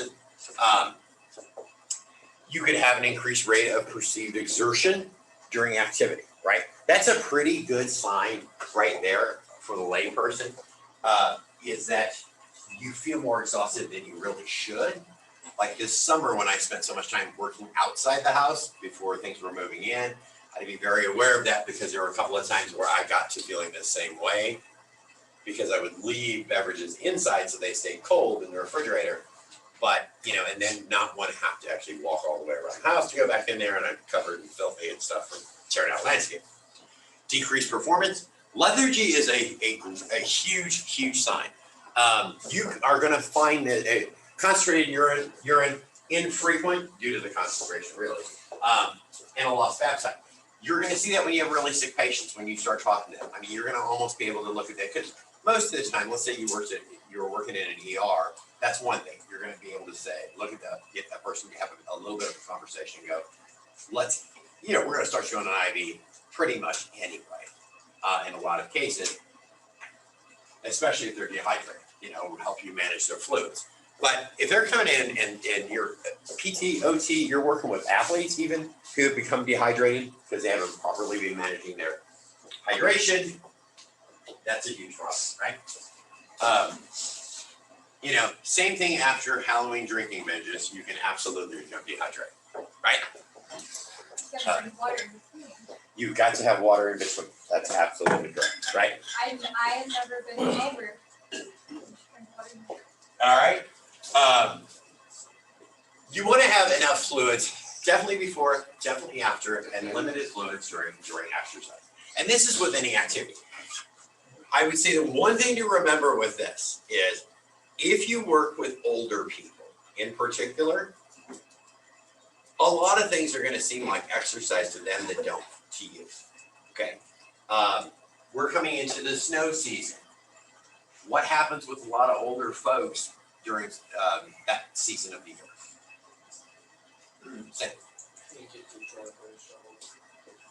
They what? They can't get to driveway shovel. They can't. Okay. They just stay inside, good. What if they have to go somewhere and get their driveway shoveled and can't find anybody to do it? What do you think these people are out doing? You got it, right? It's one of the times you see increases in heart attacks, for example. You're also could see increases in dehydration. Because when the older the person that you're dealing with, especially the less active that they are, the more likely you are to see them. This seemed like a lot of exercise to them, right? A lot of issues with shoveling snow and taking, because most people don't take the time to do it, or they wait too long, or they're in a rush, to head to work. It's kind of like you guys when you have assignments due and you wait until the very last minute and go, oh, I got plenty of time, right? It's that same sort of thing. So it's worth discussing with them. There are warnings that go out every year about the overexertion with shoveling snow. I am not shoveling snow anymore. I have a brand new snow blower sitting in the garage, just waiting for it to happen. Because I'm not doing all that nonsense. Driveway's relatively long, because I can tell you in even here, but also in urban areas, if you aren't keeping the sidewalk in front of your house clean, you can be fined for that. Right, so at the very least, you're gonna have to still, shovel some snow. All right. Where are we at? Trying to close the news. Some of the adverse effects from dehydration on athletic performance, or I will tell you on survival, really. You can see where you're losing body weight. Those numbers represent your percent body weight loss when you become dehydrated, because water is part of your body weight, right? You have a certain amount of water weight. It's going to give you an idea. At first, you just have a thirst threshold that leads to a decrease in activity. Your thirst becomes stronger. When you start getting dry mouth, is a pretty good sign. You guys ever really run into that? Or like you're in a test. That's what I never understood about mass testing environments, when they let you bring in very little, if anything, including a beverage. Because you can, in 3 hours, very easily become dehydrated, because the stress that you experience waiting to take this test can really be something, right? All right, then you can start losing your capacity to do this physical work. You'll have difficulty concentrating, a headache. I mean, you guys have probably experienced some of this in the summer before, right? You've been active and you just haven't been hydrating as well as you should, because you're not paying enough attention to time. Or you go out and sunbathe. That's a great way to become dehydrated, because you're sweating, but then if you're at the beach, you've got enough wind off the water that you just don't think you're as hot as you are. All right. Obviously, adequate energy intake is the first nutrition priority for athletes. It should be for anybody that also works out on a regular basis. Andrew and Wake were talking to me on Wednesday about an approach to managing the proper type of input for the work that you're doing, right? So that you are giving you why you guys do that. Again, the book you were telling, and you showed me that. Oh, yeah, And Wake just to like boost your body, like carbs and protein while you work out. And after like you rebuild antibiotics with extra protein and carb you put in. Getting that that 20-minute phase you're talking about. Yeah, I haven't looked at it in a while, but intra-workout carbs, that's what it's considered to be. I really only use it with really strenuous workout sessions, and then so I'll do the main lift, and then I'll do a bunch of stuff after, and then I'll take that off the main lift, and then I'll have energy for after. But it also keeps your insulin kind of high too, so it's pushing stuff in your cells to repair them. Okay. Prior to a meal you ate before. So the protein doesn't just digest. Well, right. Yeah. Pretty similarly, but yeah. So I mean, defining adequate energy intake is sort of nebulous, right? You have to know what your energy output's going to be if that were the case, right? How many calories do you really think you're burning? Unless you keep track of that all the time, you're not really going to know, right? So some other factors, obviously, that can increase your energy need are exposure to heat and cold. That's the other thing in the winter. Your body's kind of working in overdrive, both in the winter to keep you warm and the summer to keep you cool, right? High altitude, fear, stress, right? Perfect time. Any of you guys go to a haunted house this year? No, I hate them because they scare the bejesus out of me. But no, all right. I don't even know if there are any around here, but No, it's just, Yeah, is there? it's like a. they ride. They're Well, not really like that. that what? They're not that scary, that's why I don't. I have been to a few that were something because there were so many floors. There's one that I went to in Chicago, and I think it's still, they still do this, but they actually take kind of what looks like an old abandoned house. It's got lots of levels on it. And then you get driven there in a like a school bus with all blacked out windows. You have no idea where you're going. Jay?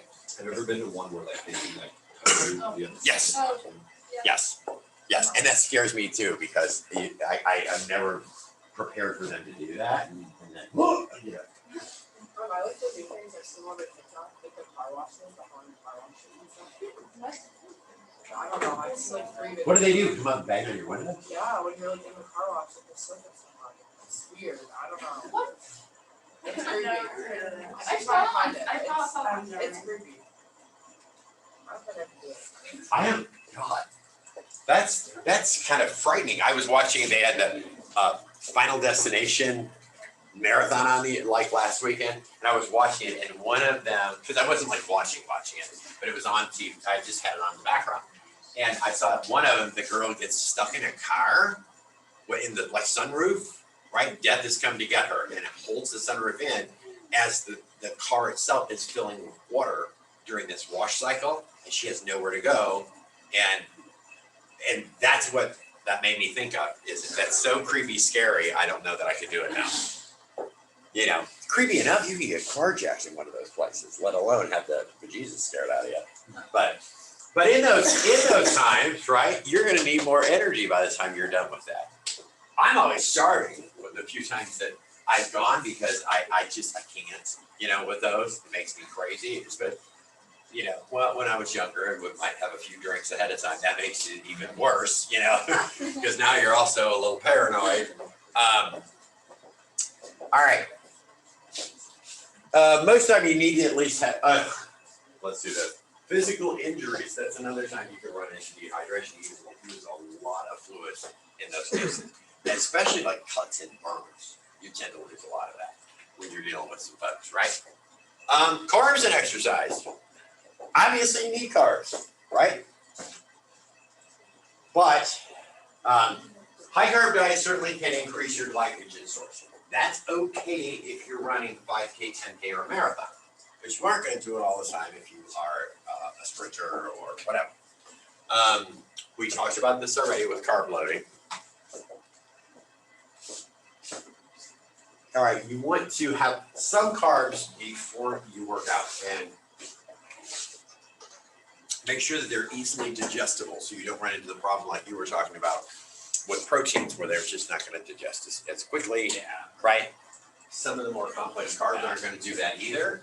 So you need something that's going to work well with your body before you exercise. Especially fruit carbs is not a terrible thing either, right? Because a pasta is going to take longer than if you were eating like fruit when it comes to an actual carbohydrate source. Or if you were eating a whole grain toast with maybe a little sliced turkey, a little protein, a little carbs. But if you're eating something that's more processed, like, and I felt so guilty. I also, speaking of carbs, when I saw Andrew, I was between this goat cheese, spinach, and tomato pizza. I was like, oh, that looks so good. And then I felt guilty for that, those processed foods. So I ended up getting a pepperoni pizza on a cauliflower crust. I'm like, all right, I got to make one trade-off here since I run from Andrew. So I don't look like I have all the junk in my cart. And I've been leaving the candy in the bookcase, so because I kept snagging it, and I was like, I'm just gonna give it away to the trick-or-treaters of both types, one bowl for you, one bowl for you, and then they're gone, right? And the garbage stuff will be left to the very end, waiting to see which one of those little monsters that goes, it's getting better. Just wait. get a job, right? You want better? Buy your own. Right? All right. Maybe like 6. Okay, so pre-exercise. You're honestly, depending on where your blood glucose is at, a high glycemic food is not terrible before exercise. May hit your system a lot that you'll need that glucose right away. Your body will use it up. I mean, provided you aren't someone who already has diabetes, that would be okay to use, right? Low glycemic would last you longer because that's one of those things that takes longer to process. That's why it was referred to as low glycemic. You don't get the full benefit of the glucose immediately, but you may not need that, right? If you maintain a very normal glucose level, like most of you guys do, right? You can have some carbs during exercise. Do you ever do that? Yeah, that's what I do carbs are. Okay, so you do that after your main lift before you do the next thing. Is that what Or you're just saying? like smaller things. Blood's cortisol too. That's one thing I'll know. Okay. So like instead of like, it's like if you're doing long workouts, your testosterone crash, your cortisol rises, it can offset that. Okay, that makes sense. Because you're swapping between the two and do you just stop, eat, and then go on? Or No, it's a drink. oh, so I see. It's like powder. But you still stop, you hit it, and then you No, move I on, just- or you just do it as you're okay. It's like this pre-workout. Bless you. Thank you. All right. Post exercise, you need to replace your glycogen source again. So you're gonna need some carbs after that. It's pretty easy to do. I mean, there are carbs in so many foods. Even if you aren't eating the best carbs in the world, there's still carbs, right? Your body will be able to digest them. Fat. You want to avoid high fats when you're concerned about diet, unless you are in a. And by endurance, I'm still thinking you're either in a marathon or you are a professional football player or soccer player, right? Where you've got to go for a really long time to do that. I would not think that if you're going to go lift for an hour, that I would say necessarily you should be eating high fats because it takes so long to digest fats to begin with. All right. We went through this chapters ago when we did protein, where we calculated all of it. But if you were trying to support your metabolic adaptation, do any repair, protein remodeling, you would need more like 1.2 grams per kilogram of body mass per day, right? So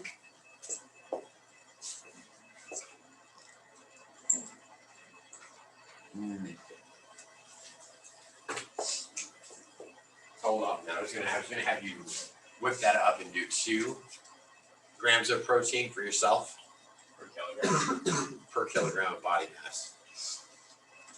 But we'll hold off on that. I think we get kind of the point. I mean, it's more than double what you would normally.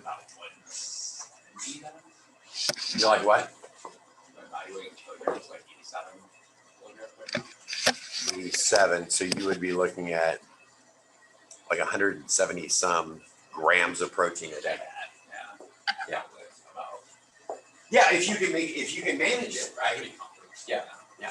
Well, because some of you are going to be, because I know there's like sports studies in here as well, and some of you that are looking at PA or PC or whatever, you are going to deal with some athletes too, especially student athletes. And part of this is going to be working with them on their diets, in particular, so that they're able to maintain their own health while they're in the middle of in season. Out of season's a different story. And that's the hardest thing to get across sometimes with those. Those of you in athletics, you guys change your diet in and out of season. What's the change out of season? Got sodas? Yeah. Why do you drink soda during the season? No, like I'm saying I don't drink it during the season. Oh, you're saying, but Yeah, like, I you don't do after the season? Yeah, like in the I didn't off-season. completely. No, I get you. I hear. Jake, what about you?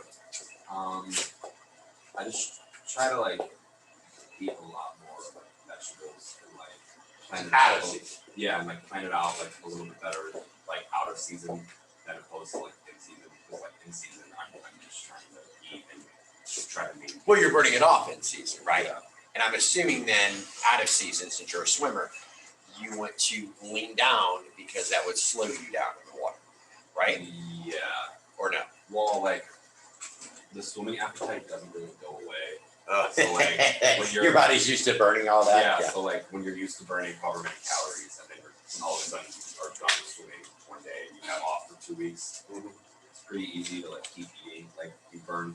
So you have to be Calories. conscious of what you're. Yeah, just more conscious.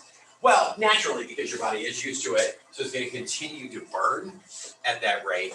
And a couple of weeks is one thing, right? Probably after a little while, that subsides a bit, I would think. I mean, like, to be honest, a lot of swimmers like get kind of fat after they're done swimming because it's just like they just keep eating. It's like a thing. I know when they were running, like when Michael Phelps was still competing, and would show what he would eat in a day, which was like everything. I can even imagine trying to consume all of that, right?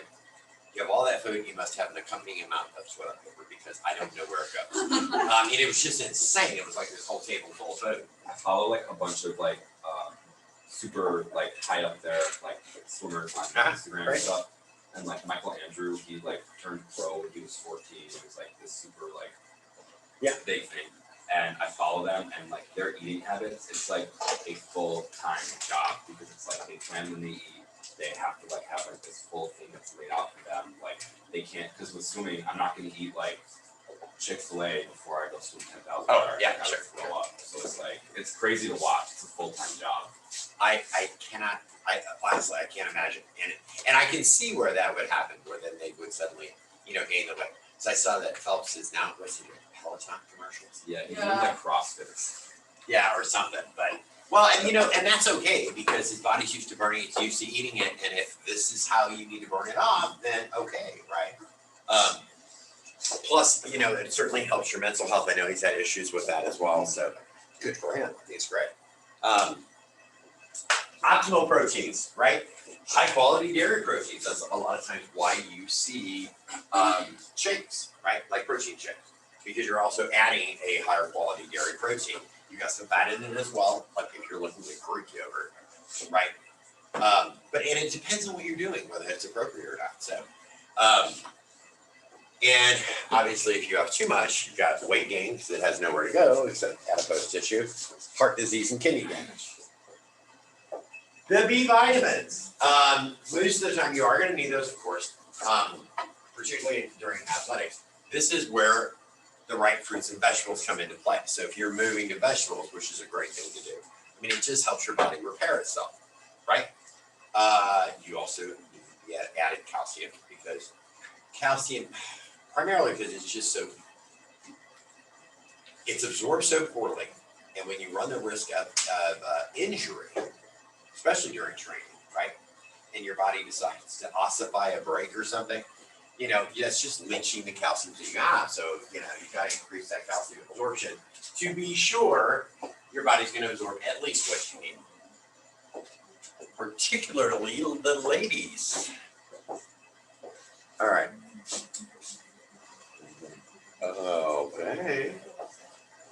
Iron's necessary for oxygen delivery, iron in your blood, right? Why? I have no idea why athletes have higher losses of iron. Please, someone with a laptop, let's find out. I do not know. Why do athletes have higher losses of iron? It may even be in your book, but I can't tell you off the top of my head. Sweating, Is it blood loss in the urine and GI tract. really? Red blood cells break down more quickly than those who exercise. Ah, that makes better sense right there. As your red blood cells break down and are going to remodel, it would make sense. I mean, Maybe you get cut up more. It also says that in endurance athletes, like the foot strength damages red blood cells in the feet if you're running on hard surfaces with poor quality shoes, which is that makes plenty of sense, I suppose. I'm sure there's research that backs it. Yeah, I don't think it's some arbitrary anecdotal, claim because that kind of makes sense, almost, right? Well, particularly breaking down red blood cells because your heart rate's going to increase, you're going to have increased circulation, so your red blood cells are going to be damaged along the way, which is part of the process anyway. Your body will remodel it, but you're losing iron through that. Bleeding in the urine. Ooh, that's a frightening thing to think about. Female athletes also have higher rates of anemia. Which would make sense because the they iron's also gone. get a monthly period. Because what? They also get their monthly period too. Right, for female athletes. Yeah, that Yeah, exactly. So you've A got lot of that on top of athletes it. don't get their period, like runners, like they don't, because there's so much energy. They don't have enough weight for like their they don't take in enough calories. Yeah, but that's also legitimately due to like First it goes to your health other side. issues. That's not like a good thing. That's not. Yeah, I was gonna say. No, it's not a good thing, I'm saying. But it does happen, is what you're saying. Yeah, like it's really Yeah, I was watching.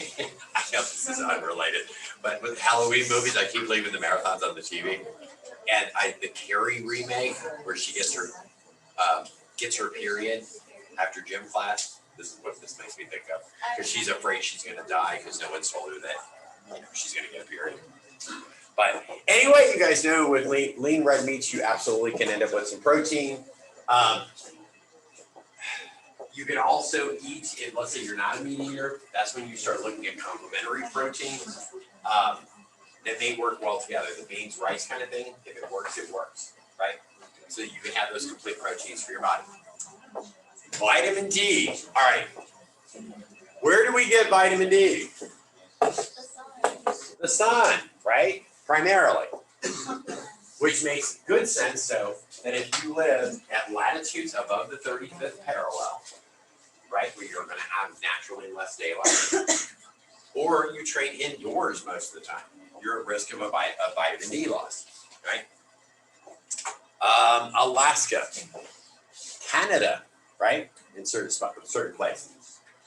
If you are vegan, you can absolutely be an athlete. I don't know why. That's kind of a misnomer when people think that that's not something you can do. You do run the risk of lower mineral density, but you do run the risk also of not having the proper proteins. You're going to be very careful about supplementing at that point, or eating the right diet.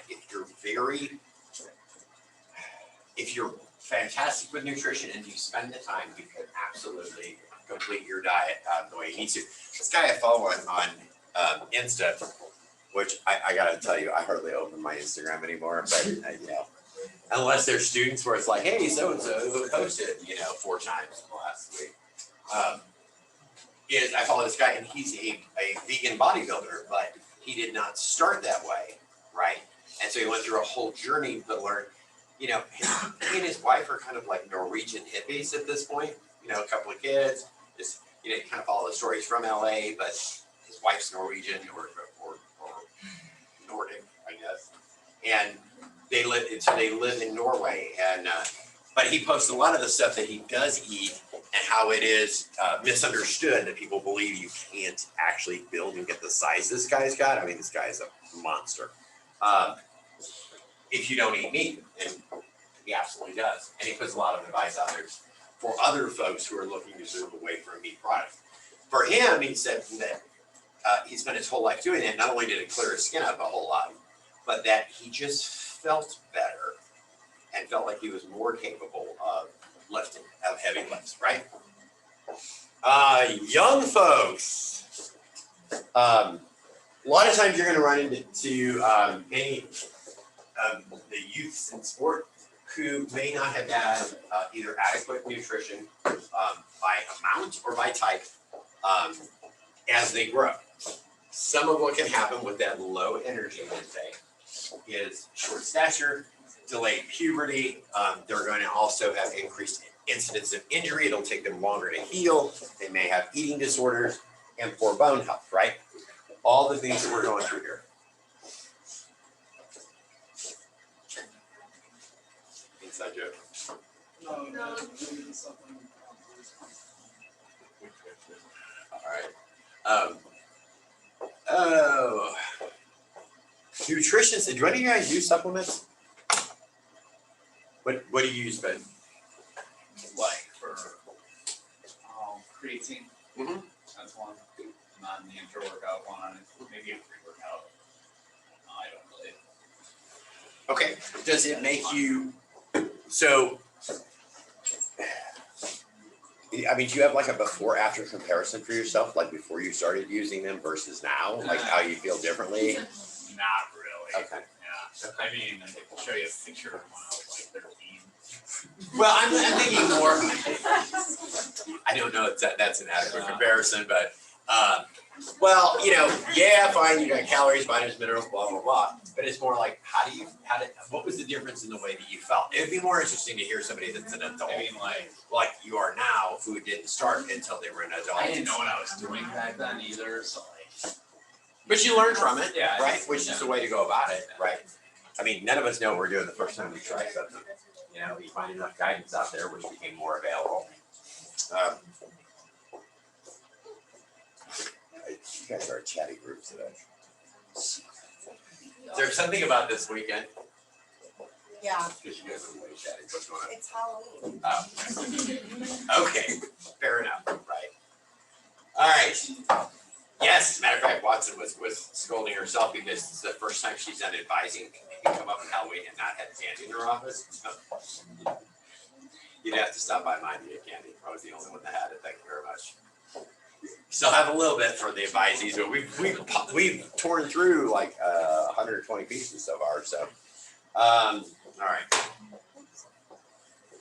Is this what we just did? Yes, I'm going backwards. Let me see what I want out of here. Okay, so the only real caution, Allie dang.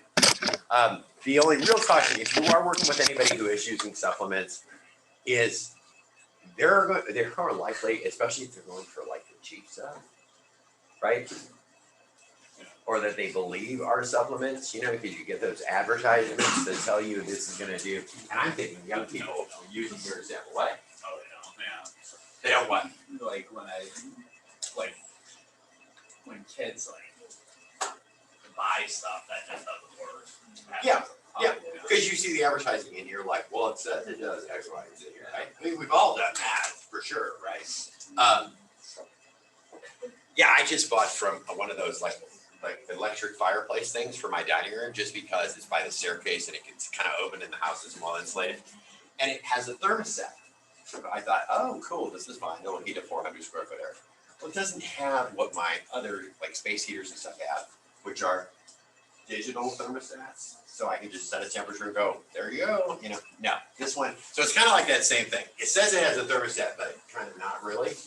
Because the directions are turn it all the way up until it shuts off, and then gradually start turning it down until it kicks off at a temperature that you think is comfortable.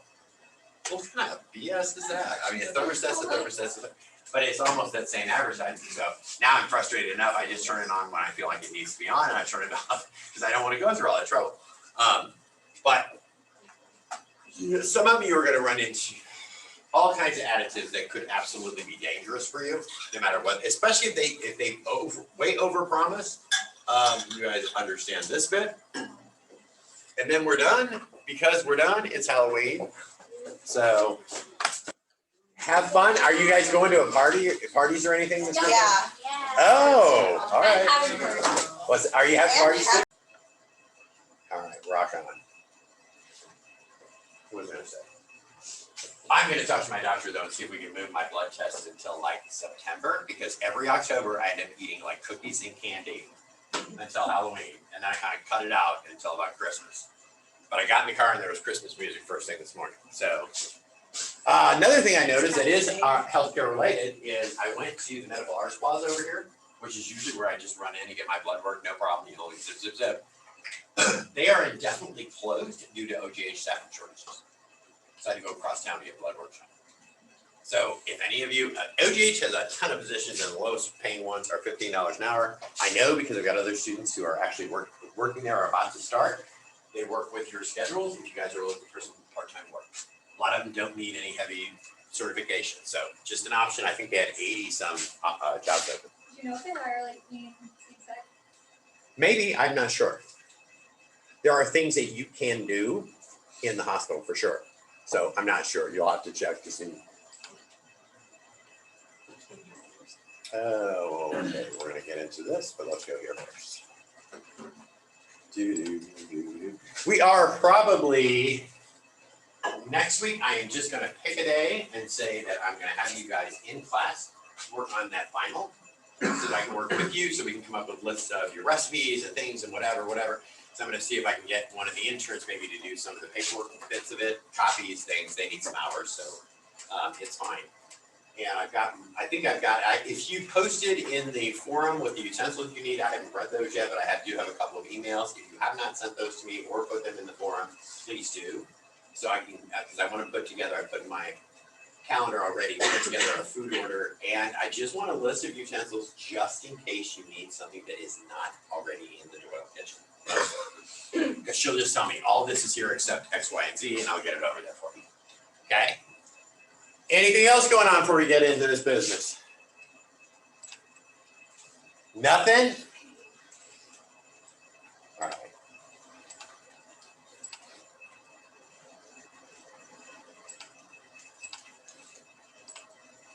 Okay. How would you define health? Largely, we talked about this the other day. Some of you define it different ways, right? Largely, you're going to find that the WHO will tell you that health is the absence of disease. Would you agree with that? No, I wouldn't either, right? I think most of us take a more holistic approach to what health means, right?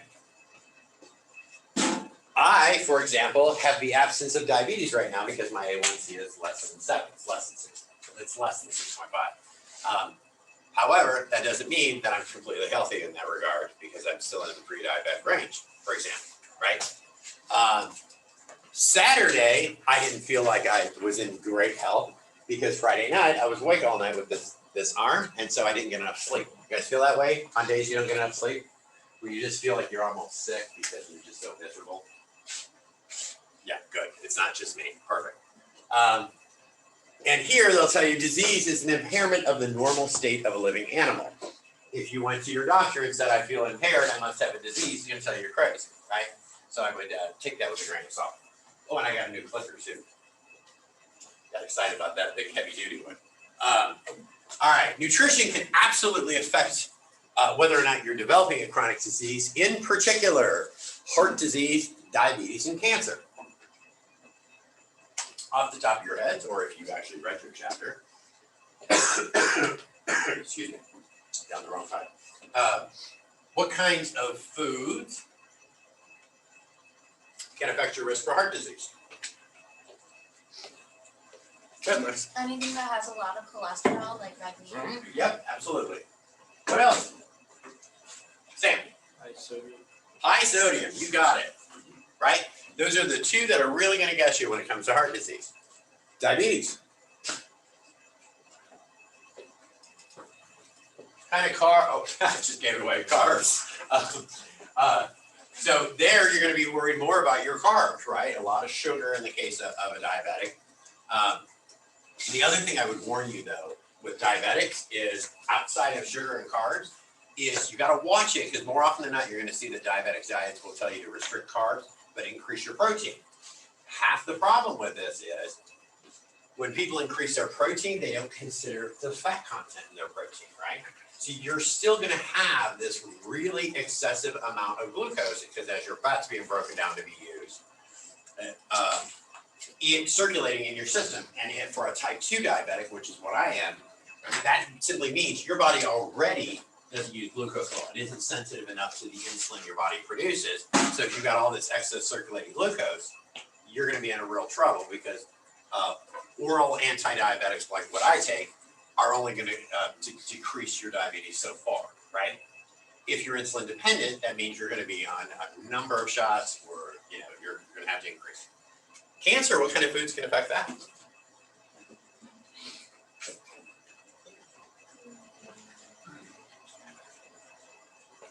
What do you think? I'm not sure, but I'm guessing processed foods. Maybe. Yeah, a lot of processed foods tend to have a lot of sodium in them, right? That can absolutely do it. Fats can do it as well. There are a number of things that can, because you guys have probably seen diets that are specific for cancer patients, depending on the type. Well, more often than not, it's to not aggravate any more cells. So there's gonna be scientific evidence behind that, and I'll see if I can figure out how this works. Yay! Nutrition informatics, you guys are already familiar with them because you use them to figure out some of your macros, right? So that allows your patients to actually have more access to more readily and easily being able to track their own diets. When you work with them and say, hey, you need to change X, Y, Z, you could put this free app on your phone. You're gonna have patients, I will tell you, regardless of income, they will all have phones. Even regardless of age, maybe a flip phone, but they'll still have one.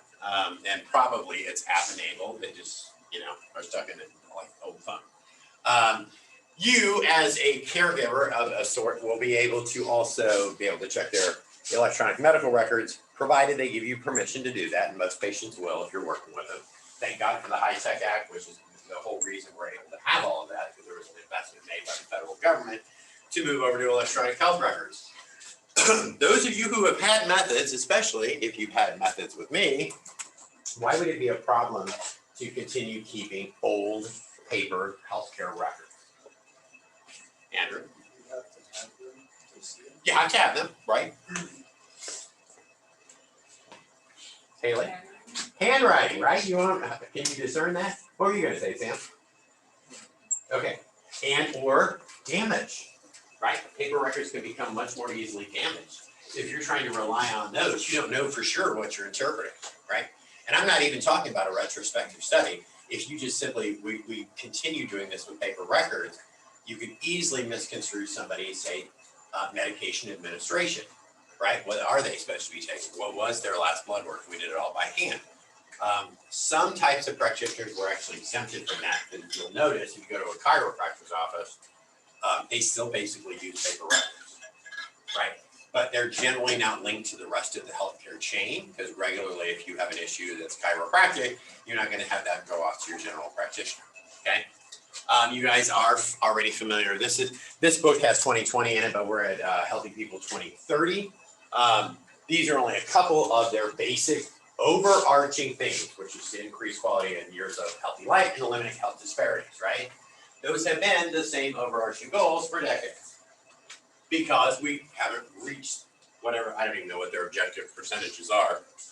But the nice thing about Healthy People 2030, because we're already there, is you will have sub-objectives, and I think that maybe in your paper that you guys have to link some of it for your final to Healthy People 2030 with nutrition goals specific to your disease or health issue.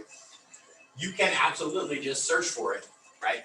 You throw Healthy People 2030 into Google, it'll pull it up, and then you can go look for objectives and sub-objectives for what you need. They're gonna have very specific stuff, including suggestions about how to do this, right? It's a great resource. The overarching are almost a little bit too much, and that's why they're overarching and you have so many sub-objectives, because eliminate health disparities. Is that realistic? No, right? In 10 years, absolutely not. In 20 years, unlikely. In 2030, 2050, 2070, what do you think is keeping us from eliminating health disparities in this country?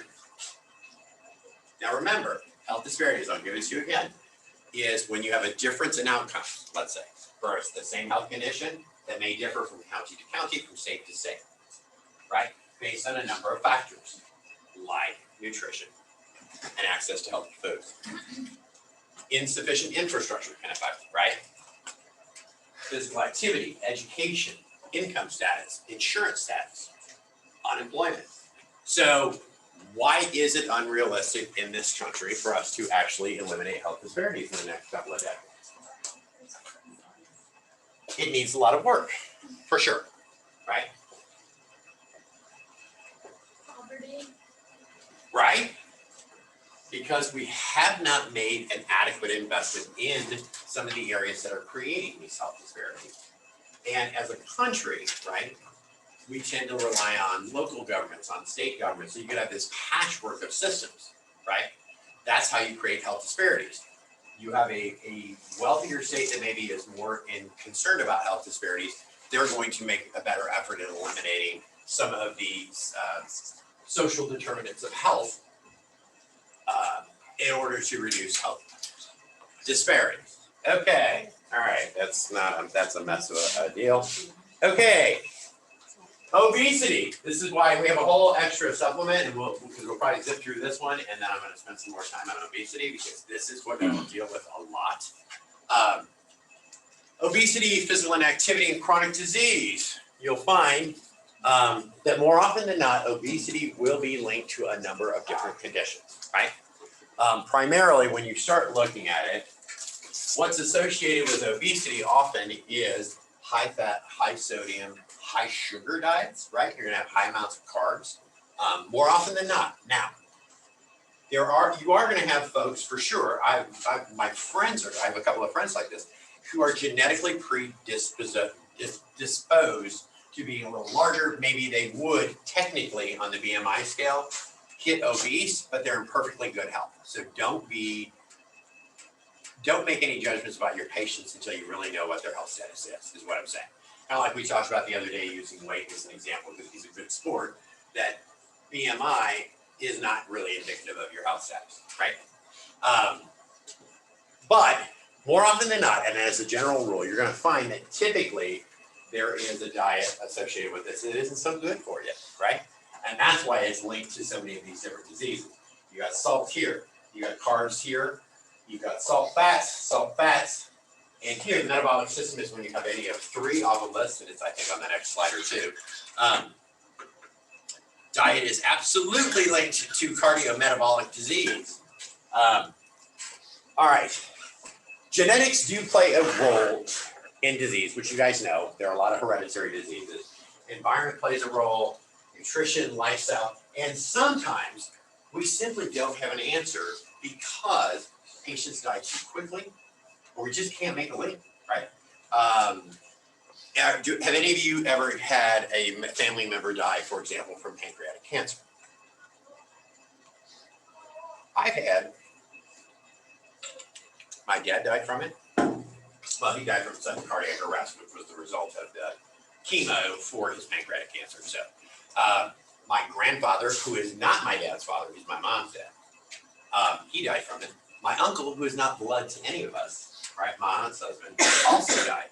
They're all from the same area, not very far from the steel mills in Gary, Indiana. And at a time, that area when I was growing up was full of smog from the smokestacks. So there's got to be some kind of linkage to it. Haley did some research this in her methods class about multiple myeloma. Is that right? Okay. And its linkage potentially to the chemicals in paints from an auto body shop because of her own anecdotal experience with family. And so you begin to wonder, right? The environment has something to do with it. But there are going to be those. The reason pancreatic cancer that we don't have a cure for it is that people die so quickly from it, right? Because by the time you know that you have pancreatic cancer, you've likely got 6 to 12 months. We found out with my dad, because otherwise you don't seem crippled or anything, is when I first came back to the Midwest from Atlanta, and I was only going to spend a few months, actually flying around looking for a new job, new place to live, and I kind of had my fill of Atlanta at that point. And about 10 days in, it was right around the holidays, I was going to spend the holidays. We looked at my dad's eyes, like half his eye was completely yellow, right? So that was from the bile, right? So we were like, ooh, we had to get him right into the doctor. And first he's like, oh no, it should clear them. We're not, no, we're going to go deal with this. And next thing you know, they did kind of an emergency surgery just to see where the cancer was and had it spread, which it had. It was pancreatic, but it had already by this point spread to the liver. And he hadn't been in any pain. But so they gave him 6 months to a year, and almost 6 months to the day, he actually died from sudden cardiac arrest, that they believe was just relative to the amount of chemo that he was receiving. So in that case, they just don't live long enough. ALS, my brother that has ALS, for example, nobody has a clue what causes ALS still at this point, because genetics, there's only a 1 in 10 linkage when it comes to the genetic cases. And even then, more often than not, those genetic cases are within about 50 miles. Go ahead. In high school, in my middle school, there was a teacher who had arm surgery who didn't know that she had ALS, and after her arm surgery, like the ALS kicked in like right away. Then they found out that her mom has it. Her mom just passed away from like losing her brain. But both twin sisters have it. So like every child in their family has like the genes of it. For Lou Gehrig's disease. Yes. Wow. That's interesting because my brother, when he was younger, he was working construction and he was not unionized to use the equipment he was. It was they were having like 90 mile, 100 mile an hour wind gusts and had this forklift he was using actually start to fall over and he jumped out of it. Instead, the forklift landed on him, basically crushed both his legs enough to where he had to have what was at the time experimental, but it was one of those cages you see now that has pins in it that hold your bone together. So he had that on one leg for a couple of years until then he had burst and all these other things. So it's interesting you say that because I wonder if it hadn't been there the whole time and these injuries caused him to become exacerbated. I don't know how the mother was reacting because she hadn't had any surgeries or anything, but there could have been like something like an onset that we didn't know about. But she just recently passed away like over the summer. And then like all the siblings have it, and that's where I think That it's is super bizarre. weird that the Yeah. whole family, everybody except for the father has it. Are they involved in any research at all? Has anyone? I mean, they would be a fascinating Not that case. I'm aware of, but that doesn't mean they are. They're all teachers though, which I thought was also interesting. Not that that has anything to do with it, but like. I'm in trouble now. All right. Part of the Human Genome Project's efforts are geared also to trying to find hereditary links to certain diseases where we don't really have a definitive cause, right? By being able to trace it genetically. And this should be our metabolic. No. All right. No, not important. Okay. Cardiovascular disease is the leading cause of death in the United States and Canada. Why do you suppose that is in the US and Canada? Brett? Smoking. Okay, good. Yeah, excellent. What else? Andrew? There's a lot of access to really unhealthy food.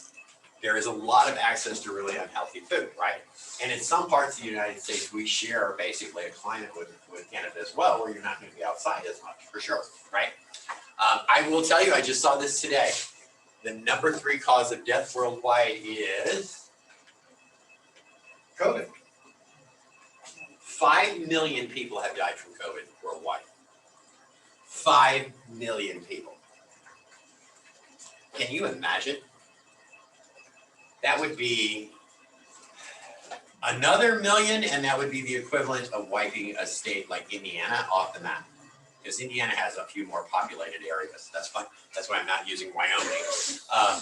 Or that whole section with Wyoming, North Dakota, Montana, you could take a whole swath of those states and just eliminate them. All those people are dead, right? Which is just extraordinary. Okay. All right. Okay. The oxygenated blood in your body travels in which direction to your heart or from your heart? Which one? Oxygenated blood. From Away from your heart, correct.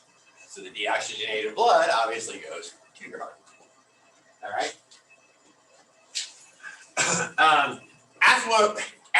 I always fumble this. Atherosclerosis, right? When you're looking at coronary heart disease, is what loosely?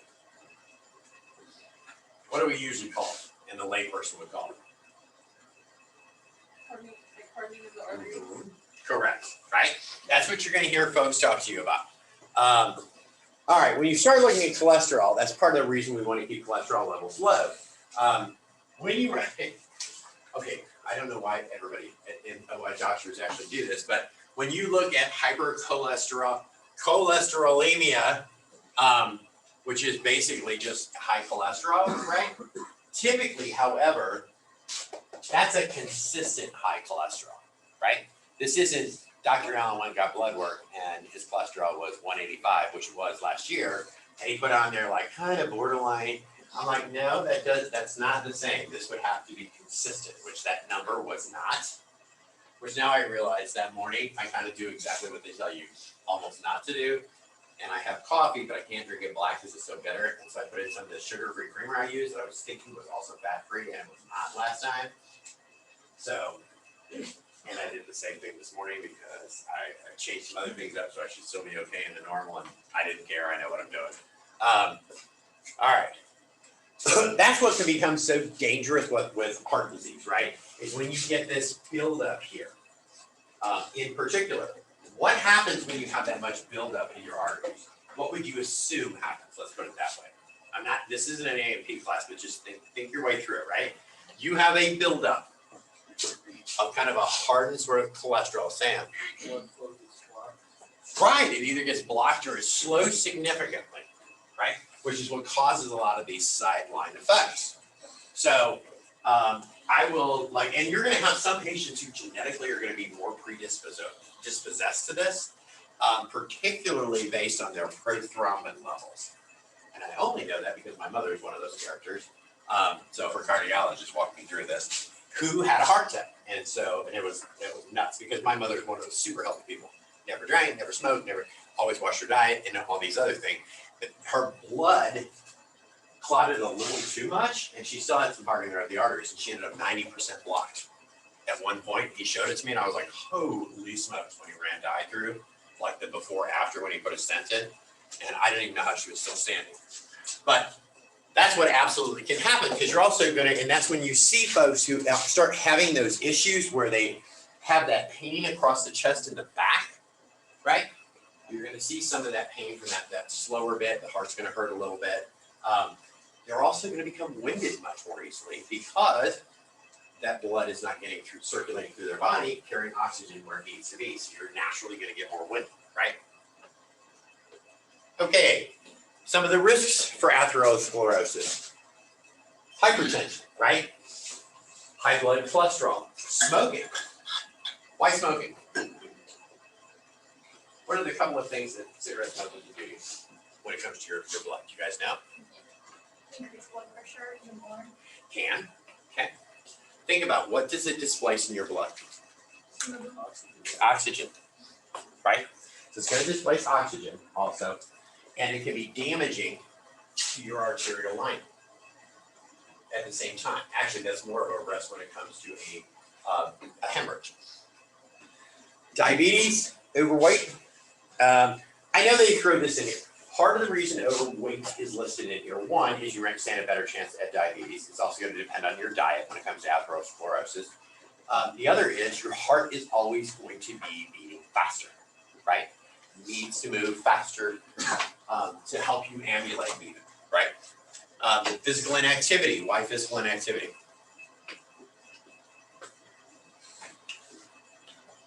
This is A&P class today. Think through it. What happens when you're more physically inactive? How's your blood circulation? Sam? Not good. More efficient. More efficient? When you exercise. No, when you're not. When you're physically inactive.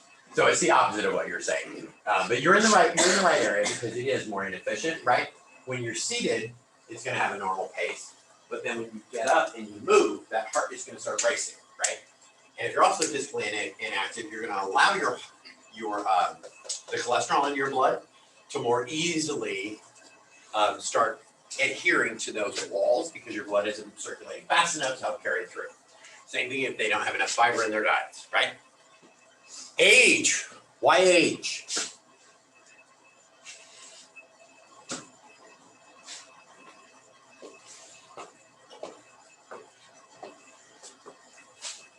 That go along with physical inactivity? Yep, absolutely correct, Haley. You're going to slow down, right? You're going to become more sedentary. I heard last night, I watched this, and they were in costume, so I really couldn't tell. I did see that there were like two grandpas, and then somebody's kid, and then the little kid who came over to get candy, of course, is real cute. And so she was messing with the grandparents, but the mother apparently was dressed up like an old lady, so I had no idea who was old and who wasn't because it was dark, you know. And they're like, slow down, and the mother goes, I'm old, slow down, right? And she says, oh, you said speed up? And she, like a little kid would do, and she goes running over to my house. And I said, all right, that deserves extra candy from the good bowl.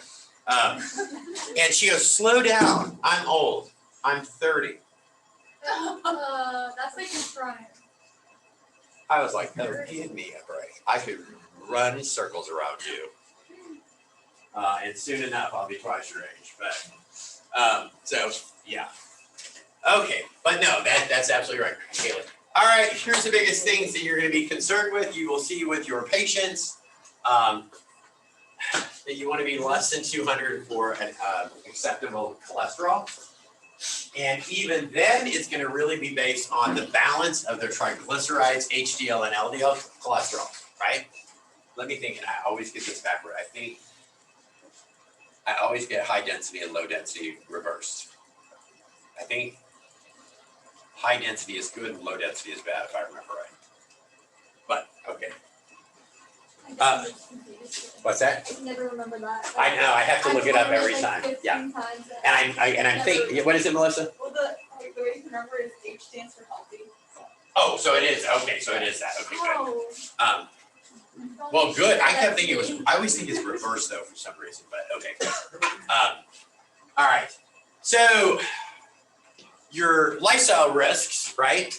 Well, if you want to make changes and you're trying to reduce somebody's atherosclerosis risk, or if you have somebody who actually ends up in it with a stent, they can still make changes to further reduce their risks of a secondary one, right? They're gonna have to balance their calorie intake and engage in physical activity. They need more fruits and vegetables. They distinctly need more whole grain and high fiber foods because fiber does what to cholesterol? That's right, it's gone, right? Believe me, since I've been eating these chewable fiber tablets, I can kind of tell with just normal body stuff, you know, that I wasn't getting enough, especially since I don't have a gallbladder and I've got all this circulating bile and things. It just kind of can make things worse and the fiber is sort of up. So I'm like, I got something out of my specialist visit. Consume fish, especially the oily ones, right? Minimize anything that contains added sugars. Natural sugars are cool. Added sugars are the ones that will get you, for sure.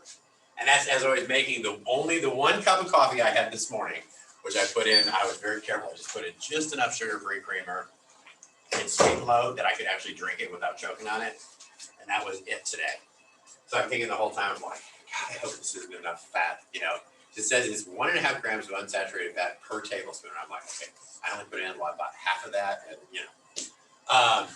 All right, so you want to actually choose and prepare foods with little or no salt. Again, that's going to be based on whether or not they have any issues with their electrolyte levels, like I do, and it's really hard to kind of manage. So sometimes my electrolyte levels will look great, they'll be normal, but my blood pressure is running a little high because I've got that excess sodium intake to keep my electrolyte. So it's a difficult thing to manage. Consume alcohols in moderation. Oh God, and when you get patients that come to you, and you will, and I don't care whether you are in any of the health sciences, whether you are in public health, I don't care if you are in sports studies, right? Folks are gonna tell you, well, here's some research that says drinking wine is good for you, right?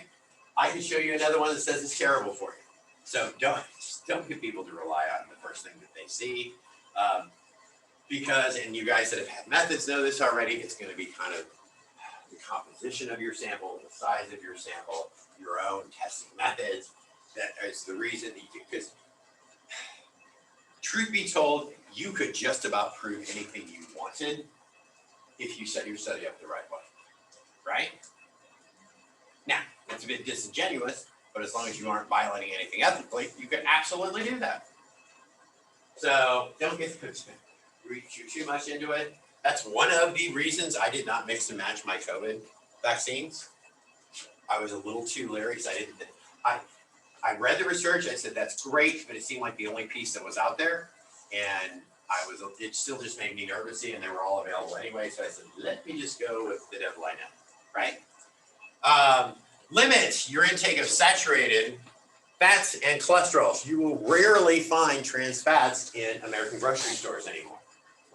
Right? You got to go to and find some really low end food. Even then, you'd be hard pressed to do it. Right? Is that the same case in Canada? Yeah, I figured. All right. Persistent high blood pressure, as you guys know, is the force of blood on the walls of your blood vessels. Right? Often called the silent killer. Why would it be called the silent killer?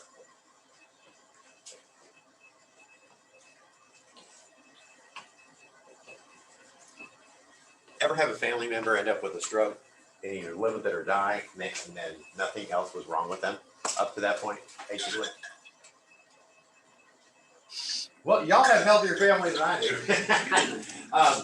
It's the reason they call it the silent killer is there's just really nothing there that indicates anything's wrong with you until you have a stroke. More often than not, right? A lot of it is you've got very thin walls, for sure, right? Arterial walls is a large part of it, and that's when you end up with this rupture.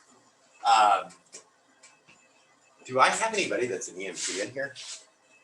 How many hours do you have once somebody has recognized that there's a stroke to be able to give them that, oh my God, the shot? I don't remember what the shot's called. I don't remember the exact amount, but I know it has to be like really soon. Like that's why you want to know, like you ask like when the stroke started, or like how, when, if there's no one else with them, like you have to know the last time they saw them. So if before they went to bed, then you assume the stroke started when they went to bed. And it's within 3 hours. I was thinking 4. Yeah. Okay. Yeah, it's within 3, because after 3, it doesn't matter what you do. The thrombolytic. Yeah, something like that. Yeah. Anti-thrombolytic. Have to be an anti. No, it would have to be a thrombolytic. Yeah. But yeah, it's 3 hours. So it's interesting that you at least recognize that there's these issues. Any of you guys actually done manual blood pressures in here? Good. I prefer manual because I just find them to be more accurate.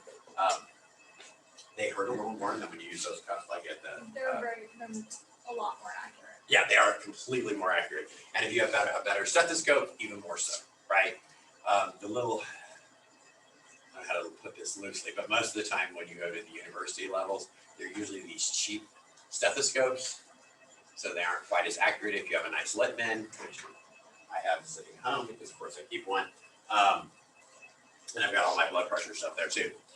Enzyme resin, blah, blah, blah. Okay, stress and hypertension. So in this case, you absolutely can still end up with routine high blood pressure without any salts in your diet or without it, because you live in a state of constant stress, right? Why do you suppose then that would lead you to regular hypertension? Not episodic, but regular.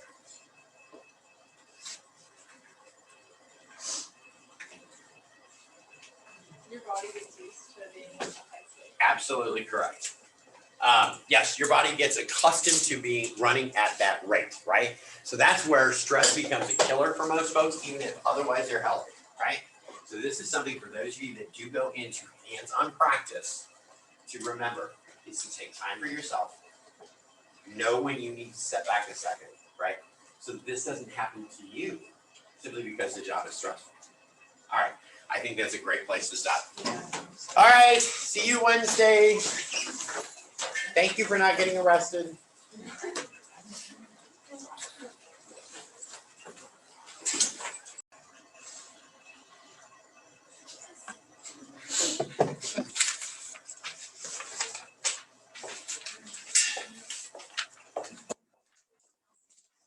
Thank you.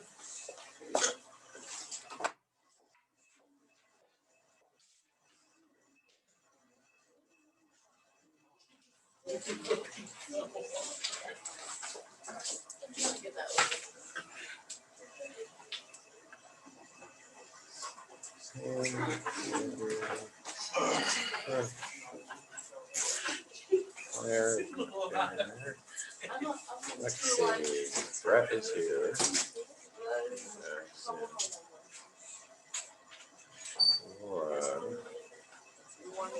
Okay, Claire's here.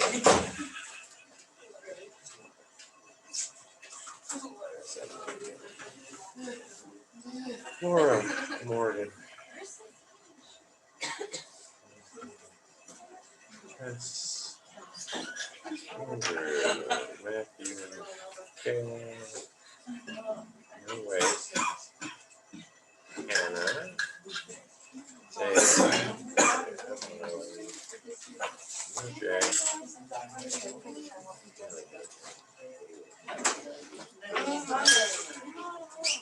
There's Wade.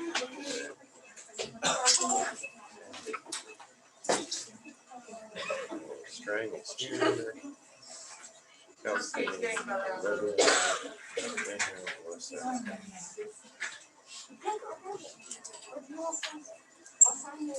All right, what's happening today? Who's up? Who? Oh, Hannah? Okay. So I was like super good every day. Like yesterday was the Buffalo, like I remember this all of the mayor elections. And I know that like in Buffalo with the mayor, so like that's like these two like people, whatever. And the one line is like our church is like completely in Buffalo, which is like 90% in Buffalo. Is it? Like a lot of there's like a lot of churches and stuff. And like I know that my sister like works at one of them.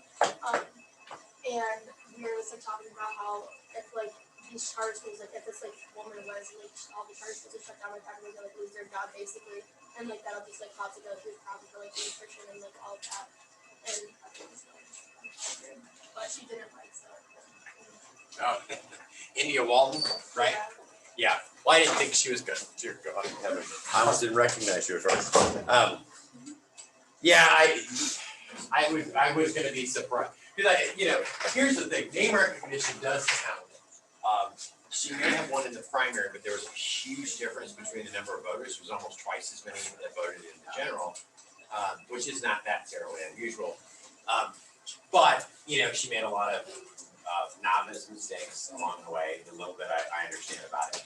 But it's interesting because it could absolutely have boiled down to that. I mean, realistically, anything that happened from the elections last night, overall, the whole country, because I have 2 birthdays, that's what I would say every year, because I was actually born on election day, so like I celebrated twice.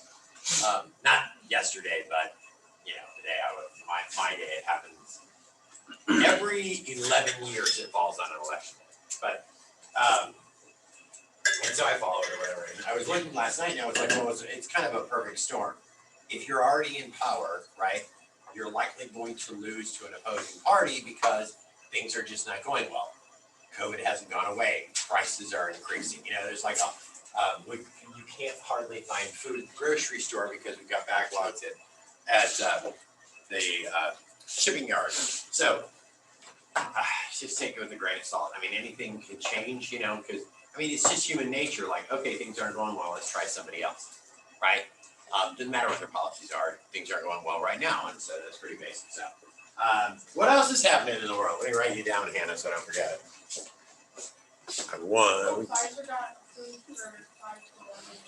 That is correct. They got thoroughly approved, and they had some photos I saw on Twitter of folks who already had gone ahead and got their kids vaccinated. They were just too paranoid about them contracting the coronavirus, right? They may have been kids who were compromised, quite possibly. I don't know the whole story, but I did see some of that going up yesterday, and I thought, okay, cool. That's great. Hopefully we can get to that. I can tell you, in case you guys hadn't already heard, which you probably haven't, we're going to end up wearing these masks through December 15th. Why? I do not know.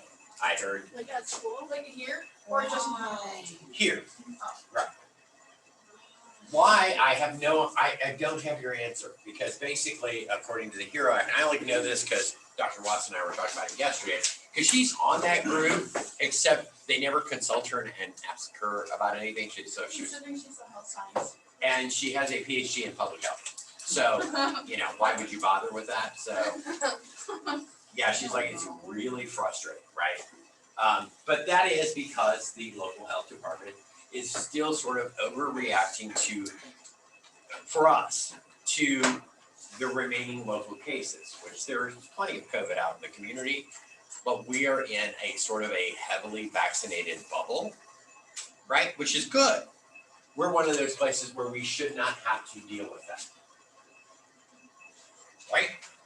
But here we are, right? So, and using the carve out for the masks, if you guys have small meetings, like if you come in my office, Haley Coach, you were there yesterday, I was like, listen, I don't wear them in my office. If you're vaccinated, unless you're uncomfortable with it, yeah, it's not happening, because we can do this with small meetings, right?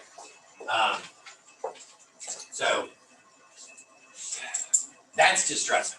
But I'm kind of hoping, because New York's numbers are, I got to see what yesterday's was. I mean, we're going to get to the point where, how do you justify this? Say if you get 70% of all age New Yorkers or so vaccinated fully, and we're not that far off, how do you justify it at that point, right? Because we need to be moving away from the pandemic stage of this to an endemic stage, because that's where we're headed, right? I mean, so far it's kind of nuts, and most medical doctors, especially the ones that make their way to television, are saying the same thing. We're likely gonna end up with a yearly booster like the flu shot, right? We're gonna have fits and spurts of COVID, you know, and folks are just gonna contract it. I mean, really and truly, I guess we're just trying to prevent the next mutation, which in an interconnected global community seems unrealistic because we all travel. So, I mean, you take this, the Delta mutation started in India and then made its way around the world, right? Same thing would happen with the next one. Although they have projected out the next couple of mutations and they don't seem as virulent, and the vaccines seem to stand up against them as well, right? The vaccines that we have approved, for sure. So, well, that's good. So, Matthew, have you been to the health department since last class? Yeah, yesterday. So what's going on there? Did you get my answer? No, I did not say, well, Matt wasn't there, he wouldn't, cause I think he deals somewhat in that, but other than that. You can just ask Dr. Watkins, do you know what percentage? Tell him it's for me, because he's met me, so that I want to know, like what percentage of those vaccine clinics are people getting boosters, right? He'll tell you. They don't make that, put it out in public information, I don't know why, right? But that's kind of where we're at, so. Okay. I put out today, I just sent some marketing, oh my God, I haven't. Gee, Merry Christmas, I just left the office and I'm like, oh, good, I have like 8 more emails already. I sent out stuff so we can get marketing flyers put together for your final project. We will probably, next week, I think we may use a class where I'd let you guys meet. I want to see kind of what you're thinking. Let's start talking about it because we don't have a whole lot of time. And this semester has seemed to fly by, weirdly. I don't know if it is for you guys, but it is for me. Like, holy smokes, is this moving along. And I had a lot more going on in the spring, but this semester just weirdly seems to be flying faster. All right, so we'll get through this a bit in business today. Oh, come on, all the way. There we go. All right, fine. All right. I think we may have talked about some of this yesterday. A lot of this you'll see is very much the same, right? Hypertension or high blood pressure. Some of the risk factors are obesity, too much salt, lack of physical activity, too much alcohol as well, right? A depressant, of course. So that's part of that. Race, age, and heredity. And these are all simply from certain data, right? You're able to connect the dots and say, we have evidence through research that race, age, and heredity have something to do with this. Any of you guys have folks in your family who have high blood pressure? Yeah. Do they modify diet? Yeah. That's the worst part. Yours don't? You're like, no way, man. Yeah, so that's what. The one way to really go about it to start with, I mean, you can take medication for it, of course, as well. But diet's a lot of it, especially with the amount of sodium that we get in processed foods and then added salts. You know, do any of you guys add salt to fries that are already salted through a drive-through? Yeah, I don't either, because I'm like, I think they have plenty on it. But, you know, there are folks that do, for sure. All right. Some of the things you're going to have to work with your patients on, particularly if they have high blood pressure regularly, is to just get them to a normal weight. This is going to be mostly what you see with any condition that is related to obesity. Is the first thing you've got to do is get them to a manageable weight, right? So, and by manageable, it doesn't mean they have to lose 200 pounds. It just means you've got to get them to a point that they start reducing their hypertension as well. And typically, with a lot of this stuff, you're going to find that it's connected.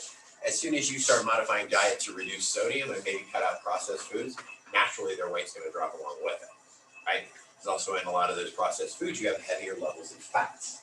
So, or it's a little too high protein because they've got too many meat products along with things that are salted and seasoned. I would tell you probably one of the hardest things for anybody to do, and we demonstrated that when we looked at that, like ramen noodles lunch and, you know, like a quick service breakfast, is try to reduce your sodium to like 1,500 milligrams, because I will almost bet every one of you gets more than 1,500 milligrams a day, right? It's hard to do unless you have full control over your diet, right? If you're gonna eat out especially, or you're gonna even eat here, you're not gonna be able to often make requests like, well, I wanna make sure there's no salt in that food, right? You're gonna be, processed foods are already gonna have sodium in them. And a lot of people's schedules, I know you guys do, whether it's your classes, and if you work or you're in athletics or you just have a huge sports load, you're gonna get some more convenience foods because it's easier, right? You still have to eat, and that's why you might see that. You're not in any real danger at this point in your life, but you know that once you're done, learn how to start modifying this around, especially if you have a hectic work schedule, you know? But once you get out there and you start, those of you especially in practice, it can not only be hectic, but stressful, because until you get used to seeing patients that are in really bad shape or maybe die, I mean, these are the things that are gonna happen. And it takes a while to get used to it, so you're gonna have to get comfortable with seeing that sort of stuff, right? All right, so a few things that can absolutely be done to help reduce hypertension is to just be more active, right? And limit alcohol. Two different things. If you're more active, your blood's gonna pump more regularly, right? For one, right? So it's going to, what's the word I'm looking for here? Rather than having fits and spurts, right? You're already having this accelerated blood pressure because you got too much salt, and then you're getting up from a seated position because you're not naturally physically active. That's gonna exacerbate that condition. So at least even if your sodium levels are still a little high, you want to make sure that your blood regularly circulates, that it doesn't go through these fits and spurts. And the alcohol, you simply want to reduce any depressants that are added to your everyday life, right? You think you're trying to slow everything down, but you're still going to go through fits and spurts when you drink the alcohol, and then once it's out of your system, it's going to still be that yo-yo thing, right?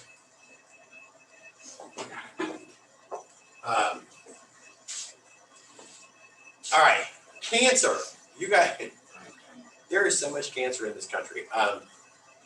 It's the second leading cause of death in the U.S. Obesity is linked to cancer, right? So, as a matter of fact, the whole supplement to this chapter is about obesity throughout the world.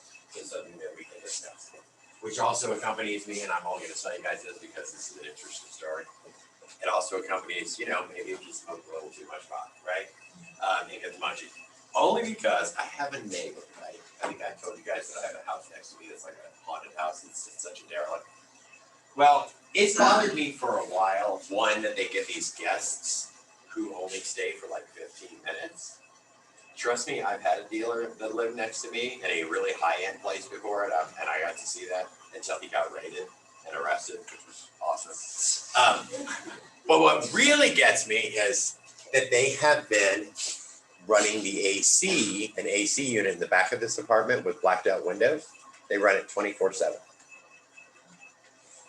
It was running this morning. I had to look it up online because I'm like, I don't know what you use it for. It's if you've got grow lights in the house. Because it's too hot, plus it does something to the leaves. I was reading the whole thing about it. I was like, Jesus, if anybody sees my internet search, they're going to think I'm dealing. But, and I was like, well, that kind of makes sense, right? So it was very strange. So if it's still on tomorrow morning, I'm going to finally, I think, call the Olathe PD and just say, this is suspicious, man. Because the only place in faces that you can see it is my house. But I'm like, I'm not looking to have these same folks who are like coming over to buy whatever they need all times of day and night, getting kind of tired of that too. Anyway, so if you have too much of that, you're more likely to put on weight. Let's put it that way, which could increase your chances of cancer, right? You can either end up with tumors that are benign or malignant. A lot of people end up with benign tumors. Which is great because then they can be removed and you don't have to worry too much about it. You may see, some cancers are far more aggressive than others. They're not nearly as treatable. Pancreatic cancer is one of them, right? And that can become malignant in no time and start spreading from organ to organ. It's always the worst concern you can have if you find a patient that has pancreatic cancer is whether or not it's spreading to their liver. As soon as it starts spreading that quickly, my dad died from it and it had already spread, so there was nothing they could do about operating at that point. But some dietary modifications can reduce this type of deal, right? Because some things in your diet can exacerbate the cancer cells that already exist within you, right?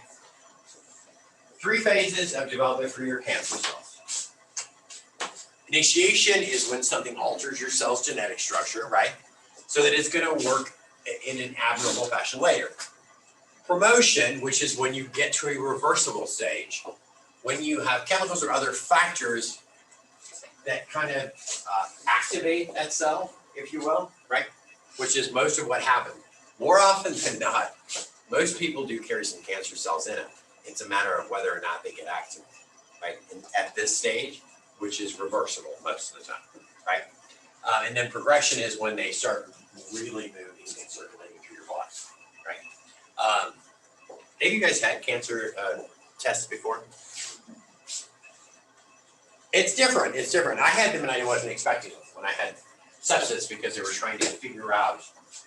They knew I had sepsis for one, but they're like, where is this coming from and how did you get so sick so fast? And so they were all assuming that I had an undiagnosed stage 4 cancer, right? Because it's how I presented. Go ahead. Something about like cancer tests, especially with like a blood draw, is you don't want to get that unless you make sure like you have enough insurance. Because once you get it, like once you're diagnosed, you can't get any more insurance usually. Well, interesting. Yeah, and it wasn't, and it's weirder, especially if you don't know you're going into it, because you're supposed to have informed consent before you do a procedure, right? And well, so when I was in with sepsis, I knew I was going to have this dye-injected CT. But when I was reading through the informed consent, because here I was sick as a pig, but I was still going to read. I wanted to know absolutely everything that was going on, and I was going to read the whole thing. And I said, I saw neoplasm, and I went, hold on, what are we looking for here again, right? And she goes, well, they're checking you for cancer. I said, okay, I would have appreciated if anybody had talked to me about this to begin with, like what their suspicions might be. And she goes, well, sometimes they put that on there for insurance because they might pay for it better that way. And I went, well, that doesn't make any sense.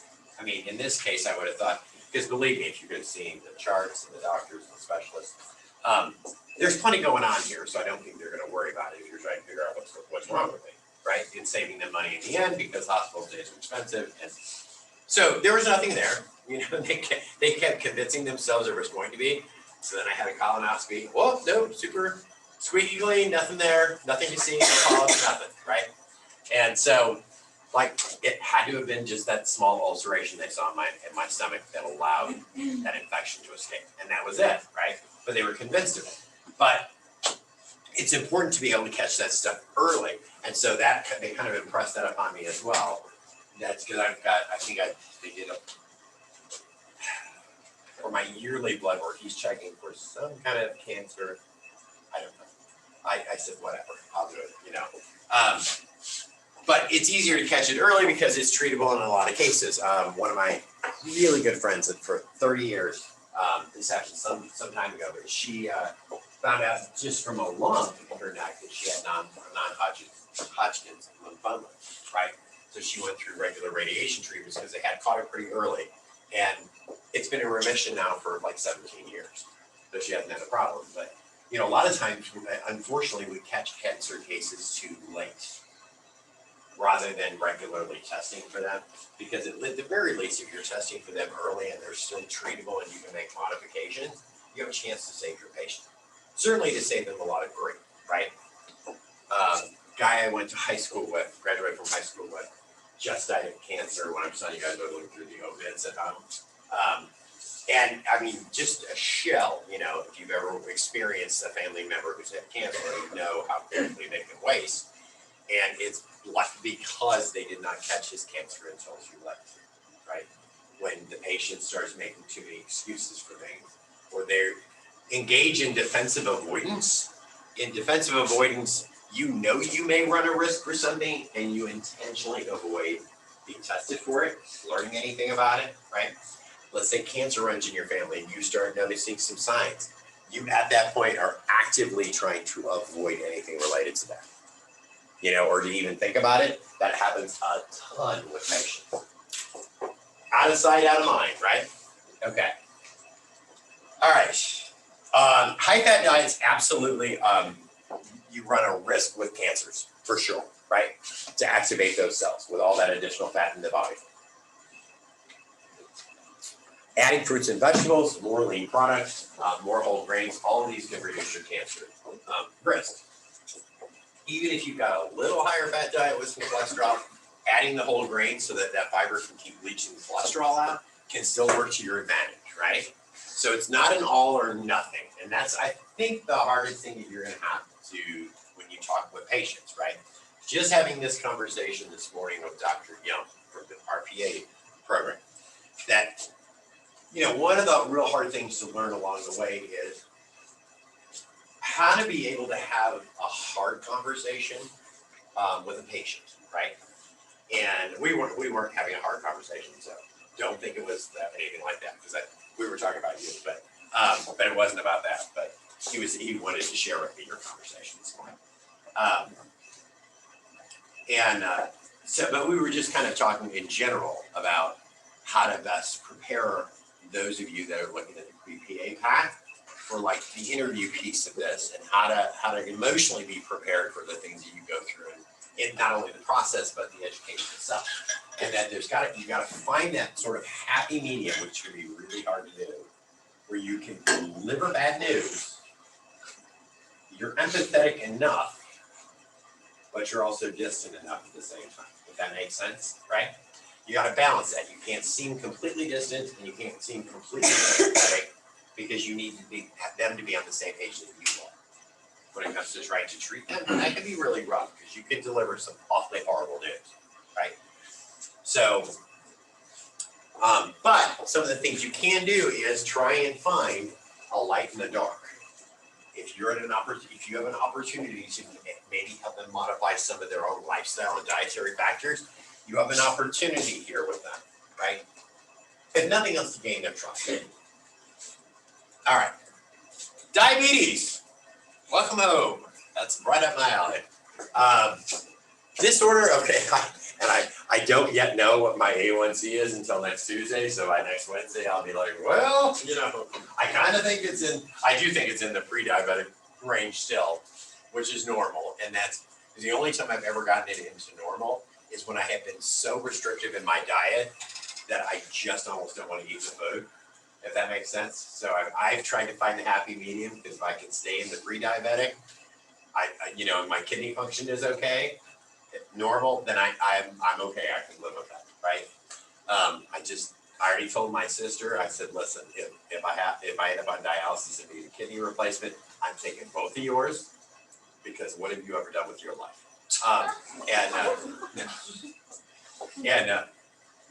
We were having a different conversation, but I said, no, really, I would take both of yours, and you can go over here and just sit on the machine, because I'm creating the next healthcare professional. So,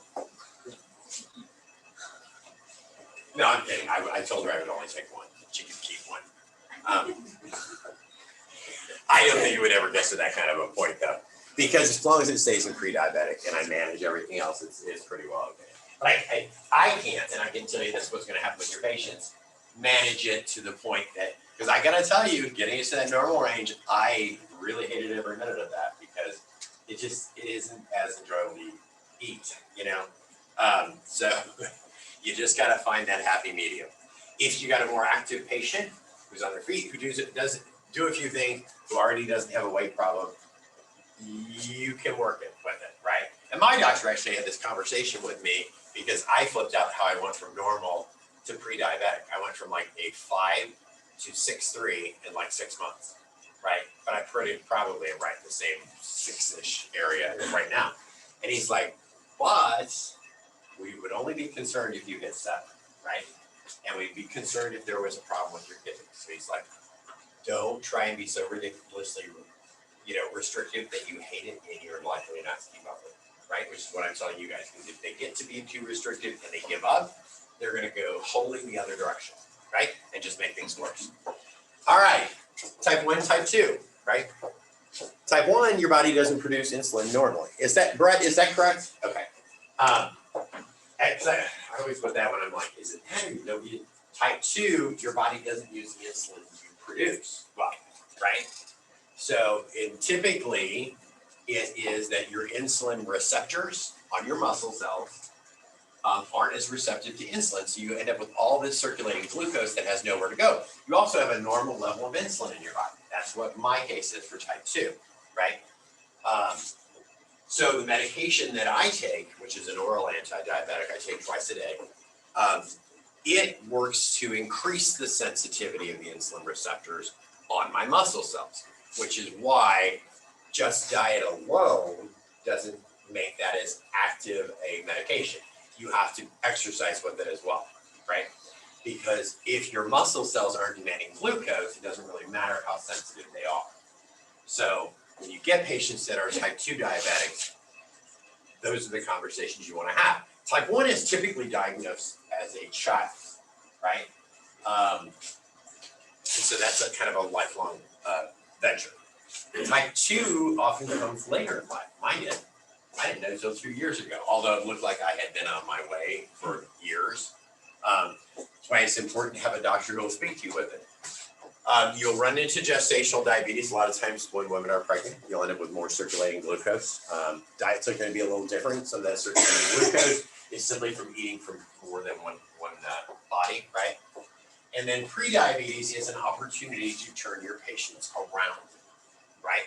This is when a few changes can, if nothing else, keep them there before it becomes unsafe. And I think pre-diabetic is, somebody look it up for me. I think it's either 5 or 5'3" to like 6'5", I think. What's the pre-diabetic range? Might be even be on the next, let me see, it might be on the next slide. Do we have one? Here we go, hold on. I got it right here. 5'7" to 6'4" is pre-diabetes, right? Below 5'7" is normal. 6'5" or above is considered diabetes. Typically they go with 7. So if you listen on television and see any of those diabetes, they often talk about keeping your A1C under 7, right? So where most of this is at.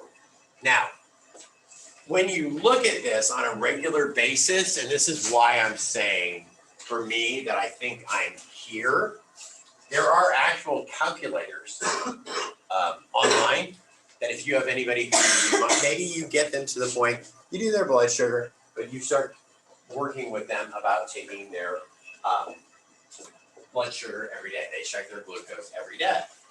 Now, the best way to do this is to check your glucose at different times of the day. You do it at the same time of every day. One, you're not going to get a full accurate picture of how your body operates. The other is you're going to become conditioned to do all the right things to make sure you have a low reading before you take it, right? Because if I took this, usually here's how this goes for me. If I take this in the morning before I have breakfast, by this time I've had some coffee and it's got a little fat in it, but it's a sugar, I use a sugar-free creamer and I use Sweet and Low. I run right about here, right about 101, right? By the time I get done with class and go home for lunch, because I've taken my medication when I get up, right? I'm generally down at about 85, 86, right? But then if I take it in the afternoon, I'm back up into about the 100 range. But the highest one I've had recently is about 40 minutes after I ate some candy, which is a lot of sugar. It hit a 125. But overall, if you know what your average is here, you can convert that and approximate someone's A1C, even without any sort of blood work, right? It converts it. So I looked through mine and Andrew. Does it ever get to a point where it's like so dangerous, like that something happened at any moment? Like I had a patient one time where they came in and we have to ask like diabetics for like that stuff like all the time, and their A1C was like 11 or something, Oh and their God. glucose was like 200, like, at 12. Well, 210 or 212 would be nothing. But the 11 that's concerning. If they were only 210 or 211, they were already bringing that. I've had a good amount of patients I've seen that have like 10s, 11. Well, let's see. When I finally recognized that this is post sepsis, I went into here's what happened to me.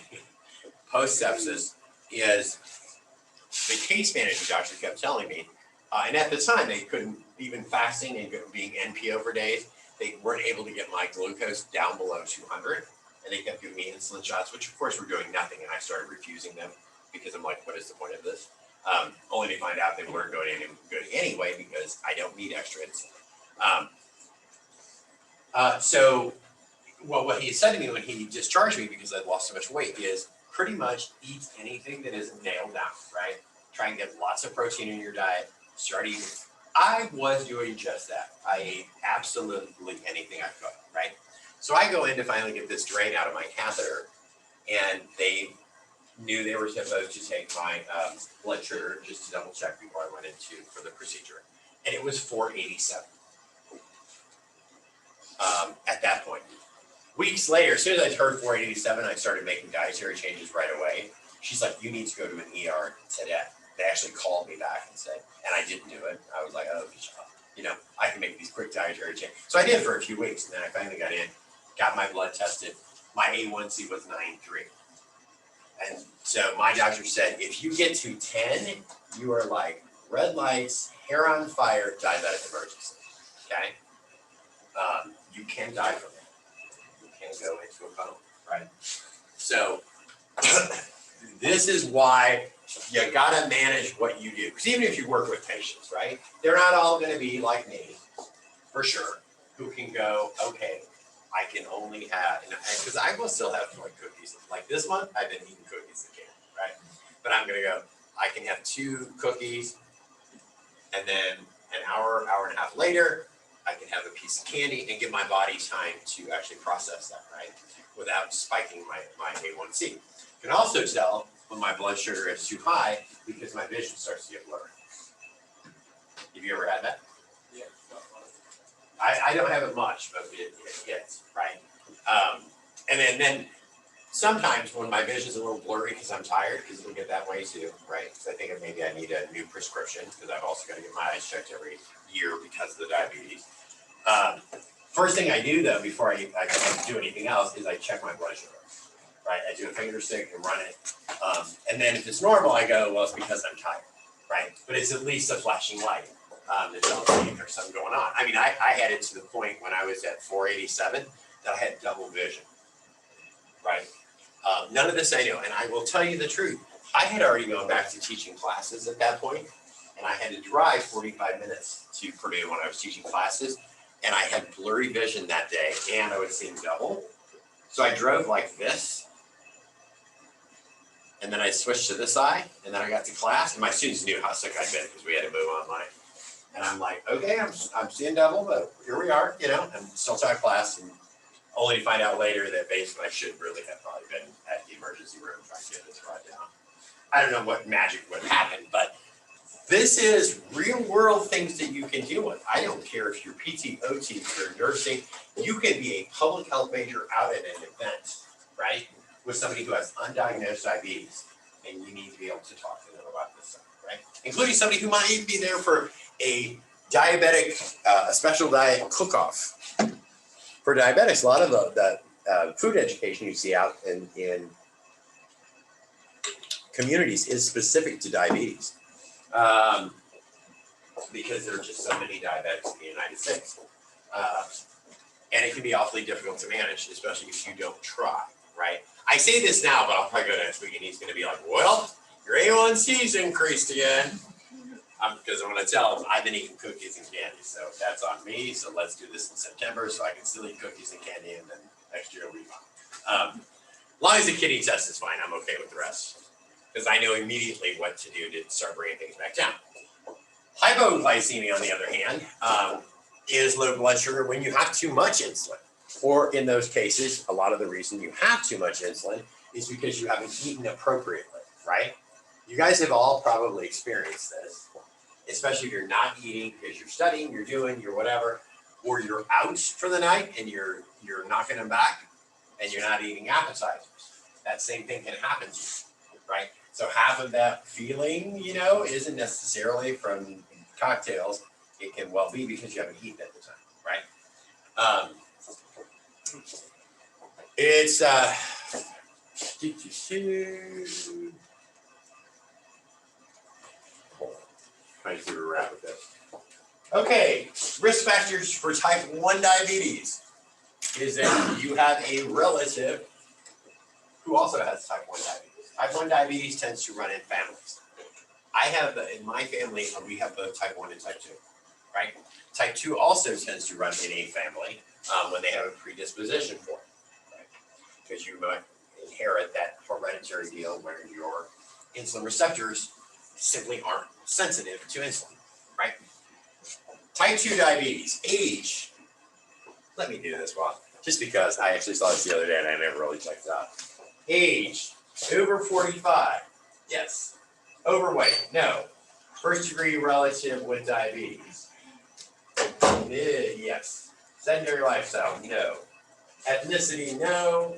Previously identified as pre-diabetic, no, because no one had actually ever talked to me about it. But if you listen to my blood work, I actually was, right? History of gestational, not my problem. Hypertension, no. HDL, there. No ovary syndrome, and no history of vascular disease. So I only have 2 of those on that check mark, right? Or 3, right?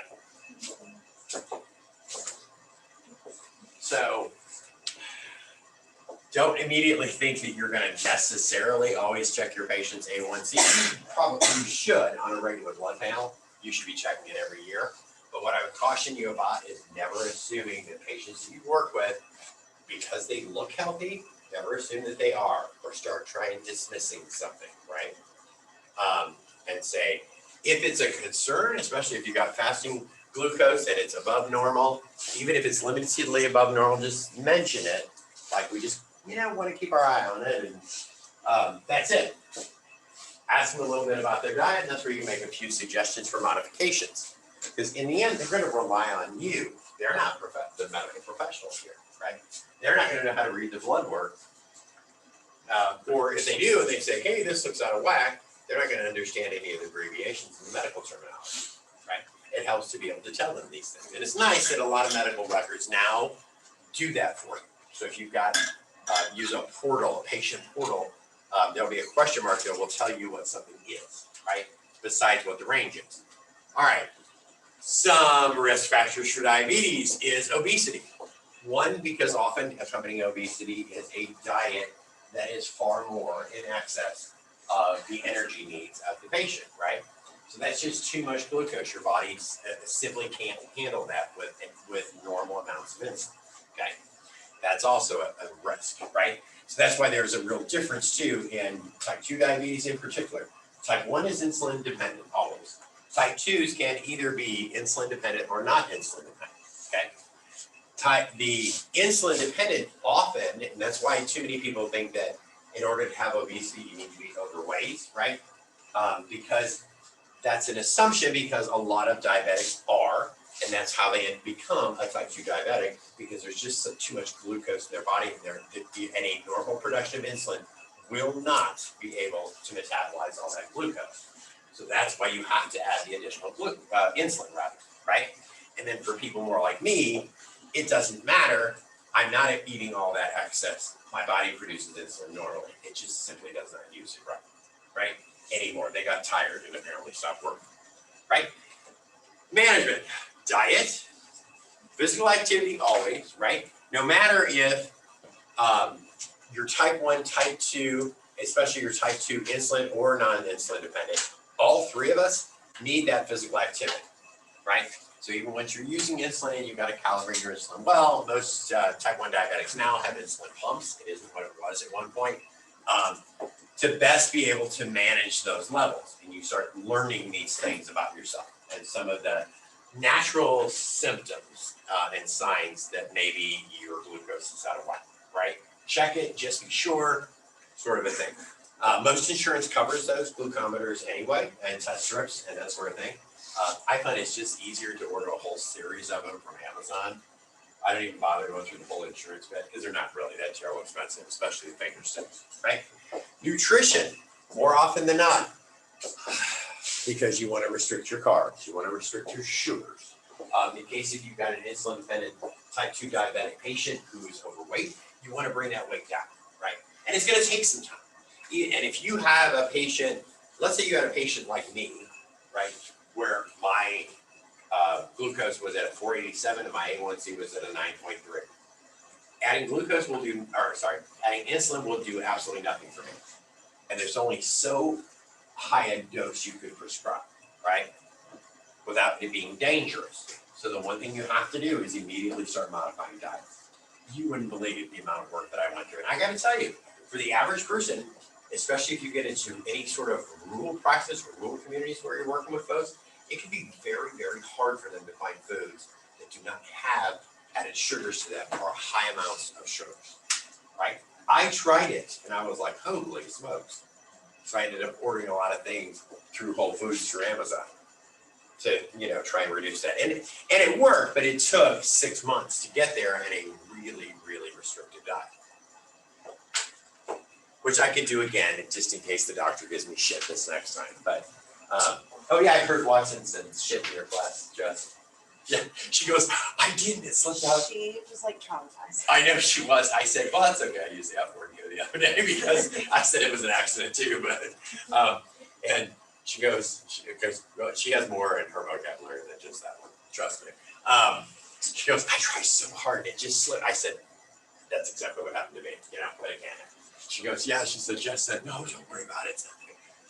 So that's what made me think of it. All right, metabolic syndrome is what we talked about the other day. Obesity, high fasting blood glucose, high serum triglycerides, low HDL, and elevated blood pressure. Here in one fell swoop, you could get this from one appointment, right? You run somebody's yearly blood work, you go through it and go, huh, because you're going to have a fasting blood glucose, you're going to have triglycerides, you'll have HDL, right? You'll take your blood pressure while they're there, and that'll be something that's visual, right? That's the time when you need to have a conversation, right? Like, ooh, this isn't what I had hoped for, right? We got a couple things that maybe we need to work on together. It's an easy way to do that and build some trust, right? Don't go, you need to do this. Let's work on it together, right? All right. Osteoporosis, which we discussed, so enough type 2 diabetes because I could go on about that for a while.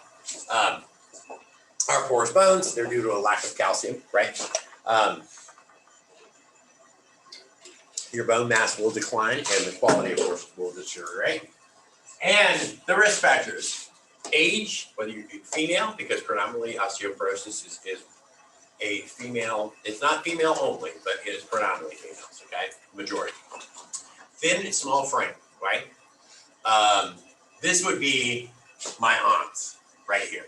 Advanced age, female, thin, small frame, which I'm always talking to those two about. Early menopause. In men, low testosterone levels, right? Women, absence of menstrual periods. Potentially anorexia or bulimia. Certain medical conditions can make you predisposed to this.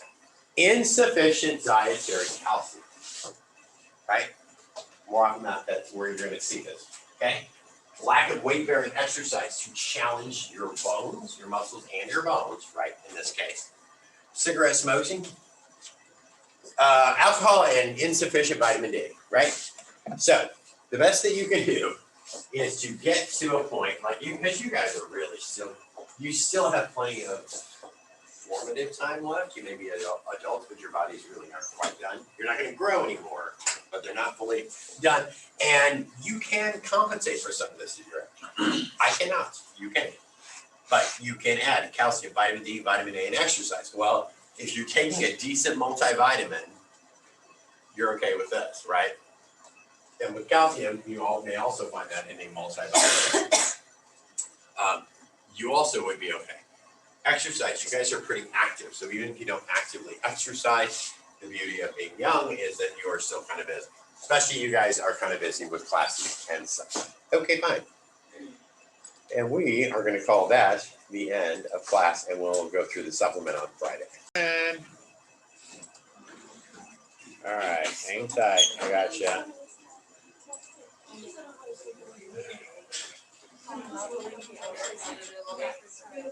Yeah, finally. I feel human again.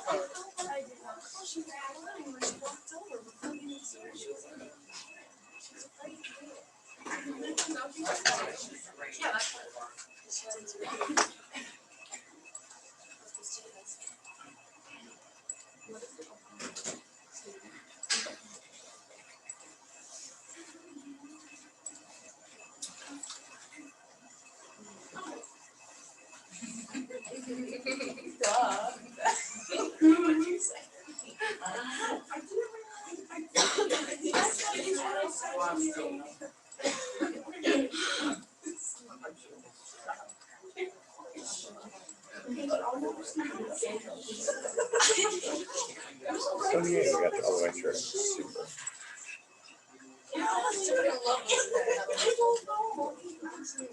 Okay, okay.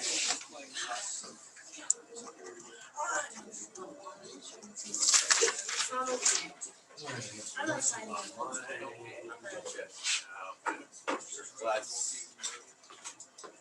What's happening today? Who's up?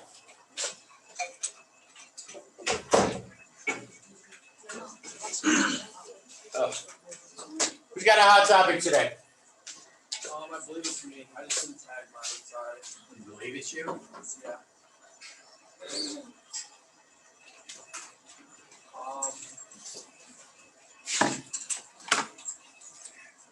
Oh, wait, you're not prepared? Is that what you're telling me? Yeah.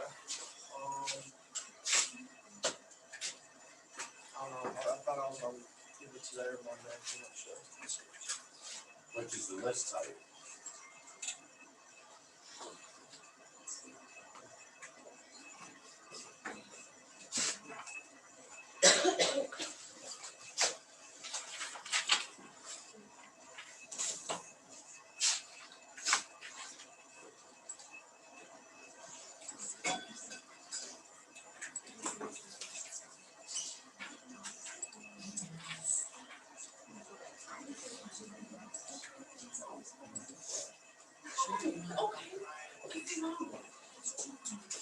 You better be ready on Monday. Alright. I will be. If any of you got it, have it left, double check. Be sure you're ready. Don't be Andrew. Alright, what else is going on? I'm like not on the sheet, so I'll just do like a. Oh, hot that's an topic. old sheet then, so. I'll just do like a hot topic of my life. Oh, you mean on that sheet? Yeah, like. a No, hot why would you topic. do a hot topic on your life? Well, It better be good. Well, I had walking pneumonia, and I was on a Z-Pack, and I'm scared because I still feel it in my lungs. So I'm just like wondering if it will ever go away or not, or like when. It will. I've had it before, so I've had actually full blown pneumonia, and you'll have your lungs will look a little scarred for years until it finally heals. Go ahead.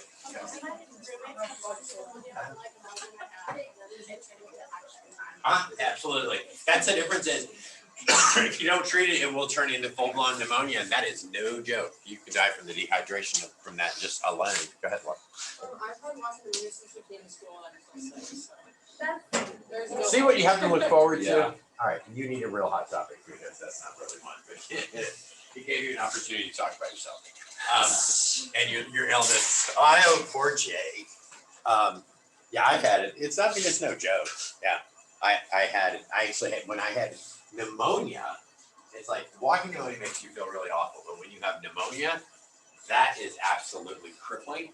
Like I thought I was going to die. I could hardly get myself to be checked out and X-rayed to find out for sure. And then when I went in with sepsis, they misdiagnosed it as pneumonia, even though none of the other symptoms lined up. Because when they did the X-ray, I still had all that pre-existing condition, pre-existing damage from like 3 years earlier in my lungs, and they just assumed it was still pneumonia. Do you actually have one? Yes, I do. Oh, I still God. have one. You better, it better be what I'm expecting it to be. Well, it kind of goes along with Oh, okay, more. It's like a bunch of states are filing a lawsuit against the like business like vaccine mandate thing. That would have been the best place to start, because the hot topic was that Yeah. that's actually an active thing now. I figured. So like a bunch of them are just like a lot of it are like companies based in it says here like Missouri, Montana, Nebraska, New Hampshire, are more some of them. Indiana is in there, I can tell you, because I still follow Indiana news. It doesn't have them like just listed Florida. in the story, but they say like a bunch like mostly like what you assume like the red states and they go kind of go along with like they're joining like Republican attorneys, and they're just trying to like they're trying to like halt like the Right, to keep the pandemic going Yeah. forever, yeah. so that's kind of My best guess, from the read of it, so you guys know, the Department of Labor through OSHA has been working to come up with a federal rule using the only way you can to actually enact a federal mandate for companies that have 100 or more employees. So the mandating is either you get vaccinated or you have to have weekly testing, right? They have to comply with this by January 4th, okay? So there are attorneys generals at a variety of states who are suing the federal government over it, and will most likely end up losing, because so far the Supreme Court has been upholding every mandate. And in this case, the easiest low-hanging fruit is because of our reliance on interstate commerce, that it could be that if they were not to comply, we have this patchwork, could violate interstate commerce and cripple it, right? Because part of when you take any case to court is you have to be able to demonstrate an economic injury. And an economic injury cannot be, well, I lose my job without a vaccine. That's not an economic injury because you have no reason not to get it done. It's not gonna kill you, and that's your choice. But actual injury in going to the grocery store and seeing the grocery shelves are relatively empty, right? Because all these excess, like last year, a lot of the excess issue we had with food was the number of people in these packing plants that contracted COVID because they work in such cramped quarters, that last year there was all kinds of like pork shortages, and then the prices, what's that? Tyson. Yeah. So in that case, you are affecting interstate commerce, and that's when federal law can absolutely supersede it. And very much like, hold on, I'll let you finish.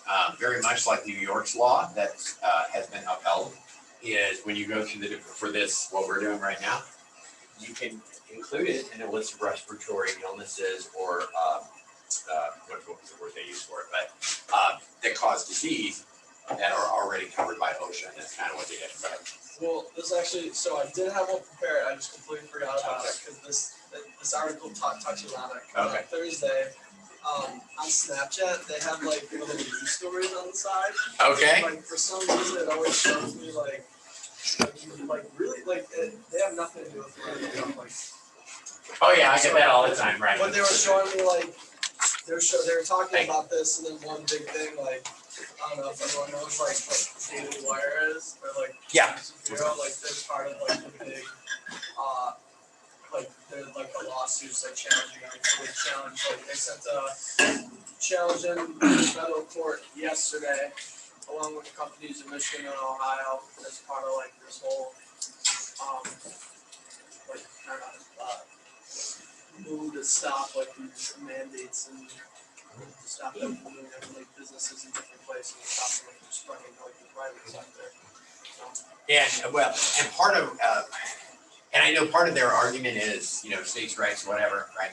But in the feudal system that we live with, there is a supremacy clause when it comes to the U.S. government.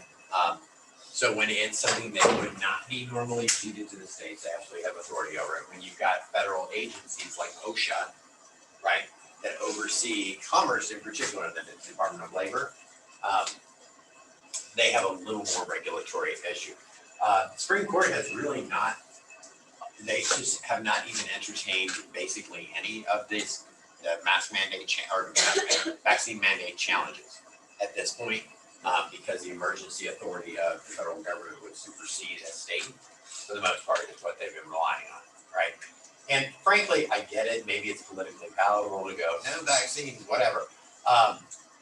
But in the end, all you're doing is you're asking for this to continue forever. Because we'll continue having mutations, we're gonna continue doing this. And when I saw yesterday that we were moving forward with a vaccine mandate, I was like, finally, you know, because this is about the only way we're ever going to actually be able to try and end this and stop this nonsense of having masks off for 3 weeks and then put right back on our faces, right? That's it. So, and I'll tell you, even how you guys were confused by that note that went out yesterday. I should not tell you this, but where basically you are only required to wear masks in the classroom or at any large event that requires it, right? Like the hallway yard or whatever. Danielle came and had an appointment with me yesterday to talk about grad school. And before I could get over, because I wasn't far from my office, she walked in the door and another faculty member that is not in public health or health sciences said, you need to put a mask on there. And I was like, who just said that to you? I was mad anyway, because I'm not gonna let somebody talk to you guys like that. I'm like, I'm not gonna talk to you that way. And so I went promptly over and corrected her and said, no, actually they don't. But I was nice about it because I wasn't initially gonna be, but I was good about it. I'm sure you can hear my voice carries. Because I was like, no, really, they don't have to do that. I came this close to saying, and it's not your job to police our students, right? I mean, honest to God, unless you guys were just being completely ridiculous. Well, I just thought it was funny because then I couldn't hear her response, like to what you were saying. Oh, okay, yeah. And she's like, oh yeah, I didn't realize that. She's like, I just hate wearing a mask. Like they're miserable. Like, and I was like talking about how awful they are, and I was like, why are you like yelling at everyone else to like put them on? She did it with their students too one day, and I thought, and it was one of those things where he had a mask on but not completely over his nose, and she goes, well, you need to pull that up over your nose. And I was like, okay. Because none of us do that. And a year ago when we didn't have vaccines and stuff, okay, fine, right? I even did that because we just had, this was it. This is all we had to protect ourselves. But after the vaccines, I was like, well, no, and I don't want to wear them either, and think the whole thing's ridiculous. My advisees, when they came in, I'm like, you don't have to wear that mask in here. Because in small meetings, that's your carve out, is if everybody's vaccinated, you don't have to do it. But it was just interesting because I was thinking afterward, I'm like, that isn't even the right kind of a public health approach, because you don't always get people to cooperate with you if you pound them over the head. You know what I mean? Sometimes you gotta I mean, if you worded it nicely or whatever, and the worst part of it is, and this is why I kind of react the way I did, is it's natural when you guys are students to know that there's an imbalance, right, in a relationship with faculty members, so you're gonna do what they ask you to do, right? And that's not fair to you because you didn't need to, and she was ill-informed, so I made that correction right then, because I thought, because you do it again, I'll probably jump you. Right? Because even Dr. Watson, she goes, did she say that to one of our students? And I'm like, not for long. And that's when I walked over there. Because we were both felt the same way. We're pretty protective. Like, you got a problem with any of our students, you come talk to us first. Right? So, not that that really meant anything, but I just, when it comes to regulatory stuff, I mean, something to make it great. Go ahead. What's considered a small meeting size? You know what? There is no definition of that, right? Oh, I don't know, that's why. But there is. This could be a small meeting. If I'm used to 100 people, then this is a small meeting. Yeah, it's like, since we're considered like a small school, like some of my classes have like 10 people. I only have, in my 130 class, I have 8. Right. What's that? I have 4. The class I have 8 in has way more room than this, and it's easy to spread out in, but it also has all the glass over in Francis, and so I just don't, since there are so many tours, I don't want somebody coming through and going, because frankly, I even told this same faculty member, I said, technically, according to the HERO Act, to be in keeping, the students don't need to wear masks at all. That's only for employees, right? She's like, well, I thought we had to wear them everywhere. I said, we are supposed to, as I'm standing there like this with my mask hanging down, so I was like, I said, they do not have to, right? Because the law was this regulatory effort. I don't even want, it's not a law, but has nothing to do with them. So I'm sorry. I have been for, and any of you that have had me last year know, I have been completely for vaccine mandates because coercion only works so well, incentives only work so well. The governor of Pennsylvania has actually done something I thought was interesting as a last ditch effort to try and incentivize people that if they're state employees, if they get vaccinated, they get an additional 5 paid days off a year. Right? That's huge because people don't always respond to their money, right? You want to give them $100, throw them in some lottery. Okay, but if you got 5 paid days off, like where you could actually just have 5 days to yourself and not worry about losing money, that's not a half bad deal. I do it. I was like, shoot, I should have, hung out a little while to see what I could get, what kind of negotiating I could get, right? What else is happening? I have one. Good, go for it. So apparently they're seeing, like, in, like, pets, so cats and dogs, that COVID brings to heart inflammation. So. Kind of like that pediatric heart inflammation they were saying in people. They were finding, cases in, like, pets that they had, like, fluid in their lungs related to, like, a heart disease or something, and then out of, like, all the pets that they had seen, somebody in that household had COVID. So somehow the pets are Interesting. not getting COVID, but getting. Yeah, I'm not taking it home to my cat. She's way too fat. Yeah, and I'm not putting her in like a kitty. I'm not gonna do a kitty intubation. So, oh, she's a mess. I just thought that was weird. Yeah, it is kind of weird. All right. Okay, so if you did not get your utensils list to me yet, I need them because I'm putting together your grocery list and utensils list for Nikki Clark from GM of Aramark, so I can get it out to her next week. I've been trying to do it all this week, but I've had, course appointments and I have advisees because mine gets to stretch out for 3 weeks because I've got folks all the way from freshmen to seniors, so I get the whole shooting match. Okay, let's talk about obesity today. Oh, have you found out the answer to my question? As of Wednesday, after I asked, they have not collected any statistical data. Okay. But Matt said he would try to get it, but as of then, there was no percentage for the amount of people. But they haven't documented. I don't know what the trouble. Well, they haven't gotten like the percentage of that. Okay, because when I saw their sheets, which, okay, by the way, don't ever do this if you're hosting your own clinic. They color coded the sheets based on whether you were a booster or a first one or whatever. And I could see the colors, right? Except they used a couple of dark colors, so she kept going, I can't see where you're at on here. And I had to like look over her and go like this, and I went, there, because you couldn't read it. So let that be a lesson. So don't use colors that are dark if you want to separate them. I wish you said. But that's what I think was they were doing was color coding them, which should be pretty easy. And you just go, okay, let's enter in the computer. We gave out 100 shots and 80 of them were boosters, so 80% of them were boosters. But I don't know. They're going to do what they want to do. All right. Reason we cover this a lot with you guys. This is killing me. I hate the lights in this place.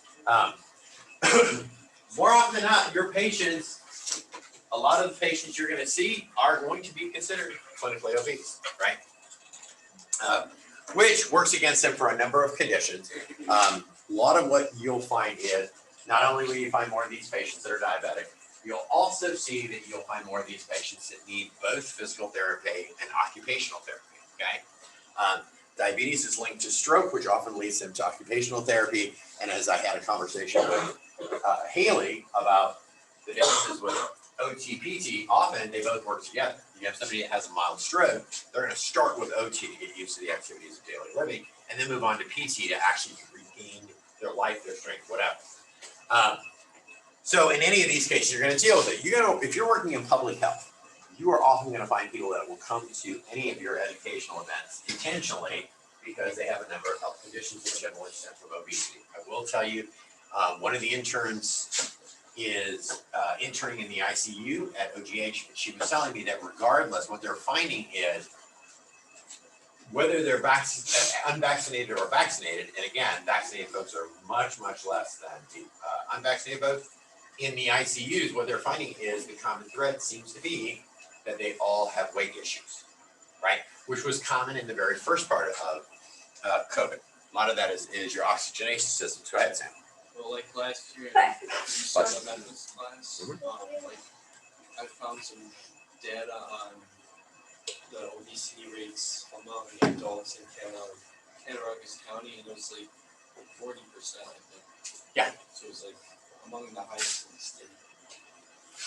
Right? That kind of makes sense, right? 40% of this county has BMI that's higher than 30. Okay. Are we considered we're considered there, right? We're what? In this county, are we considered Not technically, because you aren't actually a Cat County resident. You can vote here, but I don't think they include you in the full year total. They might because you guys are here more than a half a year. I don't really have the exact answer for that. And that's what I was thinking too. If you guys were included in those totals, it would be considerably lower, right? And a lot of that is, and the interesting part about that is a lot of that information is self-reported, right? Because you're gonna give somebody your height and weight. What's the problem with using self-reported data? People lie. Well, people lie, yeah. Laura? Right, so they're gonna maybe take a best guess, right? Do you guys know what height and weight you have on your driver's license? They should. Oh, they don't? Okay. They do in Indiana too, yeah. I never even looked at my New York license when I got it. I only have my height on mine. Well, but a lot of people might use that as a guide, like if you go like, oh, I don't know, I haven't been weighing in a while, right? If you just keep using your weight, height, and all that other stuff for years, and that's your reference point, you're probably understating it to begin with. Most people want to understate it anyway, right? So that's kind of the issue. And that means that the number Sam was talking about is probably much higher, I would guess. Oh, come on already. Hold on. Okay, you are on. No. There we go.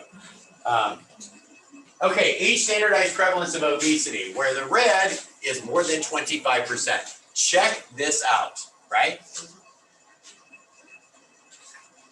What are a few of the commonalities here?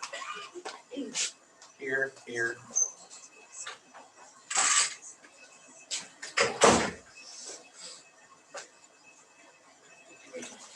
Okay, how about geography, right? Where am I? Russia? Okay. You know where you're at over here, I'm assuming. I would sure hope, right? What you see is, and when you get to the top of Egypt, you're looking at like Israel, or top of Africa, I mean, Israel, Egypt,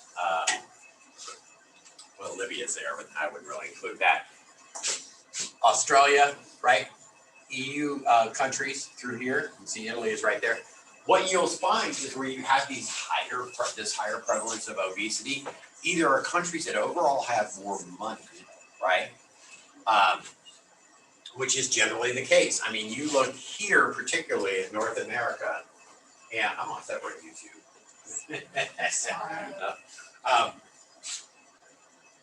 Put you right there at the little desk. Alley on here. I saw that on there. Yeah, go ahead, Jack.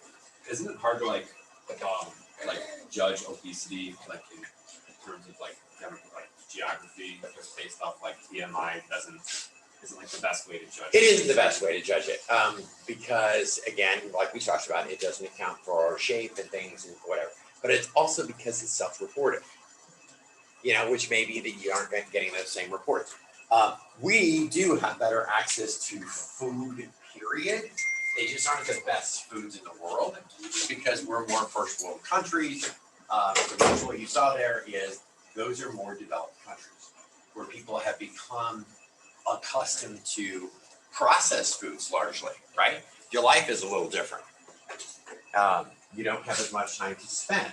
I mean, this is nuts, but I'm thinking this and I had to do this whole shopping deal because I'm going to get to be at Bonna's again tomorrow. I'm just doing like work like those like like twice. What's that? I just said you only had to work like that many days twice.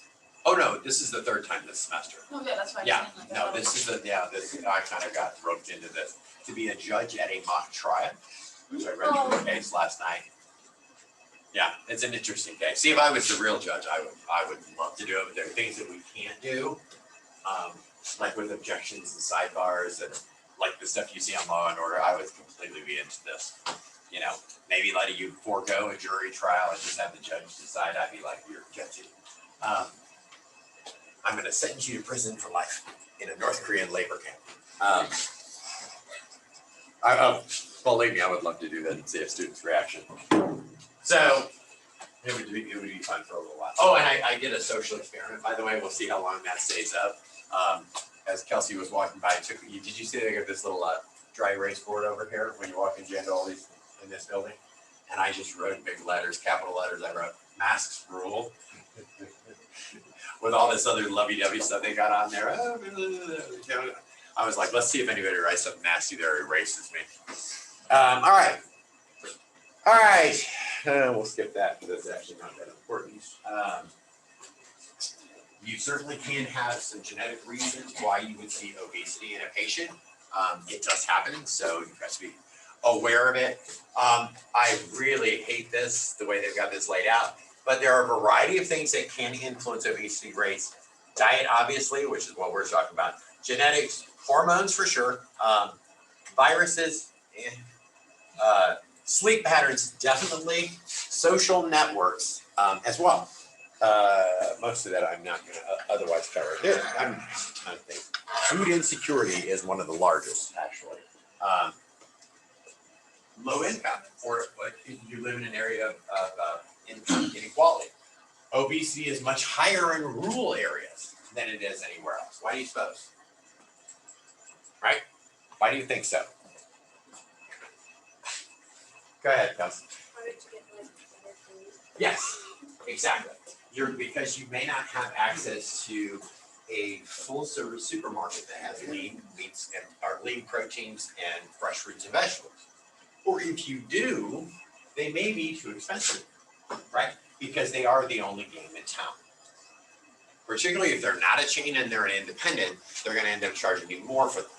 There is also, when you get into some real backwoods areas, I'm thinking particularly in the South, like when I lived in Atlanta, if I wanted to go to Savannah, I had to cut across the state. But it's kind of like once you leave Atlanta to get to Savannah, you are in no man's land. I mean, it is wild. You have to, things are like miles off the expressways if you needed to get fuel or anything, so you made sure you gassed up.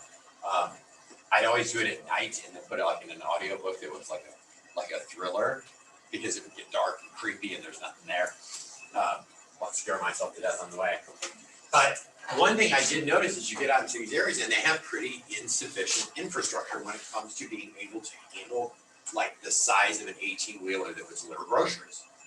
That's another part of it. So they rely on these smaller vendors, they rely on locals.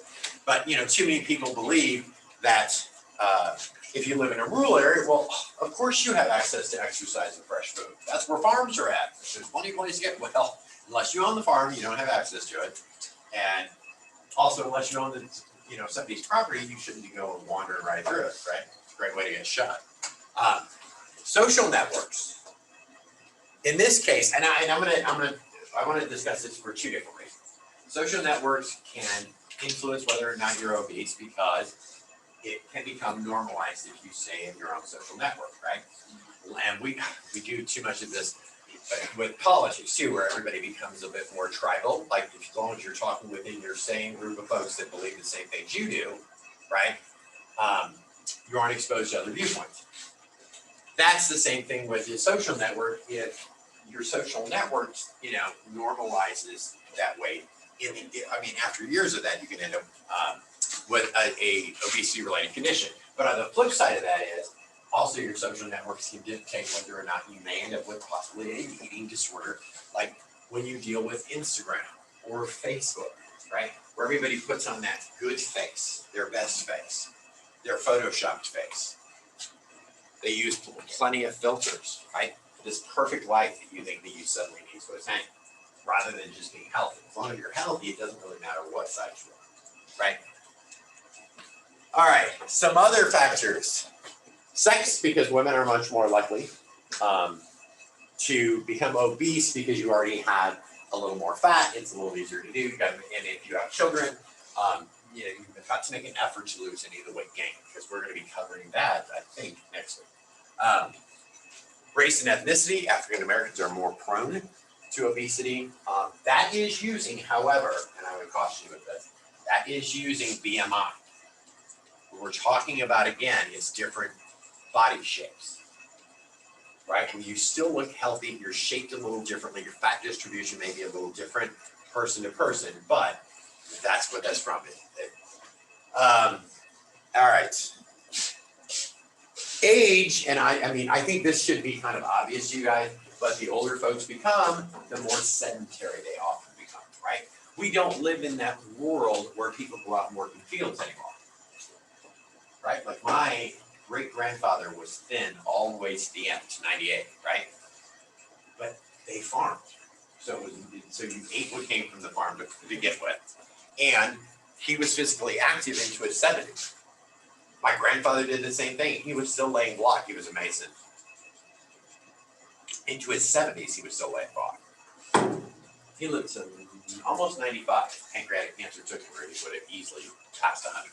My family are like cockroaches. They live forever. All right. Some of the other factors, which I think are pretty obvious, which we just talked about. Socioeconomic status. Food insecurity is a big one. But I will tell you, when I did my own research on this for my dissertation, right? Because I was trying to link food insecurity to obesity, which I did. But it had a bit more of an indirect effect, because it affected every other aspect of your life that all made it related to obesity.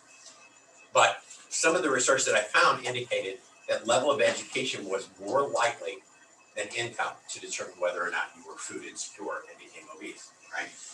Because in households who had family members that had some college or had earned a college degree but were low income, like a single parent household, right? That they tended to have far lower levels of obesity and have better diets. Why do you suppose that is?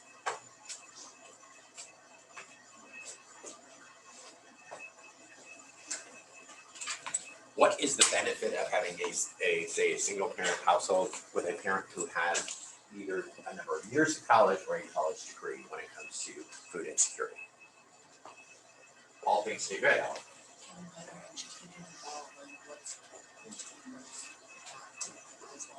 Yes, you definitely would have more health literacy when it came to your nutrition. Andrew? Usually, right? But I'm saying all other things considered, monetarily, right? If they're socioeconomic status, if they're in the neighborhood, but one has a college degree and one does not, these heads of household. That when you compare the two, and you're only looking at level of education because they have a neighboring income, the households that had a college educated parent had lower obesity rates and lower food insecurity. They just knew how to balance things better. They were curious, right? They wanted to do the right things and learn, and they did not feel intimidated by reading into research or looking for answers to do the right things by their family, right? Where you live has something to do with it. One, it depends on how normalized it is. Using Sam's example, we're in a county where 40% of the folks, self-reported folks, are above a BMI of 30, which indicates it's probably higher. I'd say it was probably pushing half, right? That is a normalized state of being. And you would not believe how, when something becomes normalized, how easy it is for folks to just go along with it, right? I find the same thing since I've been here with how normalized it seemingly is to not have a job and be able to kind of live on the system, off the system, right? I'm always struck by like how many people are in a Walmart middle of the week, middle of the day. And yes, there are people that do shift work. So I was one of them at one point when I ran restaurants, but seemingly like don't look like they probably had to work during the week.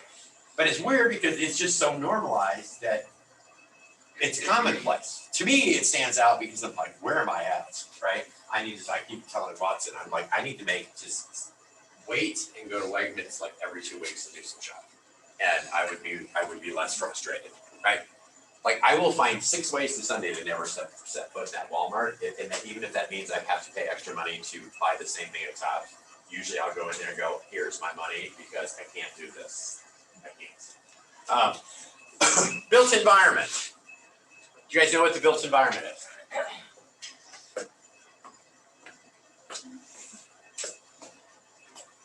Okay.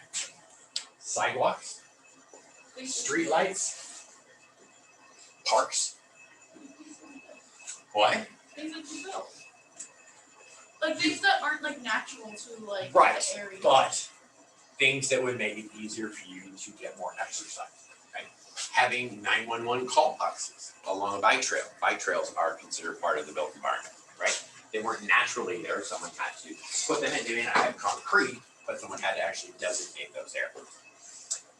When you're in places either without that or with substandard built environment, right? You guys have probably been to cities where you can see the sidewalks are all breaking up or have large potholes or the lights are out when you drive through. They don't look like the greatest neighborhoods anyway. And you're like, ew, I wouldn't go for a walk in there, right? You'll find that. You'll also find that in areas that have high crime, right? Because more often than not, because once folks are home for the day, you don't take chances on being innocently caught in crossfire. All right, eating out. That's another way, right? The way we work with social networks. I read an article when I was, I want to say, I think this was grad school, but it was about how Americans used to bowl all the time, right? My grandparents were big bowlers. That was sort of one of those things where you built a social network that wasn't built around food.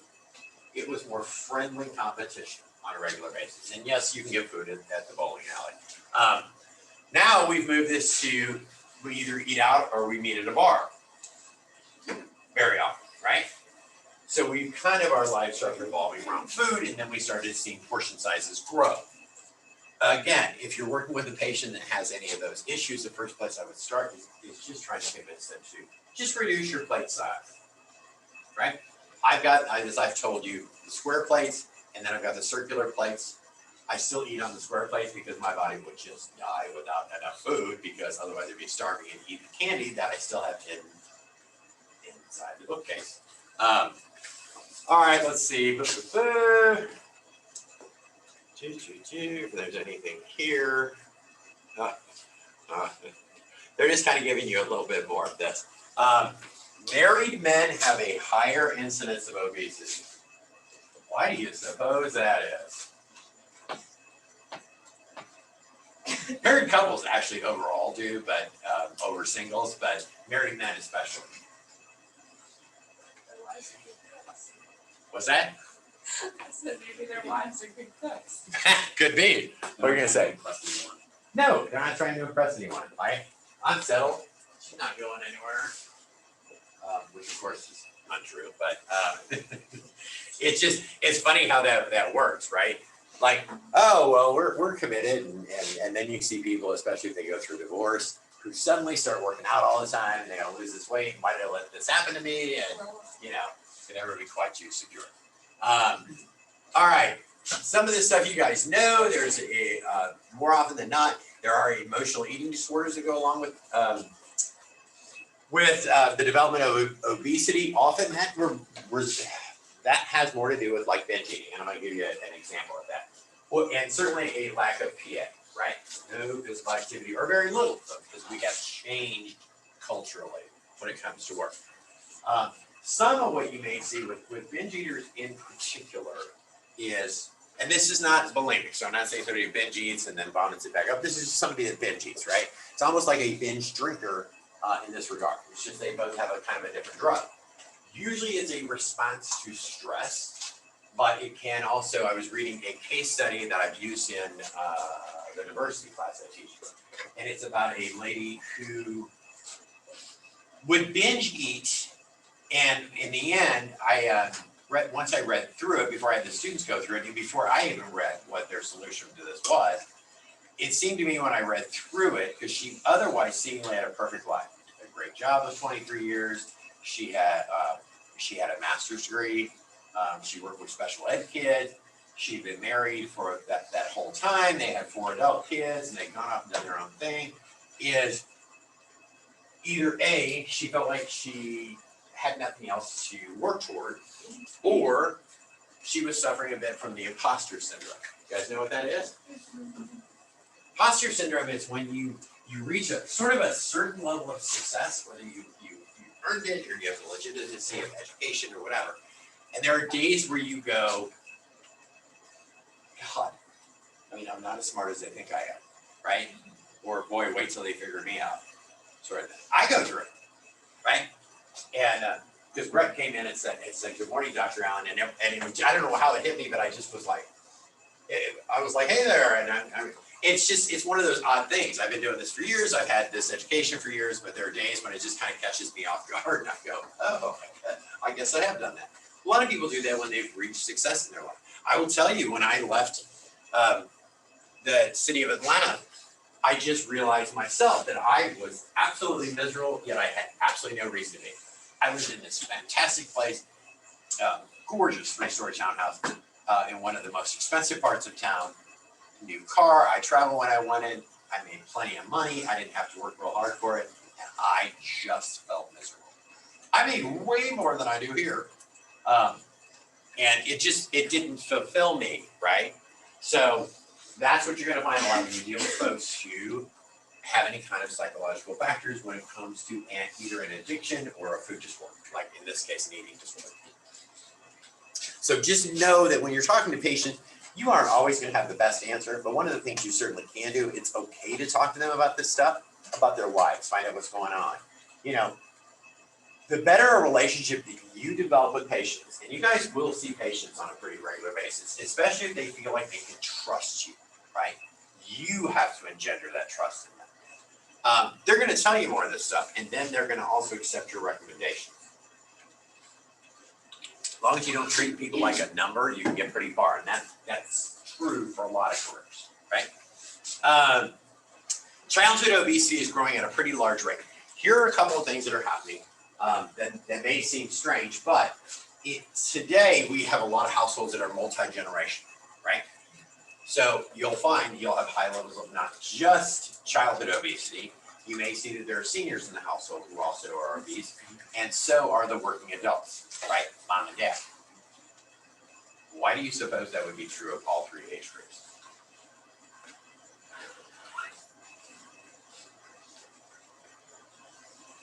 Who do you think's doing the cooking and the grocery buying? Yeah, well, like, Probably not, right? If you, how old they are. well, The middle generation. I would say it would be the parental figure here, right? The younger ones who are probably working and things. And processed foods may work better for them, right? But they're the ones that are making the decisions about what you get to eat. Also, if you have 3 generations in the household, particularly if let's say the seniors in the household, that you're their caregivers, they don't just live with you, but they need care, you're gonna have time to be doing a lot of cooking, right? You also may not have enough funds to be feeding that many people, so you make different choices. So it's just something to consider, right? We've covered some of this: hypertension, heart disease, diabetes, cancer, sleep apnea, osteoarthritis, gout, and gallbladder disease. All of those are associated with obesity. Trust me, you can have an issue with your gallbladder no matter what size you are. But often it's because you have an aggregation of cholesterol that's stuck in that turns into like gallstones, and that's when your gallbladder starts to enlarge. Mine was enormous before it was taken out, so nothing but a bucket of sludge. Weight cycling. This is you, and you will absolutely have patients like this, especially when they're really up. There are folks who will be able to lose a significant amount of weight, start working on themselves on a regular basis, reach a pinnacle of what they think is healthy for them, and it may well be, and then they just can't maintain it without the right social support, okay? If you don't have the right support systems, they're more likely to revert to former habits. That's why it's important when we talk with our patients that we actually do know things about them. I will tell you, because Dr. Wolojian over at the Medical Arts Plaza is the doctor that I see. And I had asked him, we were talking about my diabetes, right? And the very first time I went to see him, and I said, did you actually read the medical charts that I signed off on that I said you could absolutely have? He goes, oh, I haven't seen those yet. I'm like, perhaps you should before you come in, to the office. But I'm like, but let me fill you in, right? And he's like, oh, but you're healthy and you're this and you're that. No, this is not what you should do. You should know something before you walk in the room. Okay. Let me see, most of this we've got. We just talked about that. You can see over the centuries how things have changed, right? Depicted through artwork because these were real people. They weren't caricatures. So when you move from where are we at here? 1639 here, 1896, you see you're starting to thin and become more athletic, and 2012, right? We just have different visions of what's attractive as a society. Let's see here what we got. We've already been through this. More often than not, and this is one thing, even if you have patients who work out routinely, they can still suffer from those same issues and start some weight gain if they, let's say they work out for an hour, hour 15, right? But if they spend the rest of their day sedentary, they would be considered an active couch potato. That basically means is you only get that pump for that 1 hour, right? Whereas if you're more active in your job, even what I'm doing here where I'm moving around a room, your body will continue to burn fat. But if you're just doing the one deal, yes, they got the exercise they needed to hit 150 minutes a week, right? But otherwise, their body is still not going to burn fat because they go right back to a seated position. So if you've got somebody who, let's say, who works kind of a 9 to 5-ish seated job, right, in an office, but at lunch they go work out, but then they come back and they're seated, then they go home, have dinner, and then they're seated, like watching TV, that workout at lunch did them no good, right? It needs to be a regular active basis. Even if it's to the point that every hour you can convince a patient, like, can you get up and take 5 or 10 minutes every hour to move around your office, right? Can you drop to the floor and do 20 push-ups every single hour, right? Just so you have some activity so you can benefit from that fat burn. Okay.